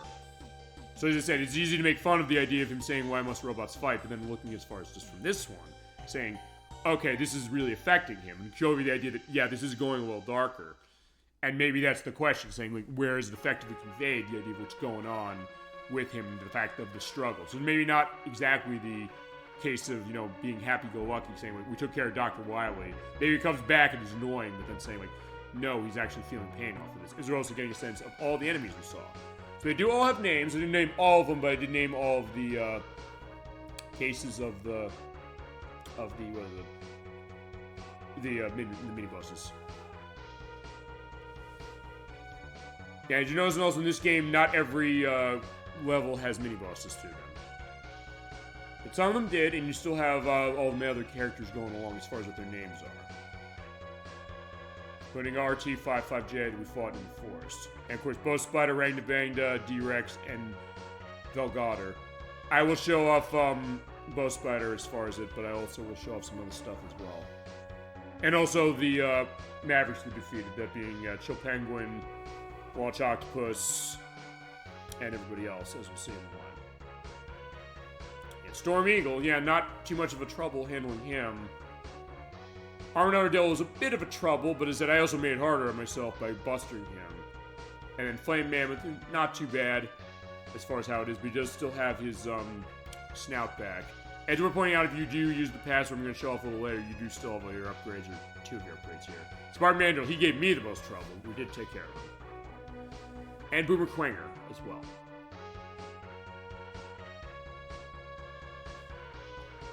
But also, yeah, Vile, yeah, we took care of him. Eventually, took us some doing. And Sigma, there he is as well. And Zero, yeah, we're not going to forget Zero. As I mentioned, though, spoiler warning, he is back in the next game, although the fact he was destroyed, that is a factor that starts the next one. And, of course, ourselves as Mega Man X. There we go. Fantastic. Okay, so, I don't know if I'll go into final thoughts now, but yeah, I love this game. I'll say that for sure. And I had a great time playing it so far, but you get this great, jaunty piece of music going on as far as the staff level. And also seeing the fact that, I think we mentioned this a couple of cases with Capcom games, a lot of the people in this development team, they went under fake names. And I mentioned, not necessarily always went to Capcom, but I know that there was the thought that, actually I think it might be more with Capcom as far as this, they would go under this because they said, hey, we don't want other companies to poach our talent. I know Sega said that, actually maybe Capcom said that as well. But in that case, you're saying, like, who are they? Professor F, that is the name of Tokuro Fujiwara as far as the idea of that. And we saw that we played the Magical Quest during Mickey Mouse for the show as well. Although by the time Tomba came out, they said, okay, no, we're going to go under real names for that. And then Capcom all staff, so it's everybody as far as working at Capcom, who published and developed the game. And thanks for playing. Yeah. Thank you for making this wonderful game. It's terrific.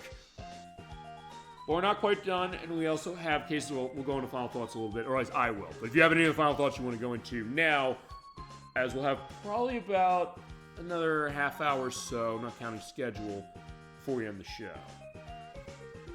Because we've covered most as far as how this is, and I'll say also next time we come back to this franchise, we'll look at Mega Man X2 for Super Nintendo, we'll look at it again. I do have it native on Super Nintendo, as expensive as it is. And we will show it that way. Although, fine. I'm going to show it that way because my old tech, it did not show everything correctly as far as how it was. Some of the artifacts were not shown correctly off of the recording equipment I used to have, but will be shown now. But as Sigma's saying, this is a temporary victory, and this is only a temporary body. Alright, so his spirit remains intact, and time I'll find other bodies strong enough to do my bidding, and I'll return. I'll see you soon, X, very, very soon. Yeah, their case of saying, hey, they want to keep going with this, because this game was a pretty big success. It's worth pointing out, I don't have the, you know, I'll try and bring it up now. I don't have the sales numbers on how well this game did. I'll check VG charts again just to make sure, because they're always a good one as far as that. And when it comes to earlier games, as far as sales data, it's not easy to ascertain those. But one thing I'll mention is, this is the most readily available Mega Man game of any kind on Super Nintendo, and the reason I know that is because this game had a couple of print runs of itself, unlike the later games in the series for Super Nintendo.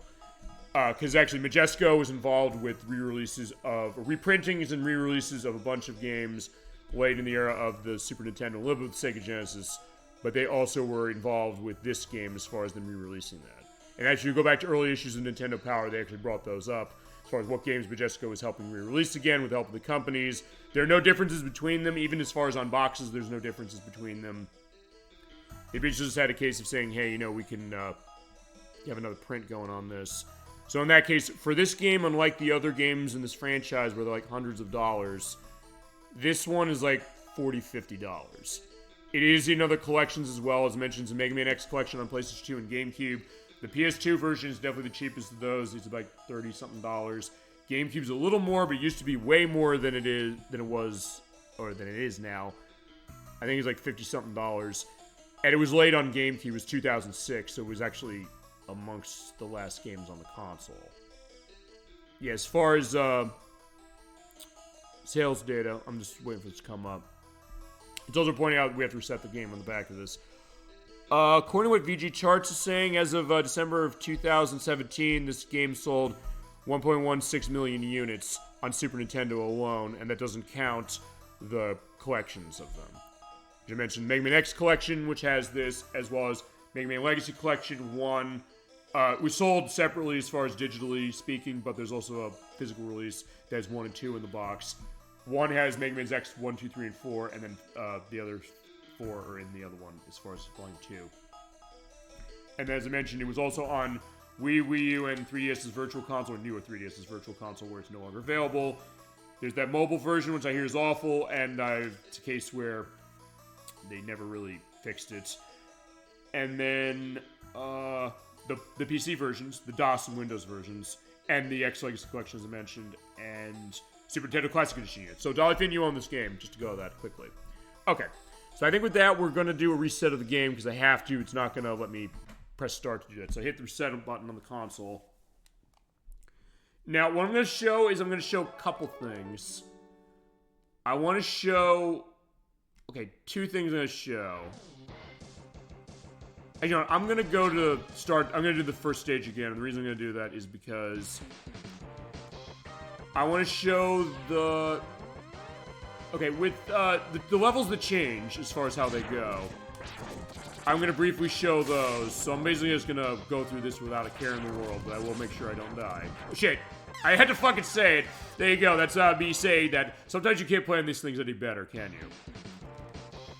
Also, if you do get a game over here, you know what? I'm early enough in the stage. I think you just start this level over again. You know what? I want to see that. I want to actually get on record that. What happens when you lose all your lives on the intro stage? I think it's like the later ones where you just start the intro stage again, because you don't have game over.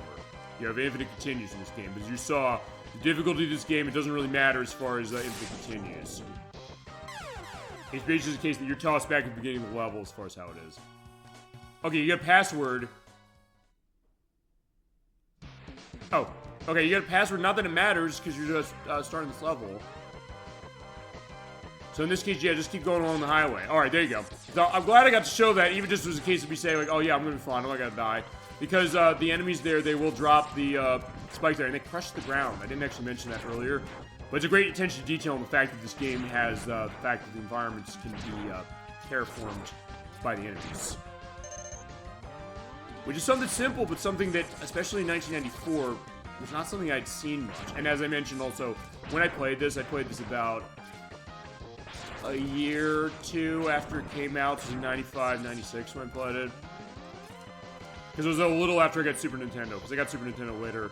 I had Sega Genesis growing up mostly, that and NES later, but then I got Super Nintendo in 1995. So in that case, I was looking at the games that I did not get as far as on Genesis. Also, one thing I didn't mention as far as the those enemies there, I took it down as far as what they're called again, I don't know why I'm forgetting.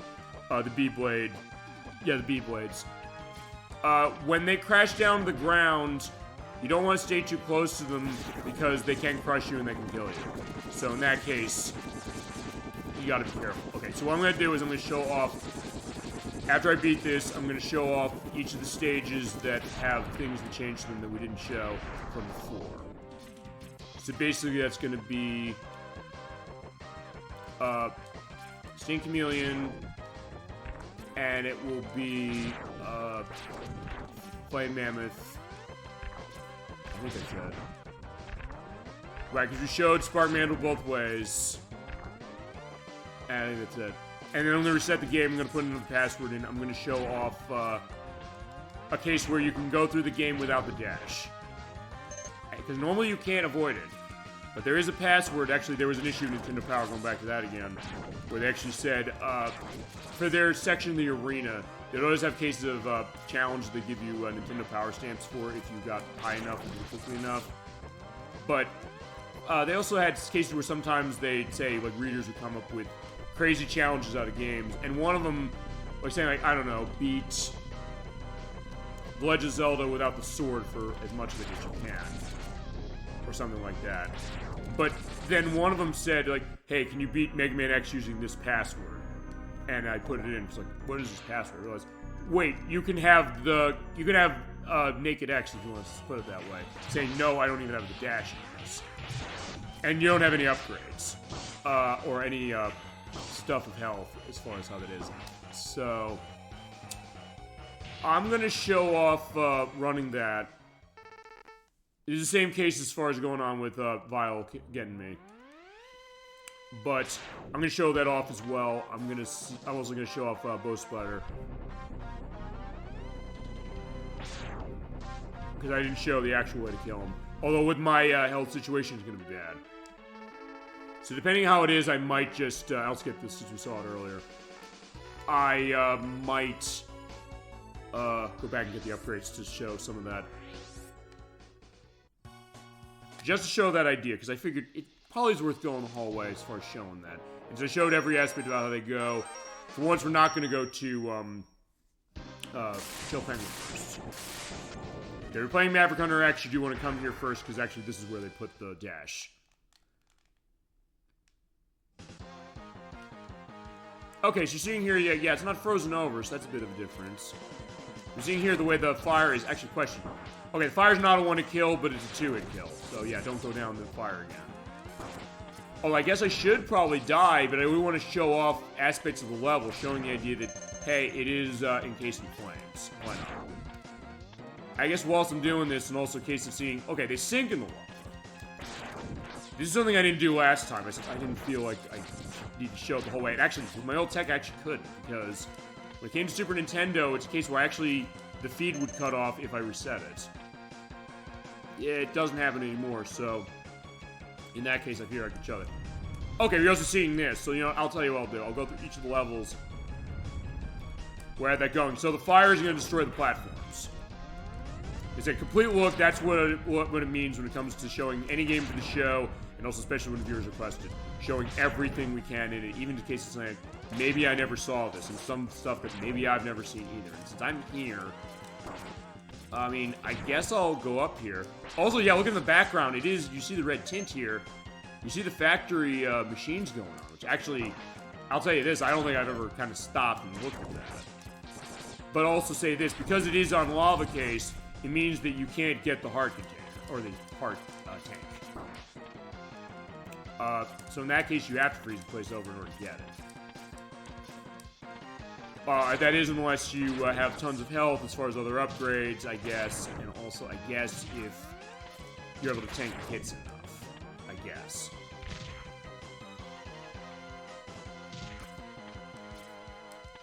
But it's also interesting seeing the idea of the life of this game as far as all the areas we're going to. Yeah, we have the lava here. The lava does still drop. I kind of downplayed that or didn't really mention it when we came here the first time earlier tonight. But this case, kind of sitting here and just taking a look at all these little details here and saying that clearly, I guess this will preface my final thoughts on this one, the idea that the people who made this, and it's kind of this way with a lot of the Mega Man games anyway, generally speaking, is they really kind of went to this extra level of detail that maybe you'd think they wouldn't think they'd have to, but they did, and it's something really interesting to see, because it gives this game a lot of life. There is a lot of artistry to this, even nowadays, where this game is 32 years old this year. The case that there is a freshness to this game that... Question of would it have it coming back as far as, you know, coming back in the years as far as the answer is, yeah, it does. But also, this is not going to be easy with just the Buster and also with the... Okay, it's not even too bad with the Buster, because he does take a lot of damage when you have the charge up, but also because of everything else. That's going to be the question, but also I have to jump across this way. Also, I don't think... Because he has that goop, I don't think it does anything, although... One thing I'm wondering... Can he hit that with a fire? Because if he does, I'm wondering if that sets it on fire. Yeah, he's just standing on it. Oh, no. I mean, honestly, it doesn't matter as far as me killing him, but also, part of the reason I'm trying to anyways is a quick way out. And actually, if we don't do this, I have got to try and kill myself, too, when we're die to him intentionally. So I was like, well, let's try the challenge, but why not? Although, honest... Okay, there you go, I'm dead. I was gonna say, if you are gonna go for a first one, aside from the idea of dashing being a problem as far as doing that, he's not too bad. I guess here's the idea. If you're not gonna go for Chill Penguin, or if you ever played this game before and you're like, I don't know where to go, because you have a choice as far as what it is. Being completely without upgrades, he's not too bad to go for. I guess if you're not going to go for... Also, I guess I had that holding on as far as going through, where I guess I hit the Y button or something, and it didn't end the charge. I was able to shoot out, like, the pellets. I mean, as I said, if you're not going to go for Chill Penguin or Storm Eagle, he's not a bad choice as far as your third best option. And actually, I guess the hardest one, it still would be Armored Armadillo, not least of which because the experts shots do not too much damage. And also because, yeah, he's gonna take a while. And good luck, Dash. You can't dash out of the way if you don't have that. Yeah, I guess if you want to go the challenge way, but you're eventually gonna have to go to, oh, never mind. Alright, there you go.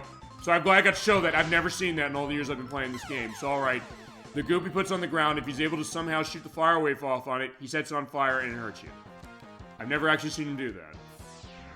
So I'm glad I got to show that. I was thinking that. That's got to be how it is, but you're seeing, based on how he throws it, it's so specific. You might never get in a case of seeing it. I said, that's why, as I said, we'll show this. Some people might say, who cares? Because, like, well, full document of a game. That's the idea of what we do on this show. Especially when viewers want to see something. It's like, I'm not going to shortchange you. Those seeing that, wait a sec, this is kind of interesting to see, and also something that, as I mentioned, it's never a case where you can't learn something off of a game, I personally believe, just because of stuff like that. Because you have to have it very specific to even make that happen. And under normal circumstances, you think, well, I don't have to do that as far as it... And I don't think it's dependent upon you coming here while the factory's still on. Because he always will shoot out the fire wave no matter what you do, so... You just have to have a very specific where he does that, and then he shoots out the energy. But in that case, it also just went through... Right, because it has, like, a tube there, or a pipe. Basically goes out the pipe, so in that case, it's going away. Okay, so there's that one, and then really the only other one that's gonna change a whole lot is... Or not okay, it's not a whole lot. This doesn't change much. Show that one changes as far as it... This one, it's basically just the case that the rain comes down, and then you have that area down below where you can get the heart tank. And you need the water to get that, because you can't jump high enough otherwise. And the dash jump is not going to be enough, even if you have that and the headbutt. Although in that case, it's not even the headbutt, you're using the feet. I was just seeing, yeah, the med tools in the grass. Actually, right, I think you don't see them. Actually, no, that's the thing. I think you don't see them when the water's here, because it blew the leaves away. Also reinforce the fact that you can't get upgrades without that dash. You can't get far enough when it comes to that in order to get that going. Also, in this case, yeah, you're seeing this, is that... Okay, if you don't defeat, what's his name? RT-55J, and you go through here, you have earthquakes and blocks drop down. So you might want to go and beat him just to make it easier to go through. Although, to be fair, it's not necessarily too bad. You just have to be careful going through. It's just more stuff to avoid, and it doesn't hurt you too bad. So in that case, it's not a case of, right there, of the level changing because we didn't go to Launch Octopus first. This is a case of you not beating the mini-games. I guess it's your hint if you come here without knowing that and saying, like, wait, what's that shaking about? And then you realize, wait, there's a wall I can dash onto. I can jump up there, and you realize, wait a sec. So he's causing trouble outside of the area. Again, a great attention to detail, and this is a game that has tons of those. Also, he's throwing out the worms out. Actually, right, he's shooting it out the top of his head. His head, or his hat. No, his hair, I should say. So, like the fire, not fire, the grass is his hair. Yeah, I'm not gonna go get that. Also, one thing to indicate is that you still have the dash layer in this thing, it's worth pointing out, even though you don't actually have the dash itself. So if you want to have the dash without having it, here you go, you got this. Okay.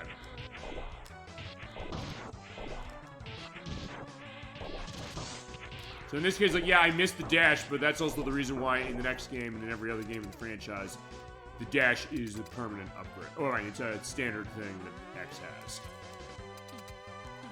I believe it's the only, yeah, it's the only thing that carries across each game. Well, that and the air dash when we get to Mega Man X4. Or X5, I should say, not X4. Because he doesn't hold the air dash across X2 and X3, between X2 and X3, or between X3 and X4. But in the case of Mega Man X5, he does. Although that also is dependent on if you take the 4th armor. And that's dependent upon if you choose, who you choose to fight first. Also show this. Yeah, and, you know, that's the easy way to get myself out of here. Although, actually, since I already showed this, I showed the whole level. Let me reset. Because honestly, there's not much else to show as far as this, but I'm going to put the password in for no upgrades. Hey everybody, Captain D-Track here. I realized when it came to going through all of the stages to see how they're doing alternate things when you beat them in ways that change the levels, like in this case, the ship of Storm Eagle crashing into the stage of Spark Mandrill. I realized there's one part of that I didn't show, so we got a lucky drop on a life. I have an extra going on as far as the YouTube upload, which I need to do anyway for the purpose of that, basically the mic going off. So I don't know what happened on that one. But on next week's show, I'm going to try the newer mic as is. Also, I think I can run it now without problems. But basically, just to give an idea, I'm going to go through to the mini-boss here. That being Thunder Slimer. Because there is something I did not show when it comes to you turning the power off of the power plant here when it comes to that boss. But I'll give you a little bit of an idea. I did load up the password that gives you everything unlocked and no dash, but I went and got the dash as it was. I was going to show this change because he's trying to get his power out of the ceiling, but yeah, unfortunately now he's just shooting out steam. So in that case, this boss is a lot easier as far as doing that, but the one thing you still have to be careful about, which I definitely showed massively when it came to this, is that you don't want to screw around with him because his contact damage gives a lot of damage onto you. I almost showed again what it is, especially if you don't have upgrades. Ouch! It's like 3 hits and that's going to be it, so that's something you got to be careful of. Yeah, get used to that when we get to Mega Man Xtreme, because at the beginning of that game, most of the enemies and even most of the bosses do that. But alright, in that case, we got that set. But Mega Man, yeah, he's feeling tired. Oh, I got another life. Okay, so I got 2 lives as the drop of this. Okay. I just want to show that part off, because that's the main change when it comes to Spark Mandrill stage, aside from the electricity being turned off in the intro. And you do see the remnants of the ship of Storm Eagles, that being the Death Roadmer in the intro. But I just wanted to show that. But yeah, Mega Man X, he's feeling tired. And then I'll show Bow Spider, and then we'll, yeah, I'll show Bow Spider, I'll show getting the upgrade as far as from 0, as opposed to getting yourself.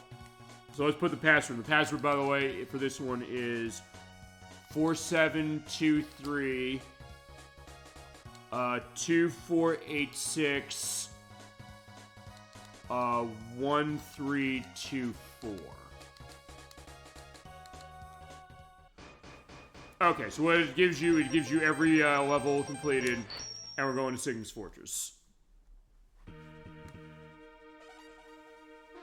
As you're noticing here, yeah, X doesn't have the boots, or as far as the leg upgrade. As it normally it's not possible to get here without it. And if you beat the game this way and don't get it, it'll actually give them to you in the final cutscene. Basically when he's looking over the mountainside. So yeah, if you thought this level was hard before, try doing it this way.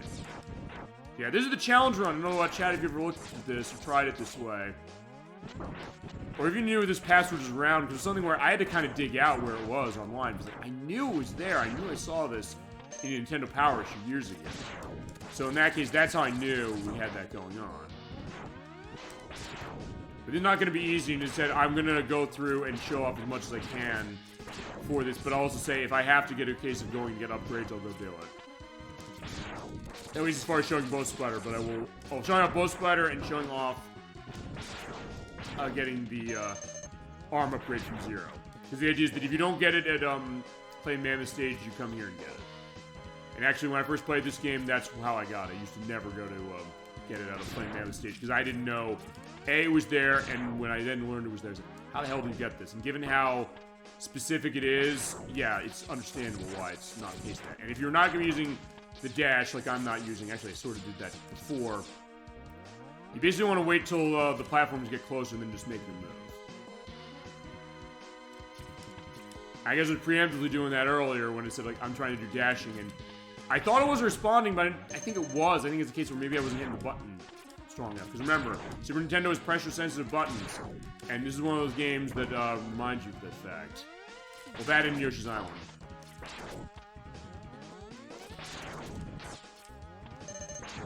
Okay. Also, since ElecVerse, you mentioned what else Files weak to, let's show off what else Files weak to. Why not?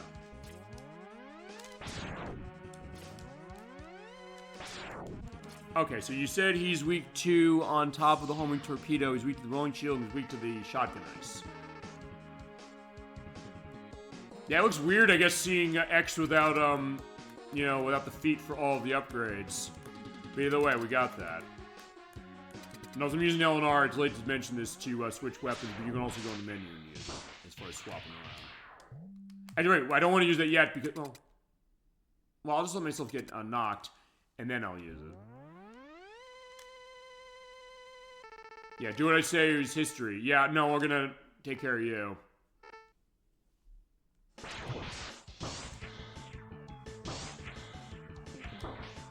So in that case, 3 hits and I'm done. But that's fine. Versus actually makes it go way faster. Yeah, I'm not done yet. You're gonna see, watch Zero here, by the way. You also see that he's kind of cut in half as he flies off. Actually, he's flying off in the same pose that he's fallen on the ground on, as far as, like, lying down. Alright, and unfortunately, because of this, I can't swap off. I'll save... Oh, well, no, I can. No, I don't want that. I want to use the shotgun ice.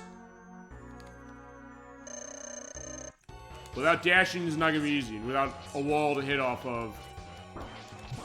Yeah, you're right. Okay, so it's also doing damage, but Jesus Christ, look at that. Okay, this is going to be interesting. Also, for pointing out when you do die here, it's for pointing out, so I'm glad this happened this way. You don't have to do the armor carrier battle again.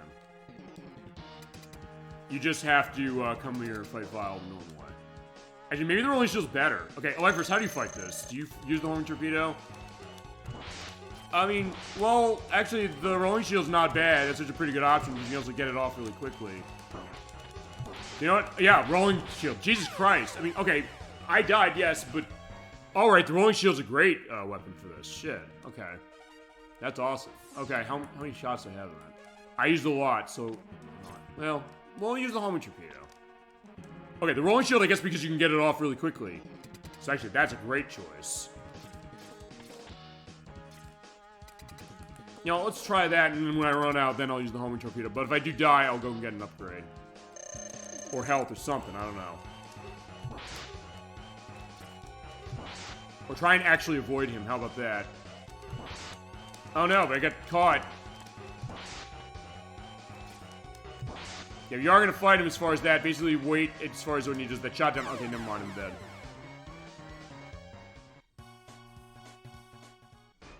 Alright, we're gonna compromise. I'm gonna go and get... Think about this. What's a good place to go to get... Well, actually, I need to dash for most of it, honestly. Okay, not for this... Okay, I'll tell you what we're gonna do. We're gonna go get some health. Or extra health. But yeah, maybe I should go back to the dash. But no, we're not... That's the whole point. I'm not using the dash. As I said, all I want to do is I want to show about how Bow Spider works, and I want to beat Vile. Or the other thing to do is if I can get a sub-tank... Actually... Yeah, okay, you know what? I'll tell you, I'll do that. We'll compromise. We'll go and we'll get a sub-tank, and we'll get the heart thing. Or heart tank here. The heart tank we get here, that's no problem. We'll get a sub-tank from Armored Armadillo's stage, because that's the easiest one to get it from. And then... I guess I'll fill that sub-tank up and we'll try again. And with Bow Spider, I don't care about beating him. I'm just going to show off how he operates. And I'll reset the game, go into the sound test, and I'll have some music playing and we'll end the show.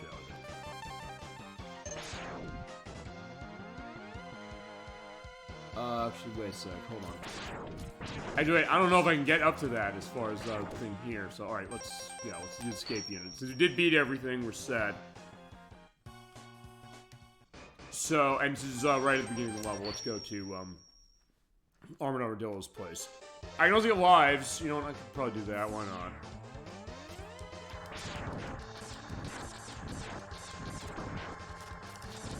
Although in that case, I definitely have to make my walk back, probably, because I don't have to dash. Now it's gonna go way slower, so alright, as I'm doing this, yeah, may as well go, no, now's probably a good time to go Plus. This is a great game. I love this game. It is, first game in franchise, but as far as first time out, and also really differentiating against what Mega Man on NES did, it is really great. And it also has a lot of nice twists in the formula that give it its own identity while also being something that if you love Mega Man the old way, as far as the classic games, you're going to find a lot to like here. you might even like this better. In some ways, you know what? I might like this better than classic Mega Man, although it's actually maybe not a fair case because I came to the X games before I came to the classic games. And the only classic game I played was Mega Man 7 before the Mega Man Anniversary Collection came out. That was the first time I played the NES. Oh, all the NES ones except the first one. Because I found a copy of the first one years ago for $20. It is now actually one of the most expensive NES Mega Man games. That Mega Man 5. Mega Man 5 is really expensive. And then Mega Man 1. But the other ones are not too bad. I'm just trying to think if there's any other case of where I can kind of get something quick. I don't have the dash to use this to get that. I have another sub-tank. Actually, you know what? I do need to fill this, so... Well, you know what? I'll fill it on the way here. Why not? But I mentioned, this is a great game. And as I said, it's a question, I guess, of are the later games seem better? But then again, I don't know. This is still, I think, one of my favorites. I don't know if it's... Okay, let me think about that. Chat, feel free to answer this question, too. What's your favorite in the Mega Man X franchise?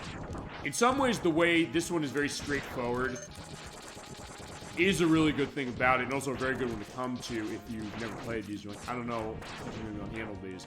And some of these get really damn hard, particularly X3. That's definitely the hardest of all of these on Super Nintendo, no question. You know, let's also get the because I want to fill this up. You got no life. Awesome. Yeah, so in that case, this is actually a good primer, but it's also something that it is a lot of fun, and it has, as I mentioned, the atmosphere of this one. It's unique about how this one is going a little darker, but also being a little more playful, so it's not maybe going to be... Not that I never necessarily got the sense that this game was something that alienated or would necessarily alienate fans of the classic Mega Man games. But a case of saying, if you're like, hey, you know, it's not going to toss you deep into the darker side of this, it eases you in. I kind of like that ease in. It's unique across the other games in the series. I'll say that for sure.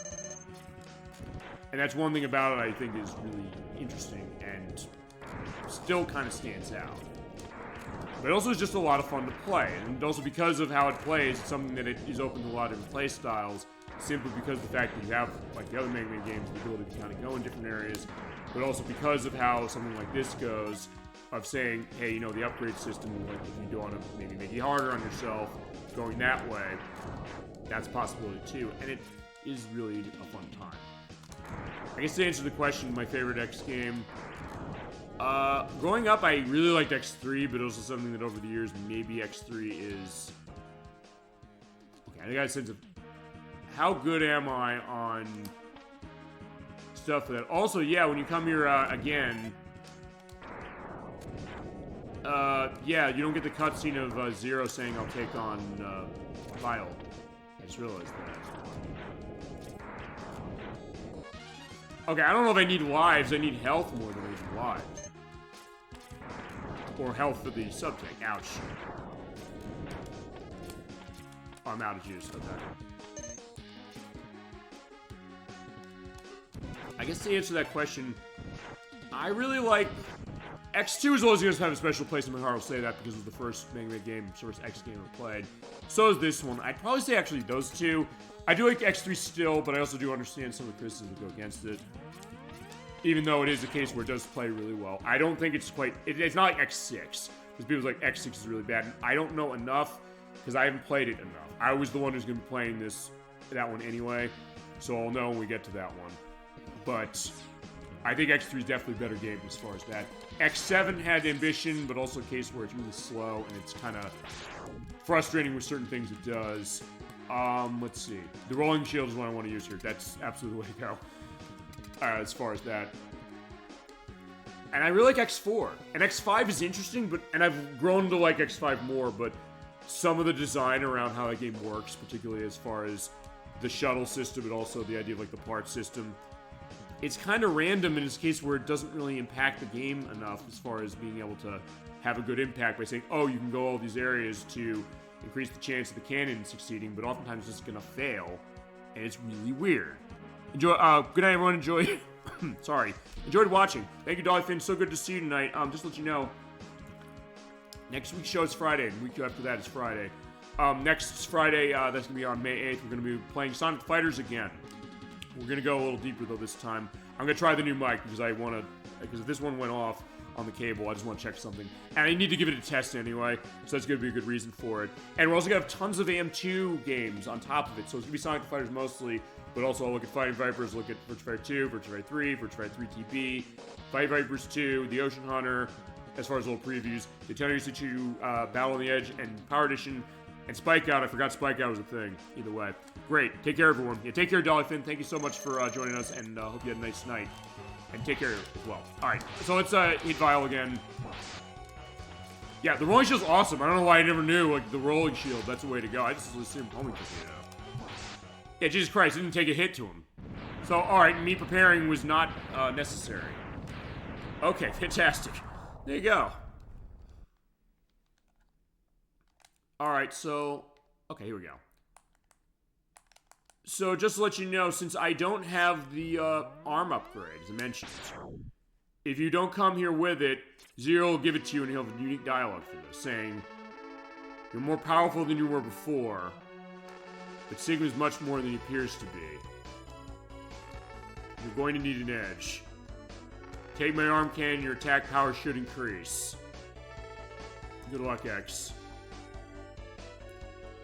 So in this case, he gives you the arm upgrade.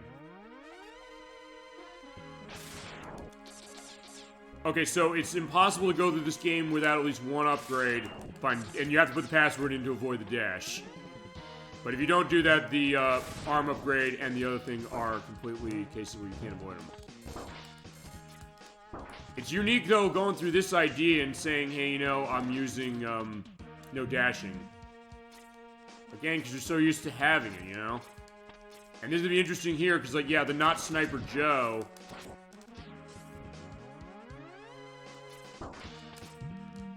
Yeah, can I get across? Alright. Yeah, in that case, you can make the jump, but you have to be very specific, saying, you're basically grabbing on the lip of that thing. Or the other thing I can do is... Oh, God, I don't want to use it now. Guess I gotta. You know, it's fine, I don't care. I'm gonna use the... I use the rolling shield because of the smaller enemies, it'll eat them up. And I got another life. I'm getting really lucky on the life drops. It's just the case of the shield of the Notch Sniper Joe. He has another name, I think. Ouch. That's the problem. But in this case, I'll try and use that and just go. Yeah, and since I didn't use the homing torpedo, so good idea not to use it as far as that. Also, because, Jesus Christ, the rolling shield. I still can't get over the fact that it decimates him so much. Okay, let's go. Here's Boomer Quanger. I've never fought this... Actually, I'm trying to remember. Maybe I did fight him. I think maybe I tried to go the challenge way of this game years ago, saying, hey, you know what? Let me go and play this without dash for every boss I can play. Just get rid of him. I want to get to Bow Spider. That's all I care about, because I want to show how Bow Spider works and why he's a pain in the ass. And I'm doing it suboptimally anyway, so either way. But yeah, Boomer Quanger will crush him with the bug. Or fine, he's getting missiled or homing torpedoed.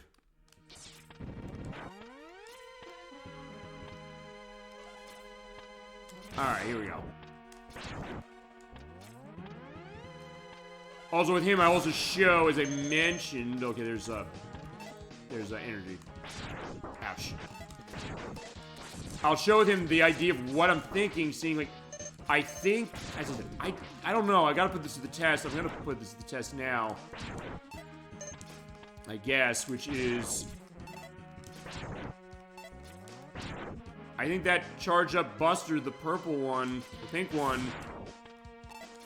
I think it does less damage on him. I think it does. Okay, I got a lot of that, so I was like, yeah, alright, here you go. As I mentioned, he's weak to the shotgun ice if you're running as far as a weakness, or your Hadoken him like I did, but...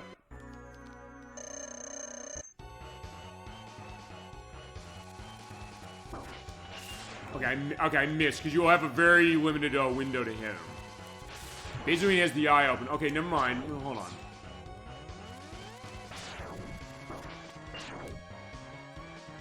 Actually, there's also one other thing he does I want to show that, which is... You have to follow those patterns. Maybe, maybe not. Hang on.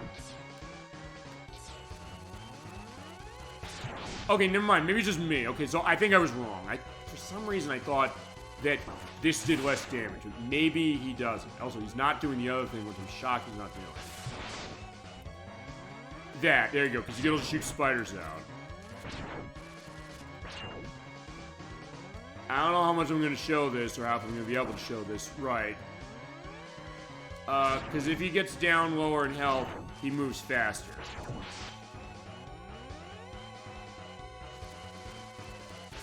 You also have to kind of read it. It's hard to get a sense like where he's gonna go. Or hard to read it that quickly. But sometimes if you get a sense like where there's not a line being painted, it's random where those go, you might be okay, but sometimes the case of seeing like, no, he's just gonna go, he's gonna make a turn at each of those junctions. So it's a case where he can still come out and hurt you. As I mentioned, I'm fighting this boss suboptimally, but I'll tell you the other thing to do. You know, okay, well, actually, no, I can't do that, because let's say, oh, why don't I just run invincibility? Because, you can't run invincibility. Or, well, let's put it this way. Okay, you can, but it's a case where if you're using the Chameleon Sting or the Rolling Shield for that, ouch, you can't swap off weapons. So, I'm not waiting for him to come down and, I have his eye open. So it's still a very low case as far as how this is, as far as what that's like. Basically, what I don't know if I'm going to be able to show is if his health is down lower, he'll come down much quicker. That's the challenge's boss. And basically, I think I'm just going to run through my lives. I think I'll just X-Buster him. Now that I was wrong when it came to, the charge shot not doing as much damage when you get it upgraded this way. It was just superstition, I guess.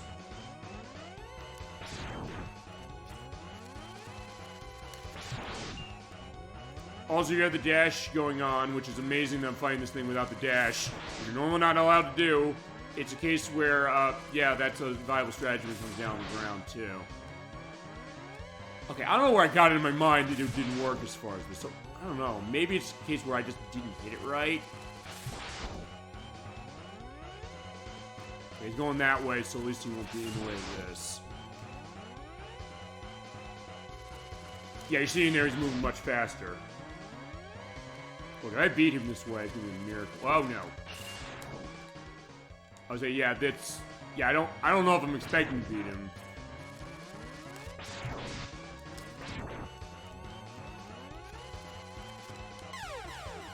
Alright, but yeah, I didn't read that correctly. I mean, as I said, I'm not going to really try too much harder. I'm basically just going to run my lives out, just to get a sense of it.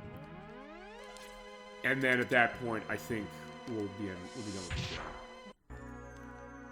And as I said, for where the mic went off, I will also...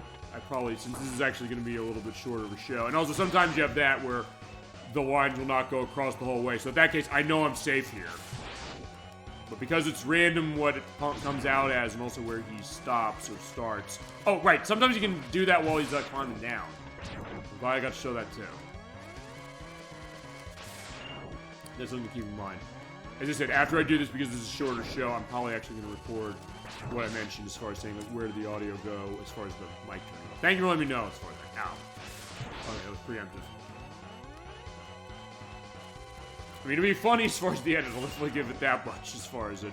But I said that's also what, since we have some new faces in chat tonight, ouch. I will indicate that that's why I like doing this show. It's a case where even if I'm coming on doing a game that I know really well, that I practiced for, something where it always is kind of a surprise, and it's something where, honestly, because I think of the way I will do this, you never really know where the show's going to go. And that's why I keep doing it. I could have stopped after filming it. And I could have said, well, that was just to satisfy or satiate the idea of, like, the longing of what I was missing as far as that. But then I said, no, my thought initially was saying, I wanted to figure out about getting people involved. That was the idea of what it was. But I said, well, would it necessarily have gone on? But then it came to all of you saying, you have your ideas, you have things you want to see. Even in this case where it's a bad game. I don't care if you pick a bad game saying, well, look at it, it's something that is thought to be bad. Maybe I'll like it, who knows? Will be holistic as far as how it is anyway. Now, in this case, all those lives I got is a bit of a liability because it's taking so long to end this. But that being said, that's why we keep doing the show. That's why I've been doing it for 6 years, and why I still want to keep doing it. And why we do this basically every week. I mean, if we'd have to get a case of saying, no, we're not going to do that, I'll let you know, and there is a case in our schedule that I'm going to update on tonight. And I'll something more concrete about that in a few weeks. Okay, that's the other thing you can do. I actually never thought to do that. Saying that if I jump on the wall, I guess... I want to see that. Okay, never mind. I guess not in that case. Yeah, because I was able to avoid it on the other wall. Jeez, how many lives did I get? Like, thank God this is the last life. I was like, yeah, the time I'm saying I'm glad it's the last life I've got. I got so many. But nothing else shows how well balanced this game is. It's not insanely hard.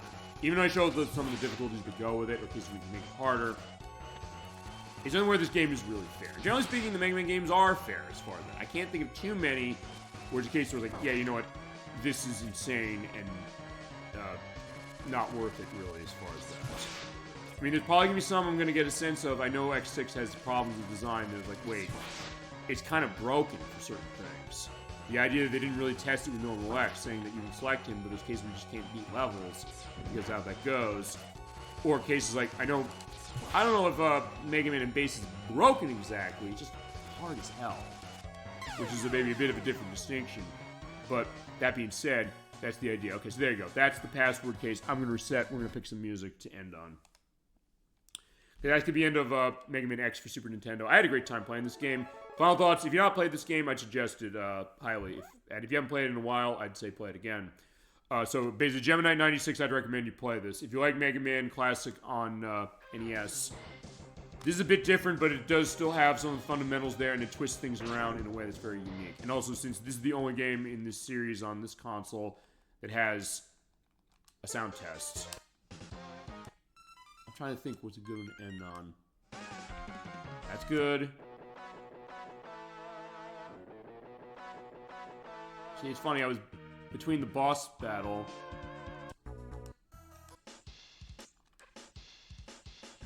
I do love the boss battle. But also, you know what, I kind of like this one. It's like the idea, like, hey, getting ready to hit the road as far as it. Yeah, we're coming into summer semi-soon. As long as it's Storm Eagles level, why not? It's a good track, and this game has terrific music, it has terrific graphics, it plays really well. It has a lot of depth, it does a lot of different ways to play, as far as how it goes. It plays to a lot of different play styles, and as far as the first time out, it's impressive that it's as good as it is, and also with the later games of the franchise, that it's still something that holds up as well, and is, I think, really, really fun to come back to. And something where I think it holds up really good against some of the later ones. I definitely prefer this against some of the later ones, but I say my favorites probably are this, X2, X4. Yeah, I'd probably say those. And in honesty, I hate to say this, I think right now, I think my favorites really are the first half of the franchise, which is X1, 2, 3, and 4. At some point, I do want to take a look at more on Xtreme 1 and 2, and also the remake of Xtreme. We'll figure that, and I'll figure stuff as far as that, being able to get that going on the show. I want to play around with that, because I did say, in case fan game would show that, and then also getting that idea going. It's more of a tech question on me, it's like, how do I do it? But I think I got an idea, and I'll play around with it. And I also have more stuff going on as far as the edit, so cases where I went silent all of a sudden, I'll say, like, yeah, I'll record something for that, and I got away. I think I'll do it. I think. I just gotta figure out how I wanna... That's more of a me thing, but I'll have that set, so basically the upload of that. We'll go on our YouTube site. They usually go up, by the way, on Wednesday. But depending on what it is, depending on how I'm going as far as like how busy I might be, it might be sooner, it might be later, it depends on what it is, but... We'll have the recording of the show going on as far as... It'll still be on Twitch for 2 months, just as you know, as far as unchanged. But the edits we do on the YouTube site do change, since, as I said, I'm going to cover up for when the mic went off, and then I'll indicate that, saying how that is. I'll figure something for it. So I have that, and also like pictures of reference things, links, so we have a link list, of course, of the show there. In case of all of you in the chat, provide that. And thank you so much for joining us for this, for Mega Man X. I was say 7, we did 7 already. 7 was great too. As I mentioned, I would recommend this game highly. If you not have it, it's not expensive on Super Nintendo, especially compared to the other ones. Like 30, 40 bucks. maybe 50, but even then, it's something where on Super Nintendo itself, it is the cheapest of these by a mile, for sure. And it's also on collections. It's in Mega Man X collection on GameCube and PS2, and it is also in the Mega Man X Legacy collection. And if you get that physically on any of the consoles it's on, those being Xbox One, PlayStation 4, and Switch. We're pointing out Switch, only the first half of it is on the card. The second half is a code in the box, just for FYI to use. And on PC, I don't think it has a physical version. But in Mega Man X Legacy Collection 1, it has Mega Man X in it, as far as you can play it there. But getting it in the box probably is the best way to get all of them, as far as that. And also some of the extras. And we'll show that collection off at some point. I will probably use that for showing off Mega Man X7 and X8, because it does fix aspects of the loading. And as I mentioned earlier in the show, it's probably going to fall to me to run that. It's going to depend on some stuff as far as that, but I'll figure what that's going on. As far as the case of Nocturne, as far as that, what she's going to look like as far as shows that don't necessarily count on it, admittedly. Hate to say it, but I just had to indicate that. And I probably won't go into that too much going on as far as it, unless something changes, and it's a case where it's maybe in a positive way that changes. And I hope so. It's up to Nocturne, really, for that. And the reason also I did this one was because of that, but also because I was going to be handling this game anyway, as far as it. Because the initial thought was saying I'm handling X1, 2, and X1, X2, and X4, or X6. But as far as that, probably going to fall to me and everyone. But either way, that's going to be fine. And next time we come back to Mega Man X, we're playing Mega Man X2. We're going to run Super Nintendo again. But it'll be our second chance as far as how it is. So that's going to be the end of the show for tonight. But we do have a schedule we have to go into, and there's a lot of things I want to update you as far as the future shows we do. Because, yeah, I love doing this show, and in that case, I definitely want to keep you up to date as far as what we do and what's being planned, and then also stuff you want to see, what that's looking like. Because when it comes to viewer questions to go, as far as some of the new faces in chat tonight, it's a case where when we get requests, it's a question of, do I have the game, number one? Number two, where do I get it, or how do I get it? And then also, then it's a question of scoping, saying, what are we going to do with this? How are we going to play it? What is it going to look like? What are we going to cover? What they want to see covered when it comes to that? And then when I get a sense of being able to be ready as far as it to be able to deliver to you right, I'll let you know, I'll update the schedule and tell you on show saying, oh, we got this coming up. And that's the idea, because I don't want to just pull out a game just because you requested it really quickly and then just kind of struggle through it. I really want to put that time and effort, because I know all of you do, and I appreciate that so much. In that case, I do want to thank everybody in our chat tonight. Of course, ElecVerse, as well as Dolly Finn and Gemini96, and new to our Super Bowl Game Saturday family, that being Multimedia Monkey. Thank you so much, and thank you for joining our show tonight, for sure. And we always have a lot of classic game goodness. Yeah, you want to be here every week for it. But even if you can't be here, we got the shows, and you can see what else we've done even in the past years or past weeks. We appreciate when you stop by as far as how it is. I'll give you what you want as far as it. And yeah, I love doing this, and I definitely have a great time as far as how it is. Okay, so let's talk schedules. I mentioned earlier in the program, we're not going to be on Saturday for 3 weeks. But that being said, we are going to still have shows. So in cases where we're not on Saturday, we usually do Friday. Yeah, unless I have to cancel outright. But I'm not going to cancel outright for this. So next week, Friday of May 8th, we're going to be playing Sonic the Fighters. That's a second chance as well. Played about 5 years ago. Had a good time doing it. But it's also something that I was not doing the show quite the same way I'm doing it now. I didn't really take notes. Even when I was taking notes, it was something where I had cases where I was just doing it on printer paper. And Crusader, since before he's been on the show before, said, you have to get a book. He got me a book and notebook, so in that case, it's kind of been that way going ever since. And then for that, when I did that show, it was the first show I used the Samsung G-Track Pro, so I guess in this case fitting, I'm going to use the other mic just because this one turned off. I mean, I had it plugged in. I don't know why it did. I don't think there's something wrong with the cable. But either way, I'm going to try the other one as far as how it's going to go. We're going to look at Sonic the Fighters, the fighting game spin-off of Sonic the Hedgehog from 1996, from AM2. It was actually the same people who made Fighting Vipers who made this. And they made it, just to give you a little bit of a preview, because one of the people who was working on Fighting Vipers said, I'm bored, I want to try and put Sonic and Tails in it. Not Yuji Naka. Yuji Naka was sort of involved in a little bit in the sense of Yu Suzuki, who was the head of AM2, said, that's a great concept, maybe we should make this. And they presented it to Yuji Naka and Sonic Team, and first he thought, are they a problem saying Sonic and friends fighting? And he said, no, this is a great concept, we like it, we want to option this. So they did, and they made an arcade game as far as Sonic fighting. And it's really interesting, and we're going to be showing it off next week. We're showing off the sort of delisted version of it from Xbox 360. It's also on PlayStation 3 and it's been ported to other places. We were running that Xbox Live Arcade version.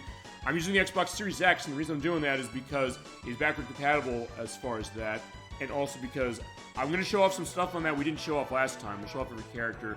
I'll show off the hidden characters, which are only in that version, at least starting with that version. There are other ports that I've added since, but I didn't cover that last time, so in that case, I want to get that set. I have the names down as far as people who are involved. And then I also said, hey, you know, on top of that, let me turn this into a little bit of an AM2 showcase. Because I have other AM2 games as far as on Xbox Live Arcade that I downloaded, specifically Fighting Vipers and Virtua Fighter 2. And I think Fighting Vipers, it makes sense to show that one, because without Fighting Vipers, Sonic the Fighters would not exist.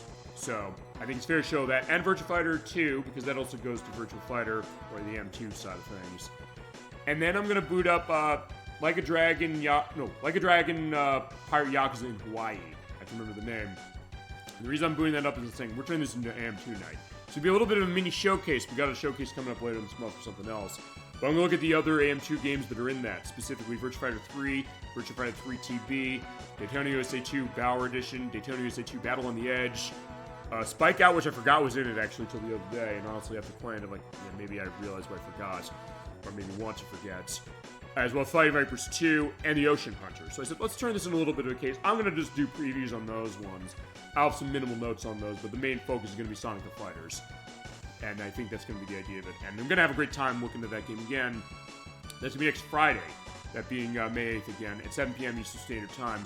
We got to that. We're also going to be on Friday. We're going to have perhaps one of the most unknown games we've ever shown on the show. And I guess it's like when we looked at Road Avenger for Sega CD last year, which case where it's a driving game that basically raises a lot of question marks, including in my mind going back, but then when I played them, I said, these are really interesting, and I want to show these. I showed Road Avenger last year, which is a really good game. This year, for this on May 15th, that's also Friday, looking at Felony 1179.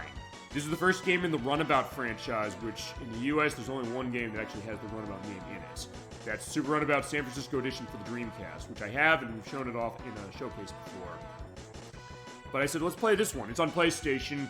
It is kind of an open-world driving game where basically anything goes, and the idea is you have to kind of go around and find these hidden artifacts and things and drive out of the way of, like, people are trying to stop you and things. And it's basically open. You're causing this insane destruction.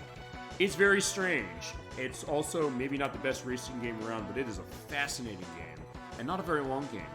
And it's one that I did want to show at some point. So I'm trying to figure out, can I be ready for this? And I think I'll be ready for it in 2 weeks for it. And I want to show this to you because, yeah, 32-bit driving games, that is a fascinating thing about itself. And this is one of the most fascinating and weird games. But it's not bad. Not necessarily a game I'd say is one of the greatest games you'll ever play. But it is fascinating. Only in the world in games could we have something like Felony 1179. And I'm definitely going to show that to you as far as it on May 15th, 7 p.m. Eastern Standard Time, Friday show once more. And then we got, that is May 23rd. Gemini 96 is going to be with us. That is going to be Saturday. He's joining us for our scoping session for this month. As I mentioned, this entire year, our big initiative has been we're taking a look at games that are really long. I'm trying to figure out how we're going to play these, because some of them I'm not that familiar with those. I know they're going to be taking a bit of a commitment.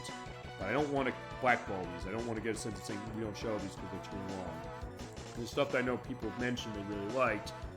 So each month we're doing one of these. We did one last week. That was for Okami for PlayStation 2. The next one we're doing on May 23rd at 7 p.m. Eastern Standard Time is Tetris Effect Connected. That is the Tetris game from Resonare. That's the people who made Rez and Space Channel 5 and Lumines. And it is a very spacey, trippy, and beautiful, beautiful game that is maybe one of the best Tetris games around as far as the classic case of Tetris, clearing lines. It is a fascinating game. It is a beautiful game. Like, as you mentioned, we looked at it in previews years ago. We did a showcase and we showed it. It's a work of art. We said when we did that showcase, saying, oh my god, this game's amazing. We want to come back to this for a full show. But we had to move on as far as that showcase. We're going to play that game the whole night as far as it. I said, we got to look at this game fully. but I don't know how we should handle it, but I think Gemini96 is going to help me, and he's the one who said, I want to be in as far as this for scoping session. Our first one with guests, by the way. That's going to be on May 23rd at 7 p.m. Eastern Standard Time, and a week after that, we have another annual show as far as something we do in May. It's usually on Memorial Day weekend, but I'm pushing it back by 1 week, but it is for May.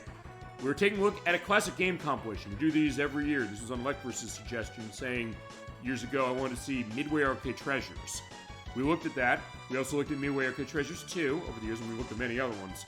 But we're completing the Midway Arcade Treasures trilogy this year. We're going to be looking at Midway Arcade Treasures 3 for GameCube. It is a case where it's 9, technically. I'm just going to say 8. I mean, it is 8, but one of them is a track pack for one of them. 8 Midway arcade games. They're focused mostly on racing and driving. In fact, they all are. But not all of them are racing games. There's some interesting games in this, but it's also something where the emulation is kind of suspect. It's a case where, as much as I love Digital Eclipse who made this, it's not necessarily the finest hour, and it's cases where they, generally speaking, do a really, really good job, but even more recently we've seen with the Mortal Kombat Legacy Collection and the Rayman Anniversary Collection, they're kind of rushed out and they had some problems with them as far as how it is, but even going backwards, there's cases where they're a great company as far as classic game compilations, but this one they had problems which I know some of that was not within their control, I'll say that. But also, there are not a whole lot of games in this, so I'm going to make up for that, and also because there also aren't a whole lot of extras either. So I said, what we're going to do is we're going to take a look at that collection fully, but then I said, let me take a look at some other arcade games of Midways that maybe could have been put in here, but over the years I think we've realized no, they couldn't because of emulation reasons and also because of licensing reasons. But I'm going to show them to you. I have a bunch of games from Nintendo 64 of Midway's arcade ports. We're looking at a bunch of games. I got some that I've been asked for. I know I was asked about War Gods. I was asked about the cruising games. I got all 3 of those. And I got some other ones, but now we have answers as far as how porting is of those modern, including Mortal Kombat 4. I know Digital Eclipse said we had a hell of a time trying to emulate this for that Mortal Kombat Legacy Collection.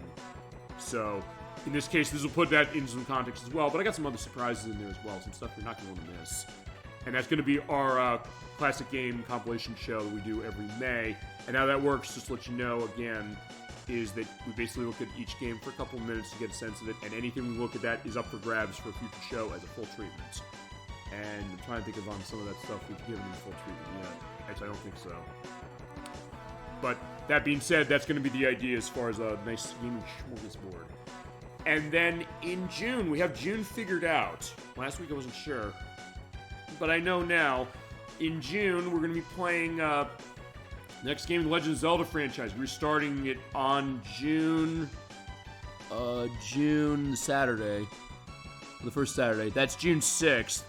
We're playing The Legend of Zelda Link's Awakening. I know that's one that we've talked about, and it's one that I really love, and one that I have the most memorized, I think, of every Zelda game. So I said, it's been too long since we touched Zelda as far as a franchise, so we're going to start our play of that one. As far as the version we're going to use the remake on Switch. We're going to run through Switch 2, where it has enhanced frame rates, so that'll be holding a locked 60 frames per second. As far as how that play is going to go, we're going to be doing that in parts. I'm guessing that it's going to need 4 parts, I think. I might be lowballing it, or highballing it. I don't know. I tend to overestimate just to make sure. But it's worth pointing out as far as that play, we're going to play through the entirety of the Link's Awakening remake for Switch, especially now that it's not around the time of its release when Nintendo was copyright striking everybody who put videos of that on YouTube. And since I did do a preview look at that for a Switch 2 showcase show that's on our YouTube site last year, I didn't get a question on that, so in that case, I think we're safe to do it now. That's the reason I was waiting to do that one, because he was saying, like, you should probably do that one. But either that or do the Game Boy Color version, but here's the thing. We are going to show the Game Boy Color version, but I'm going to be very specific on what I show. In particular, I'm kind of using that for my practice, because I'm running through the Switch Online version, so I have full unlocks of everything in the photo gallery, because that is unique to the Game Boy Color version. It is not in the Switch version. The Switch version replaces that with the Dompe grave digging maze creation mode, which I'll show off. So in that case, the only version of that game we're not going to show is the original Game Boy version, as far as how it goes, but we're going to have a full look at Legend of Zelda Link's Awakening. We're going to play the full game fully on Switch first, and then for the finale, we'll look at the Game Boy Color stuff. I'm basically going to show off some kind of greatest hits and also show up all the photos being collected. I do have a couple save states set up for that. going on, or I will have that going on as far as show every single one.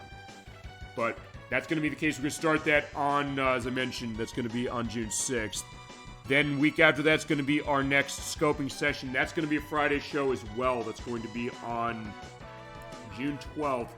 Getting another Capcom game. It's also going to be a case of Edwack and Nikki. They're coming back to the show. They're going to be on for Phoenix Wright Ace Attorney from the DS. Although we're using the Phoenix Wright Ace Attorney trilogy for Switch to play it. We're going to take a look at the first game in particular. We're going to look through the first couple cases, the first couple hours, get a sense of what this game is going to look like as far as the scope. I was also asked for this for a couple years ago, and something where they love this franchise, but it's also something that they said, we think these games are too long for our blood when it comes to long-form games, although there's a couple long-form games they've since committed to wanting to do. In Nikki's case, she's going to do Crash Bandicoot Wrath of Cortex at some point, and Edwack is going to do God Hands as a couple examples. But they said, this game runs like 25 hours as far as the first one, which isn't bad, but I said, well, you guys love this game. I don't want to be, look, I know they're saying like we don't want to be involved with the full play of this, but I said, well, I don't want to completely blackball you either, saying you love this game, you want to have your voice on why you love it. So I said, that's kind of part of the reason I came with the scoping session show. I said, the idea of like really long games, like let's cover this, because sometimes like, wait, there's maybe too much for some of this stuff we're going to look at. But I said, do you want to come in for one of these just to get your aspect going on and explain why you love this franchise so much? Because they played them all. I haven't played all of them. I only played these three. But it's a case where I'm impressed with what I've seen and what I've played. So yeah, they're going to be joining me. That's going to be on Friday, June 12th at 7 p.m. Eastern Standard Time. And then the week after that, we got another Saturday show that's going to be on June 20th, playing Cool Spot for Sega Genesis. It is the platforming game from Virgin Games about Spot, the 7-Up mascot going back in the day. If you are not familiar with this game, well, if you grew up in the 90s, you probably heard of this game. You might have played it. If you haven't played it, it's maybe more recent as far as your gaming perspective. You might wonder, saying, wait, they made a game based on a soda line, and they made a game based on a character off of that. How good could this game possibly be? Well, it's one of the best summer games ever made, especially as far as the atmosphere goes in. And it is a lot of fun, and we're kicking off summer fully as far as, because the day before summer, but that is a terrific game that definitely can get you moved for the season. And we got that, we were going to be off, but it's worth pointing this out. When we're off for the show, I always want to give you something as far as an extra show going on. So it'll basically be exclusive to our YouTube site.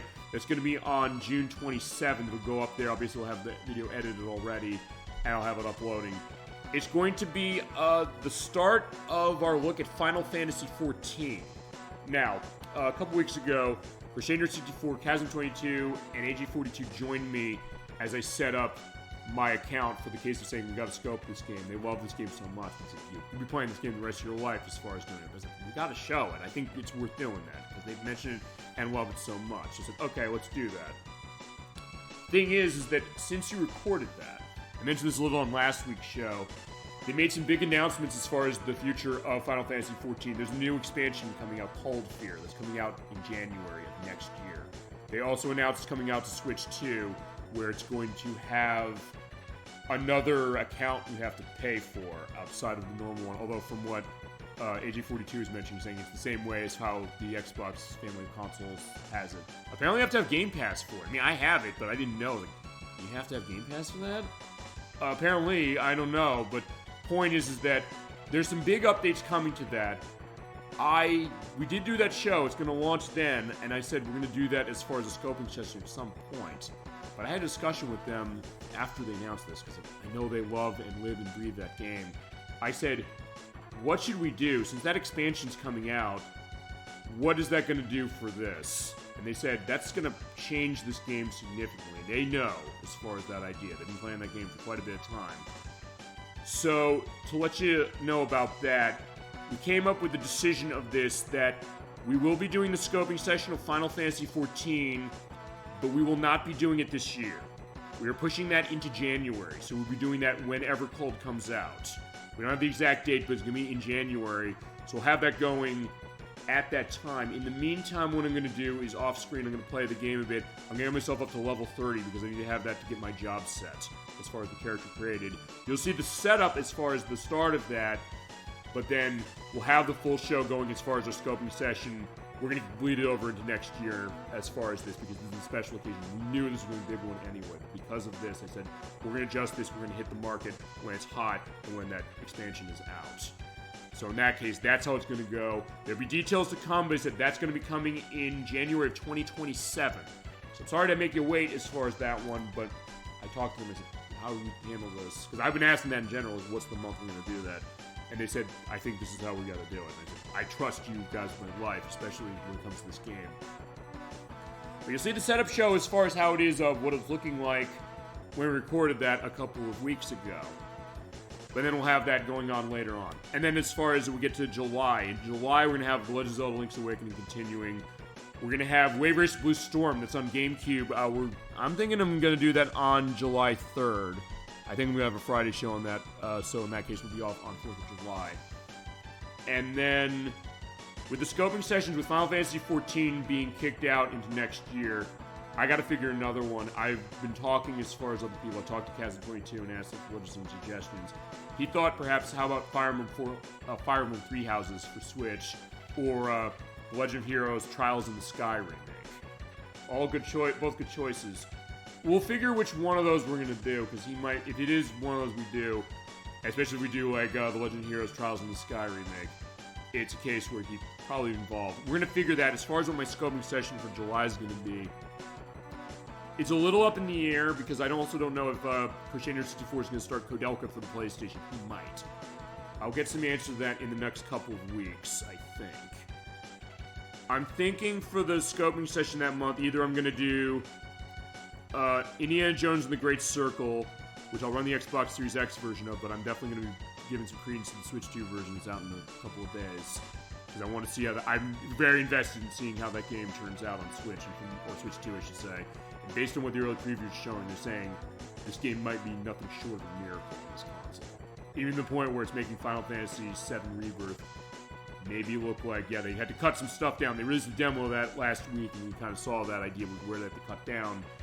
Indiana Jones The Great Circle, they do have to cut the frame rate down 30 FPS, but honestly, it seems like it's really consistent with what we're seeing so far. But we're going to run that for Series X. I'll give lip service to the Switch 2 version.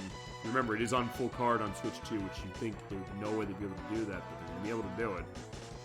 So we're either going to do that, or we're going to do Age of Empires 2, The Age of Kings. We're going to use the Xbox One version for that, because that's the easiest way I've got. Trust me, if I could show it on the PC, I'd love to show it on the PC.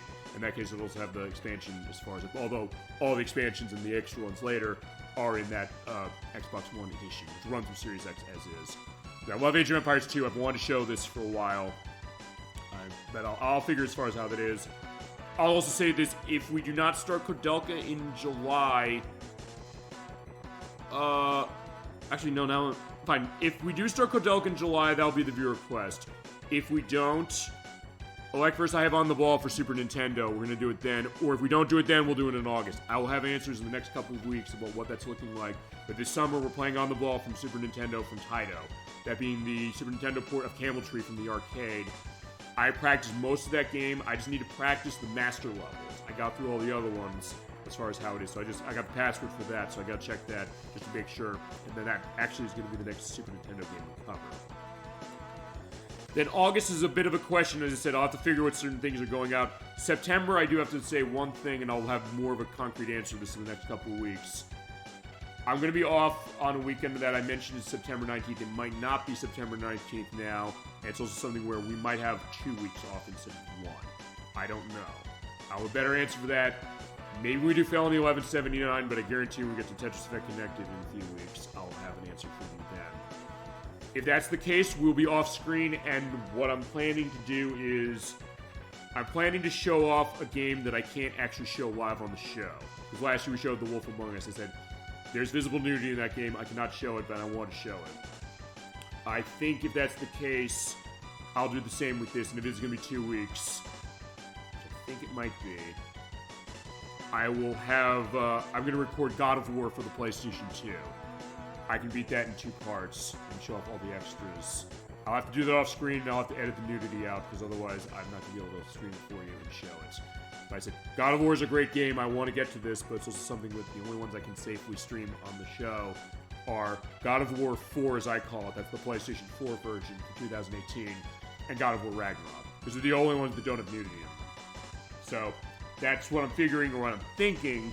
I'll have updates on when those are going to be, and as I said, also for that, I think the scoping session that month will be the viewer request. It'll be for Mass Effect. We use the definitive version. That's going to be something that AG42 wanted to see. And I'll fill that, and the other week, depending on how Link's Awakening is going, that will probably be the finale. And then October, we got questions on what Halloween blocks looking like because we do our Halloween stuff that year. I might have something to that I'm going to posit as far as Edwack and Nikki's next game, or Edwack's next game, I should say. We do Phoenix Wright in a few weeks, so about a month now. Let's see. And then outside of that, the only thing I know for sure is we have our Thanksgiving showcase at the end of November on Thanksgiving weekend. We're gonna have game show adaptations. I'm gonna get a sense of what that's looking like over the next weeks and months. And in December, we're gonna have our annual Tetris show. It's gonna be a second chance at Tetris Tech for Super Nintendo. And the last show of the year, I think, for this would be a last scoping session that's not Final Fantasy 14. That being Elder Scrolls 4 Oblivion. That's what things are looking like now. Some of it's going to be subject to change, but I'll keep you updated as far as what that's looking like and all of the stuff in between as far as how it is. And as I said, as we discussed tonight, I'm going to try and look into April Fool's Day show next year for Power Rangers Lightspeed Rescue for Nintendo 64. And I think the way I'm going to handle that is we'll do that as far as the April Fool's Day show, but then I think I'm going to handle it almost like a Let's Play, like each of those 3 games is going to be a part. I think. I'll try to do that if it's a case where I can figure that. Not if I was getting the games, but also like what's the scope. Because I know Lightspeed Rescue is not a long game. I don't think... Oh, Lightspeed Rescue on Nintendo 64 is not a long game. The Game Boy Color version I don't think is a long game either. PlayStation, that's a question mark. I don't know how that is. I'll look into it. I'll figure it. But if it's a case where I can't do them all at once, we'll do Nintendo 64 as far as the April Fool's Day game, but then we'll also look at the other ones later, and I'll figure that at some point next year. As we're looking deep in the future as far as this to make stuff going on. And I'll also figure when we come back to Mega Man X, of course, and anything else you want to see. So keep those viewer requests coming. We'll definitely get to them. And thank you so much for watching the show tonight. Thank you for joining us for Mega Man X for Super Nintendo. I had such a great time doing it, and such a great time hanging out with all of you. Spending Saturday night. And thank you for coming to visit us. We really appreciate it. I really appreciate it, but also you enrich so much as far as myself. Saying I can just come here and play, but this is something that you're coming in, you have stuff to say. I love hearing it, and I love telling you what I have to say. I love that idea, that kind of back and forth case, which is why I keep doing this, and we're going to keep going. So yeah, don't worry, Super Bowl Game Saturday is here to stay. Alright, so thank you so much for watching the show once again. Have a great rest of your night, a great rest of your weekend, a great week coming forward. I will see you on Friday, May 8th at 7 p.m. Eastern Standard Time for Sonic the Fighters, and also for our mini AM2 showcase. Till then, keep being awesome. Have a wonderful night, and take care, everybody.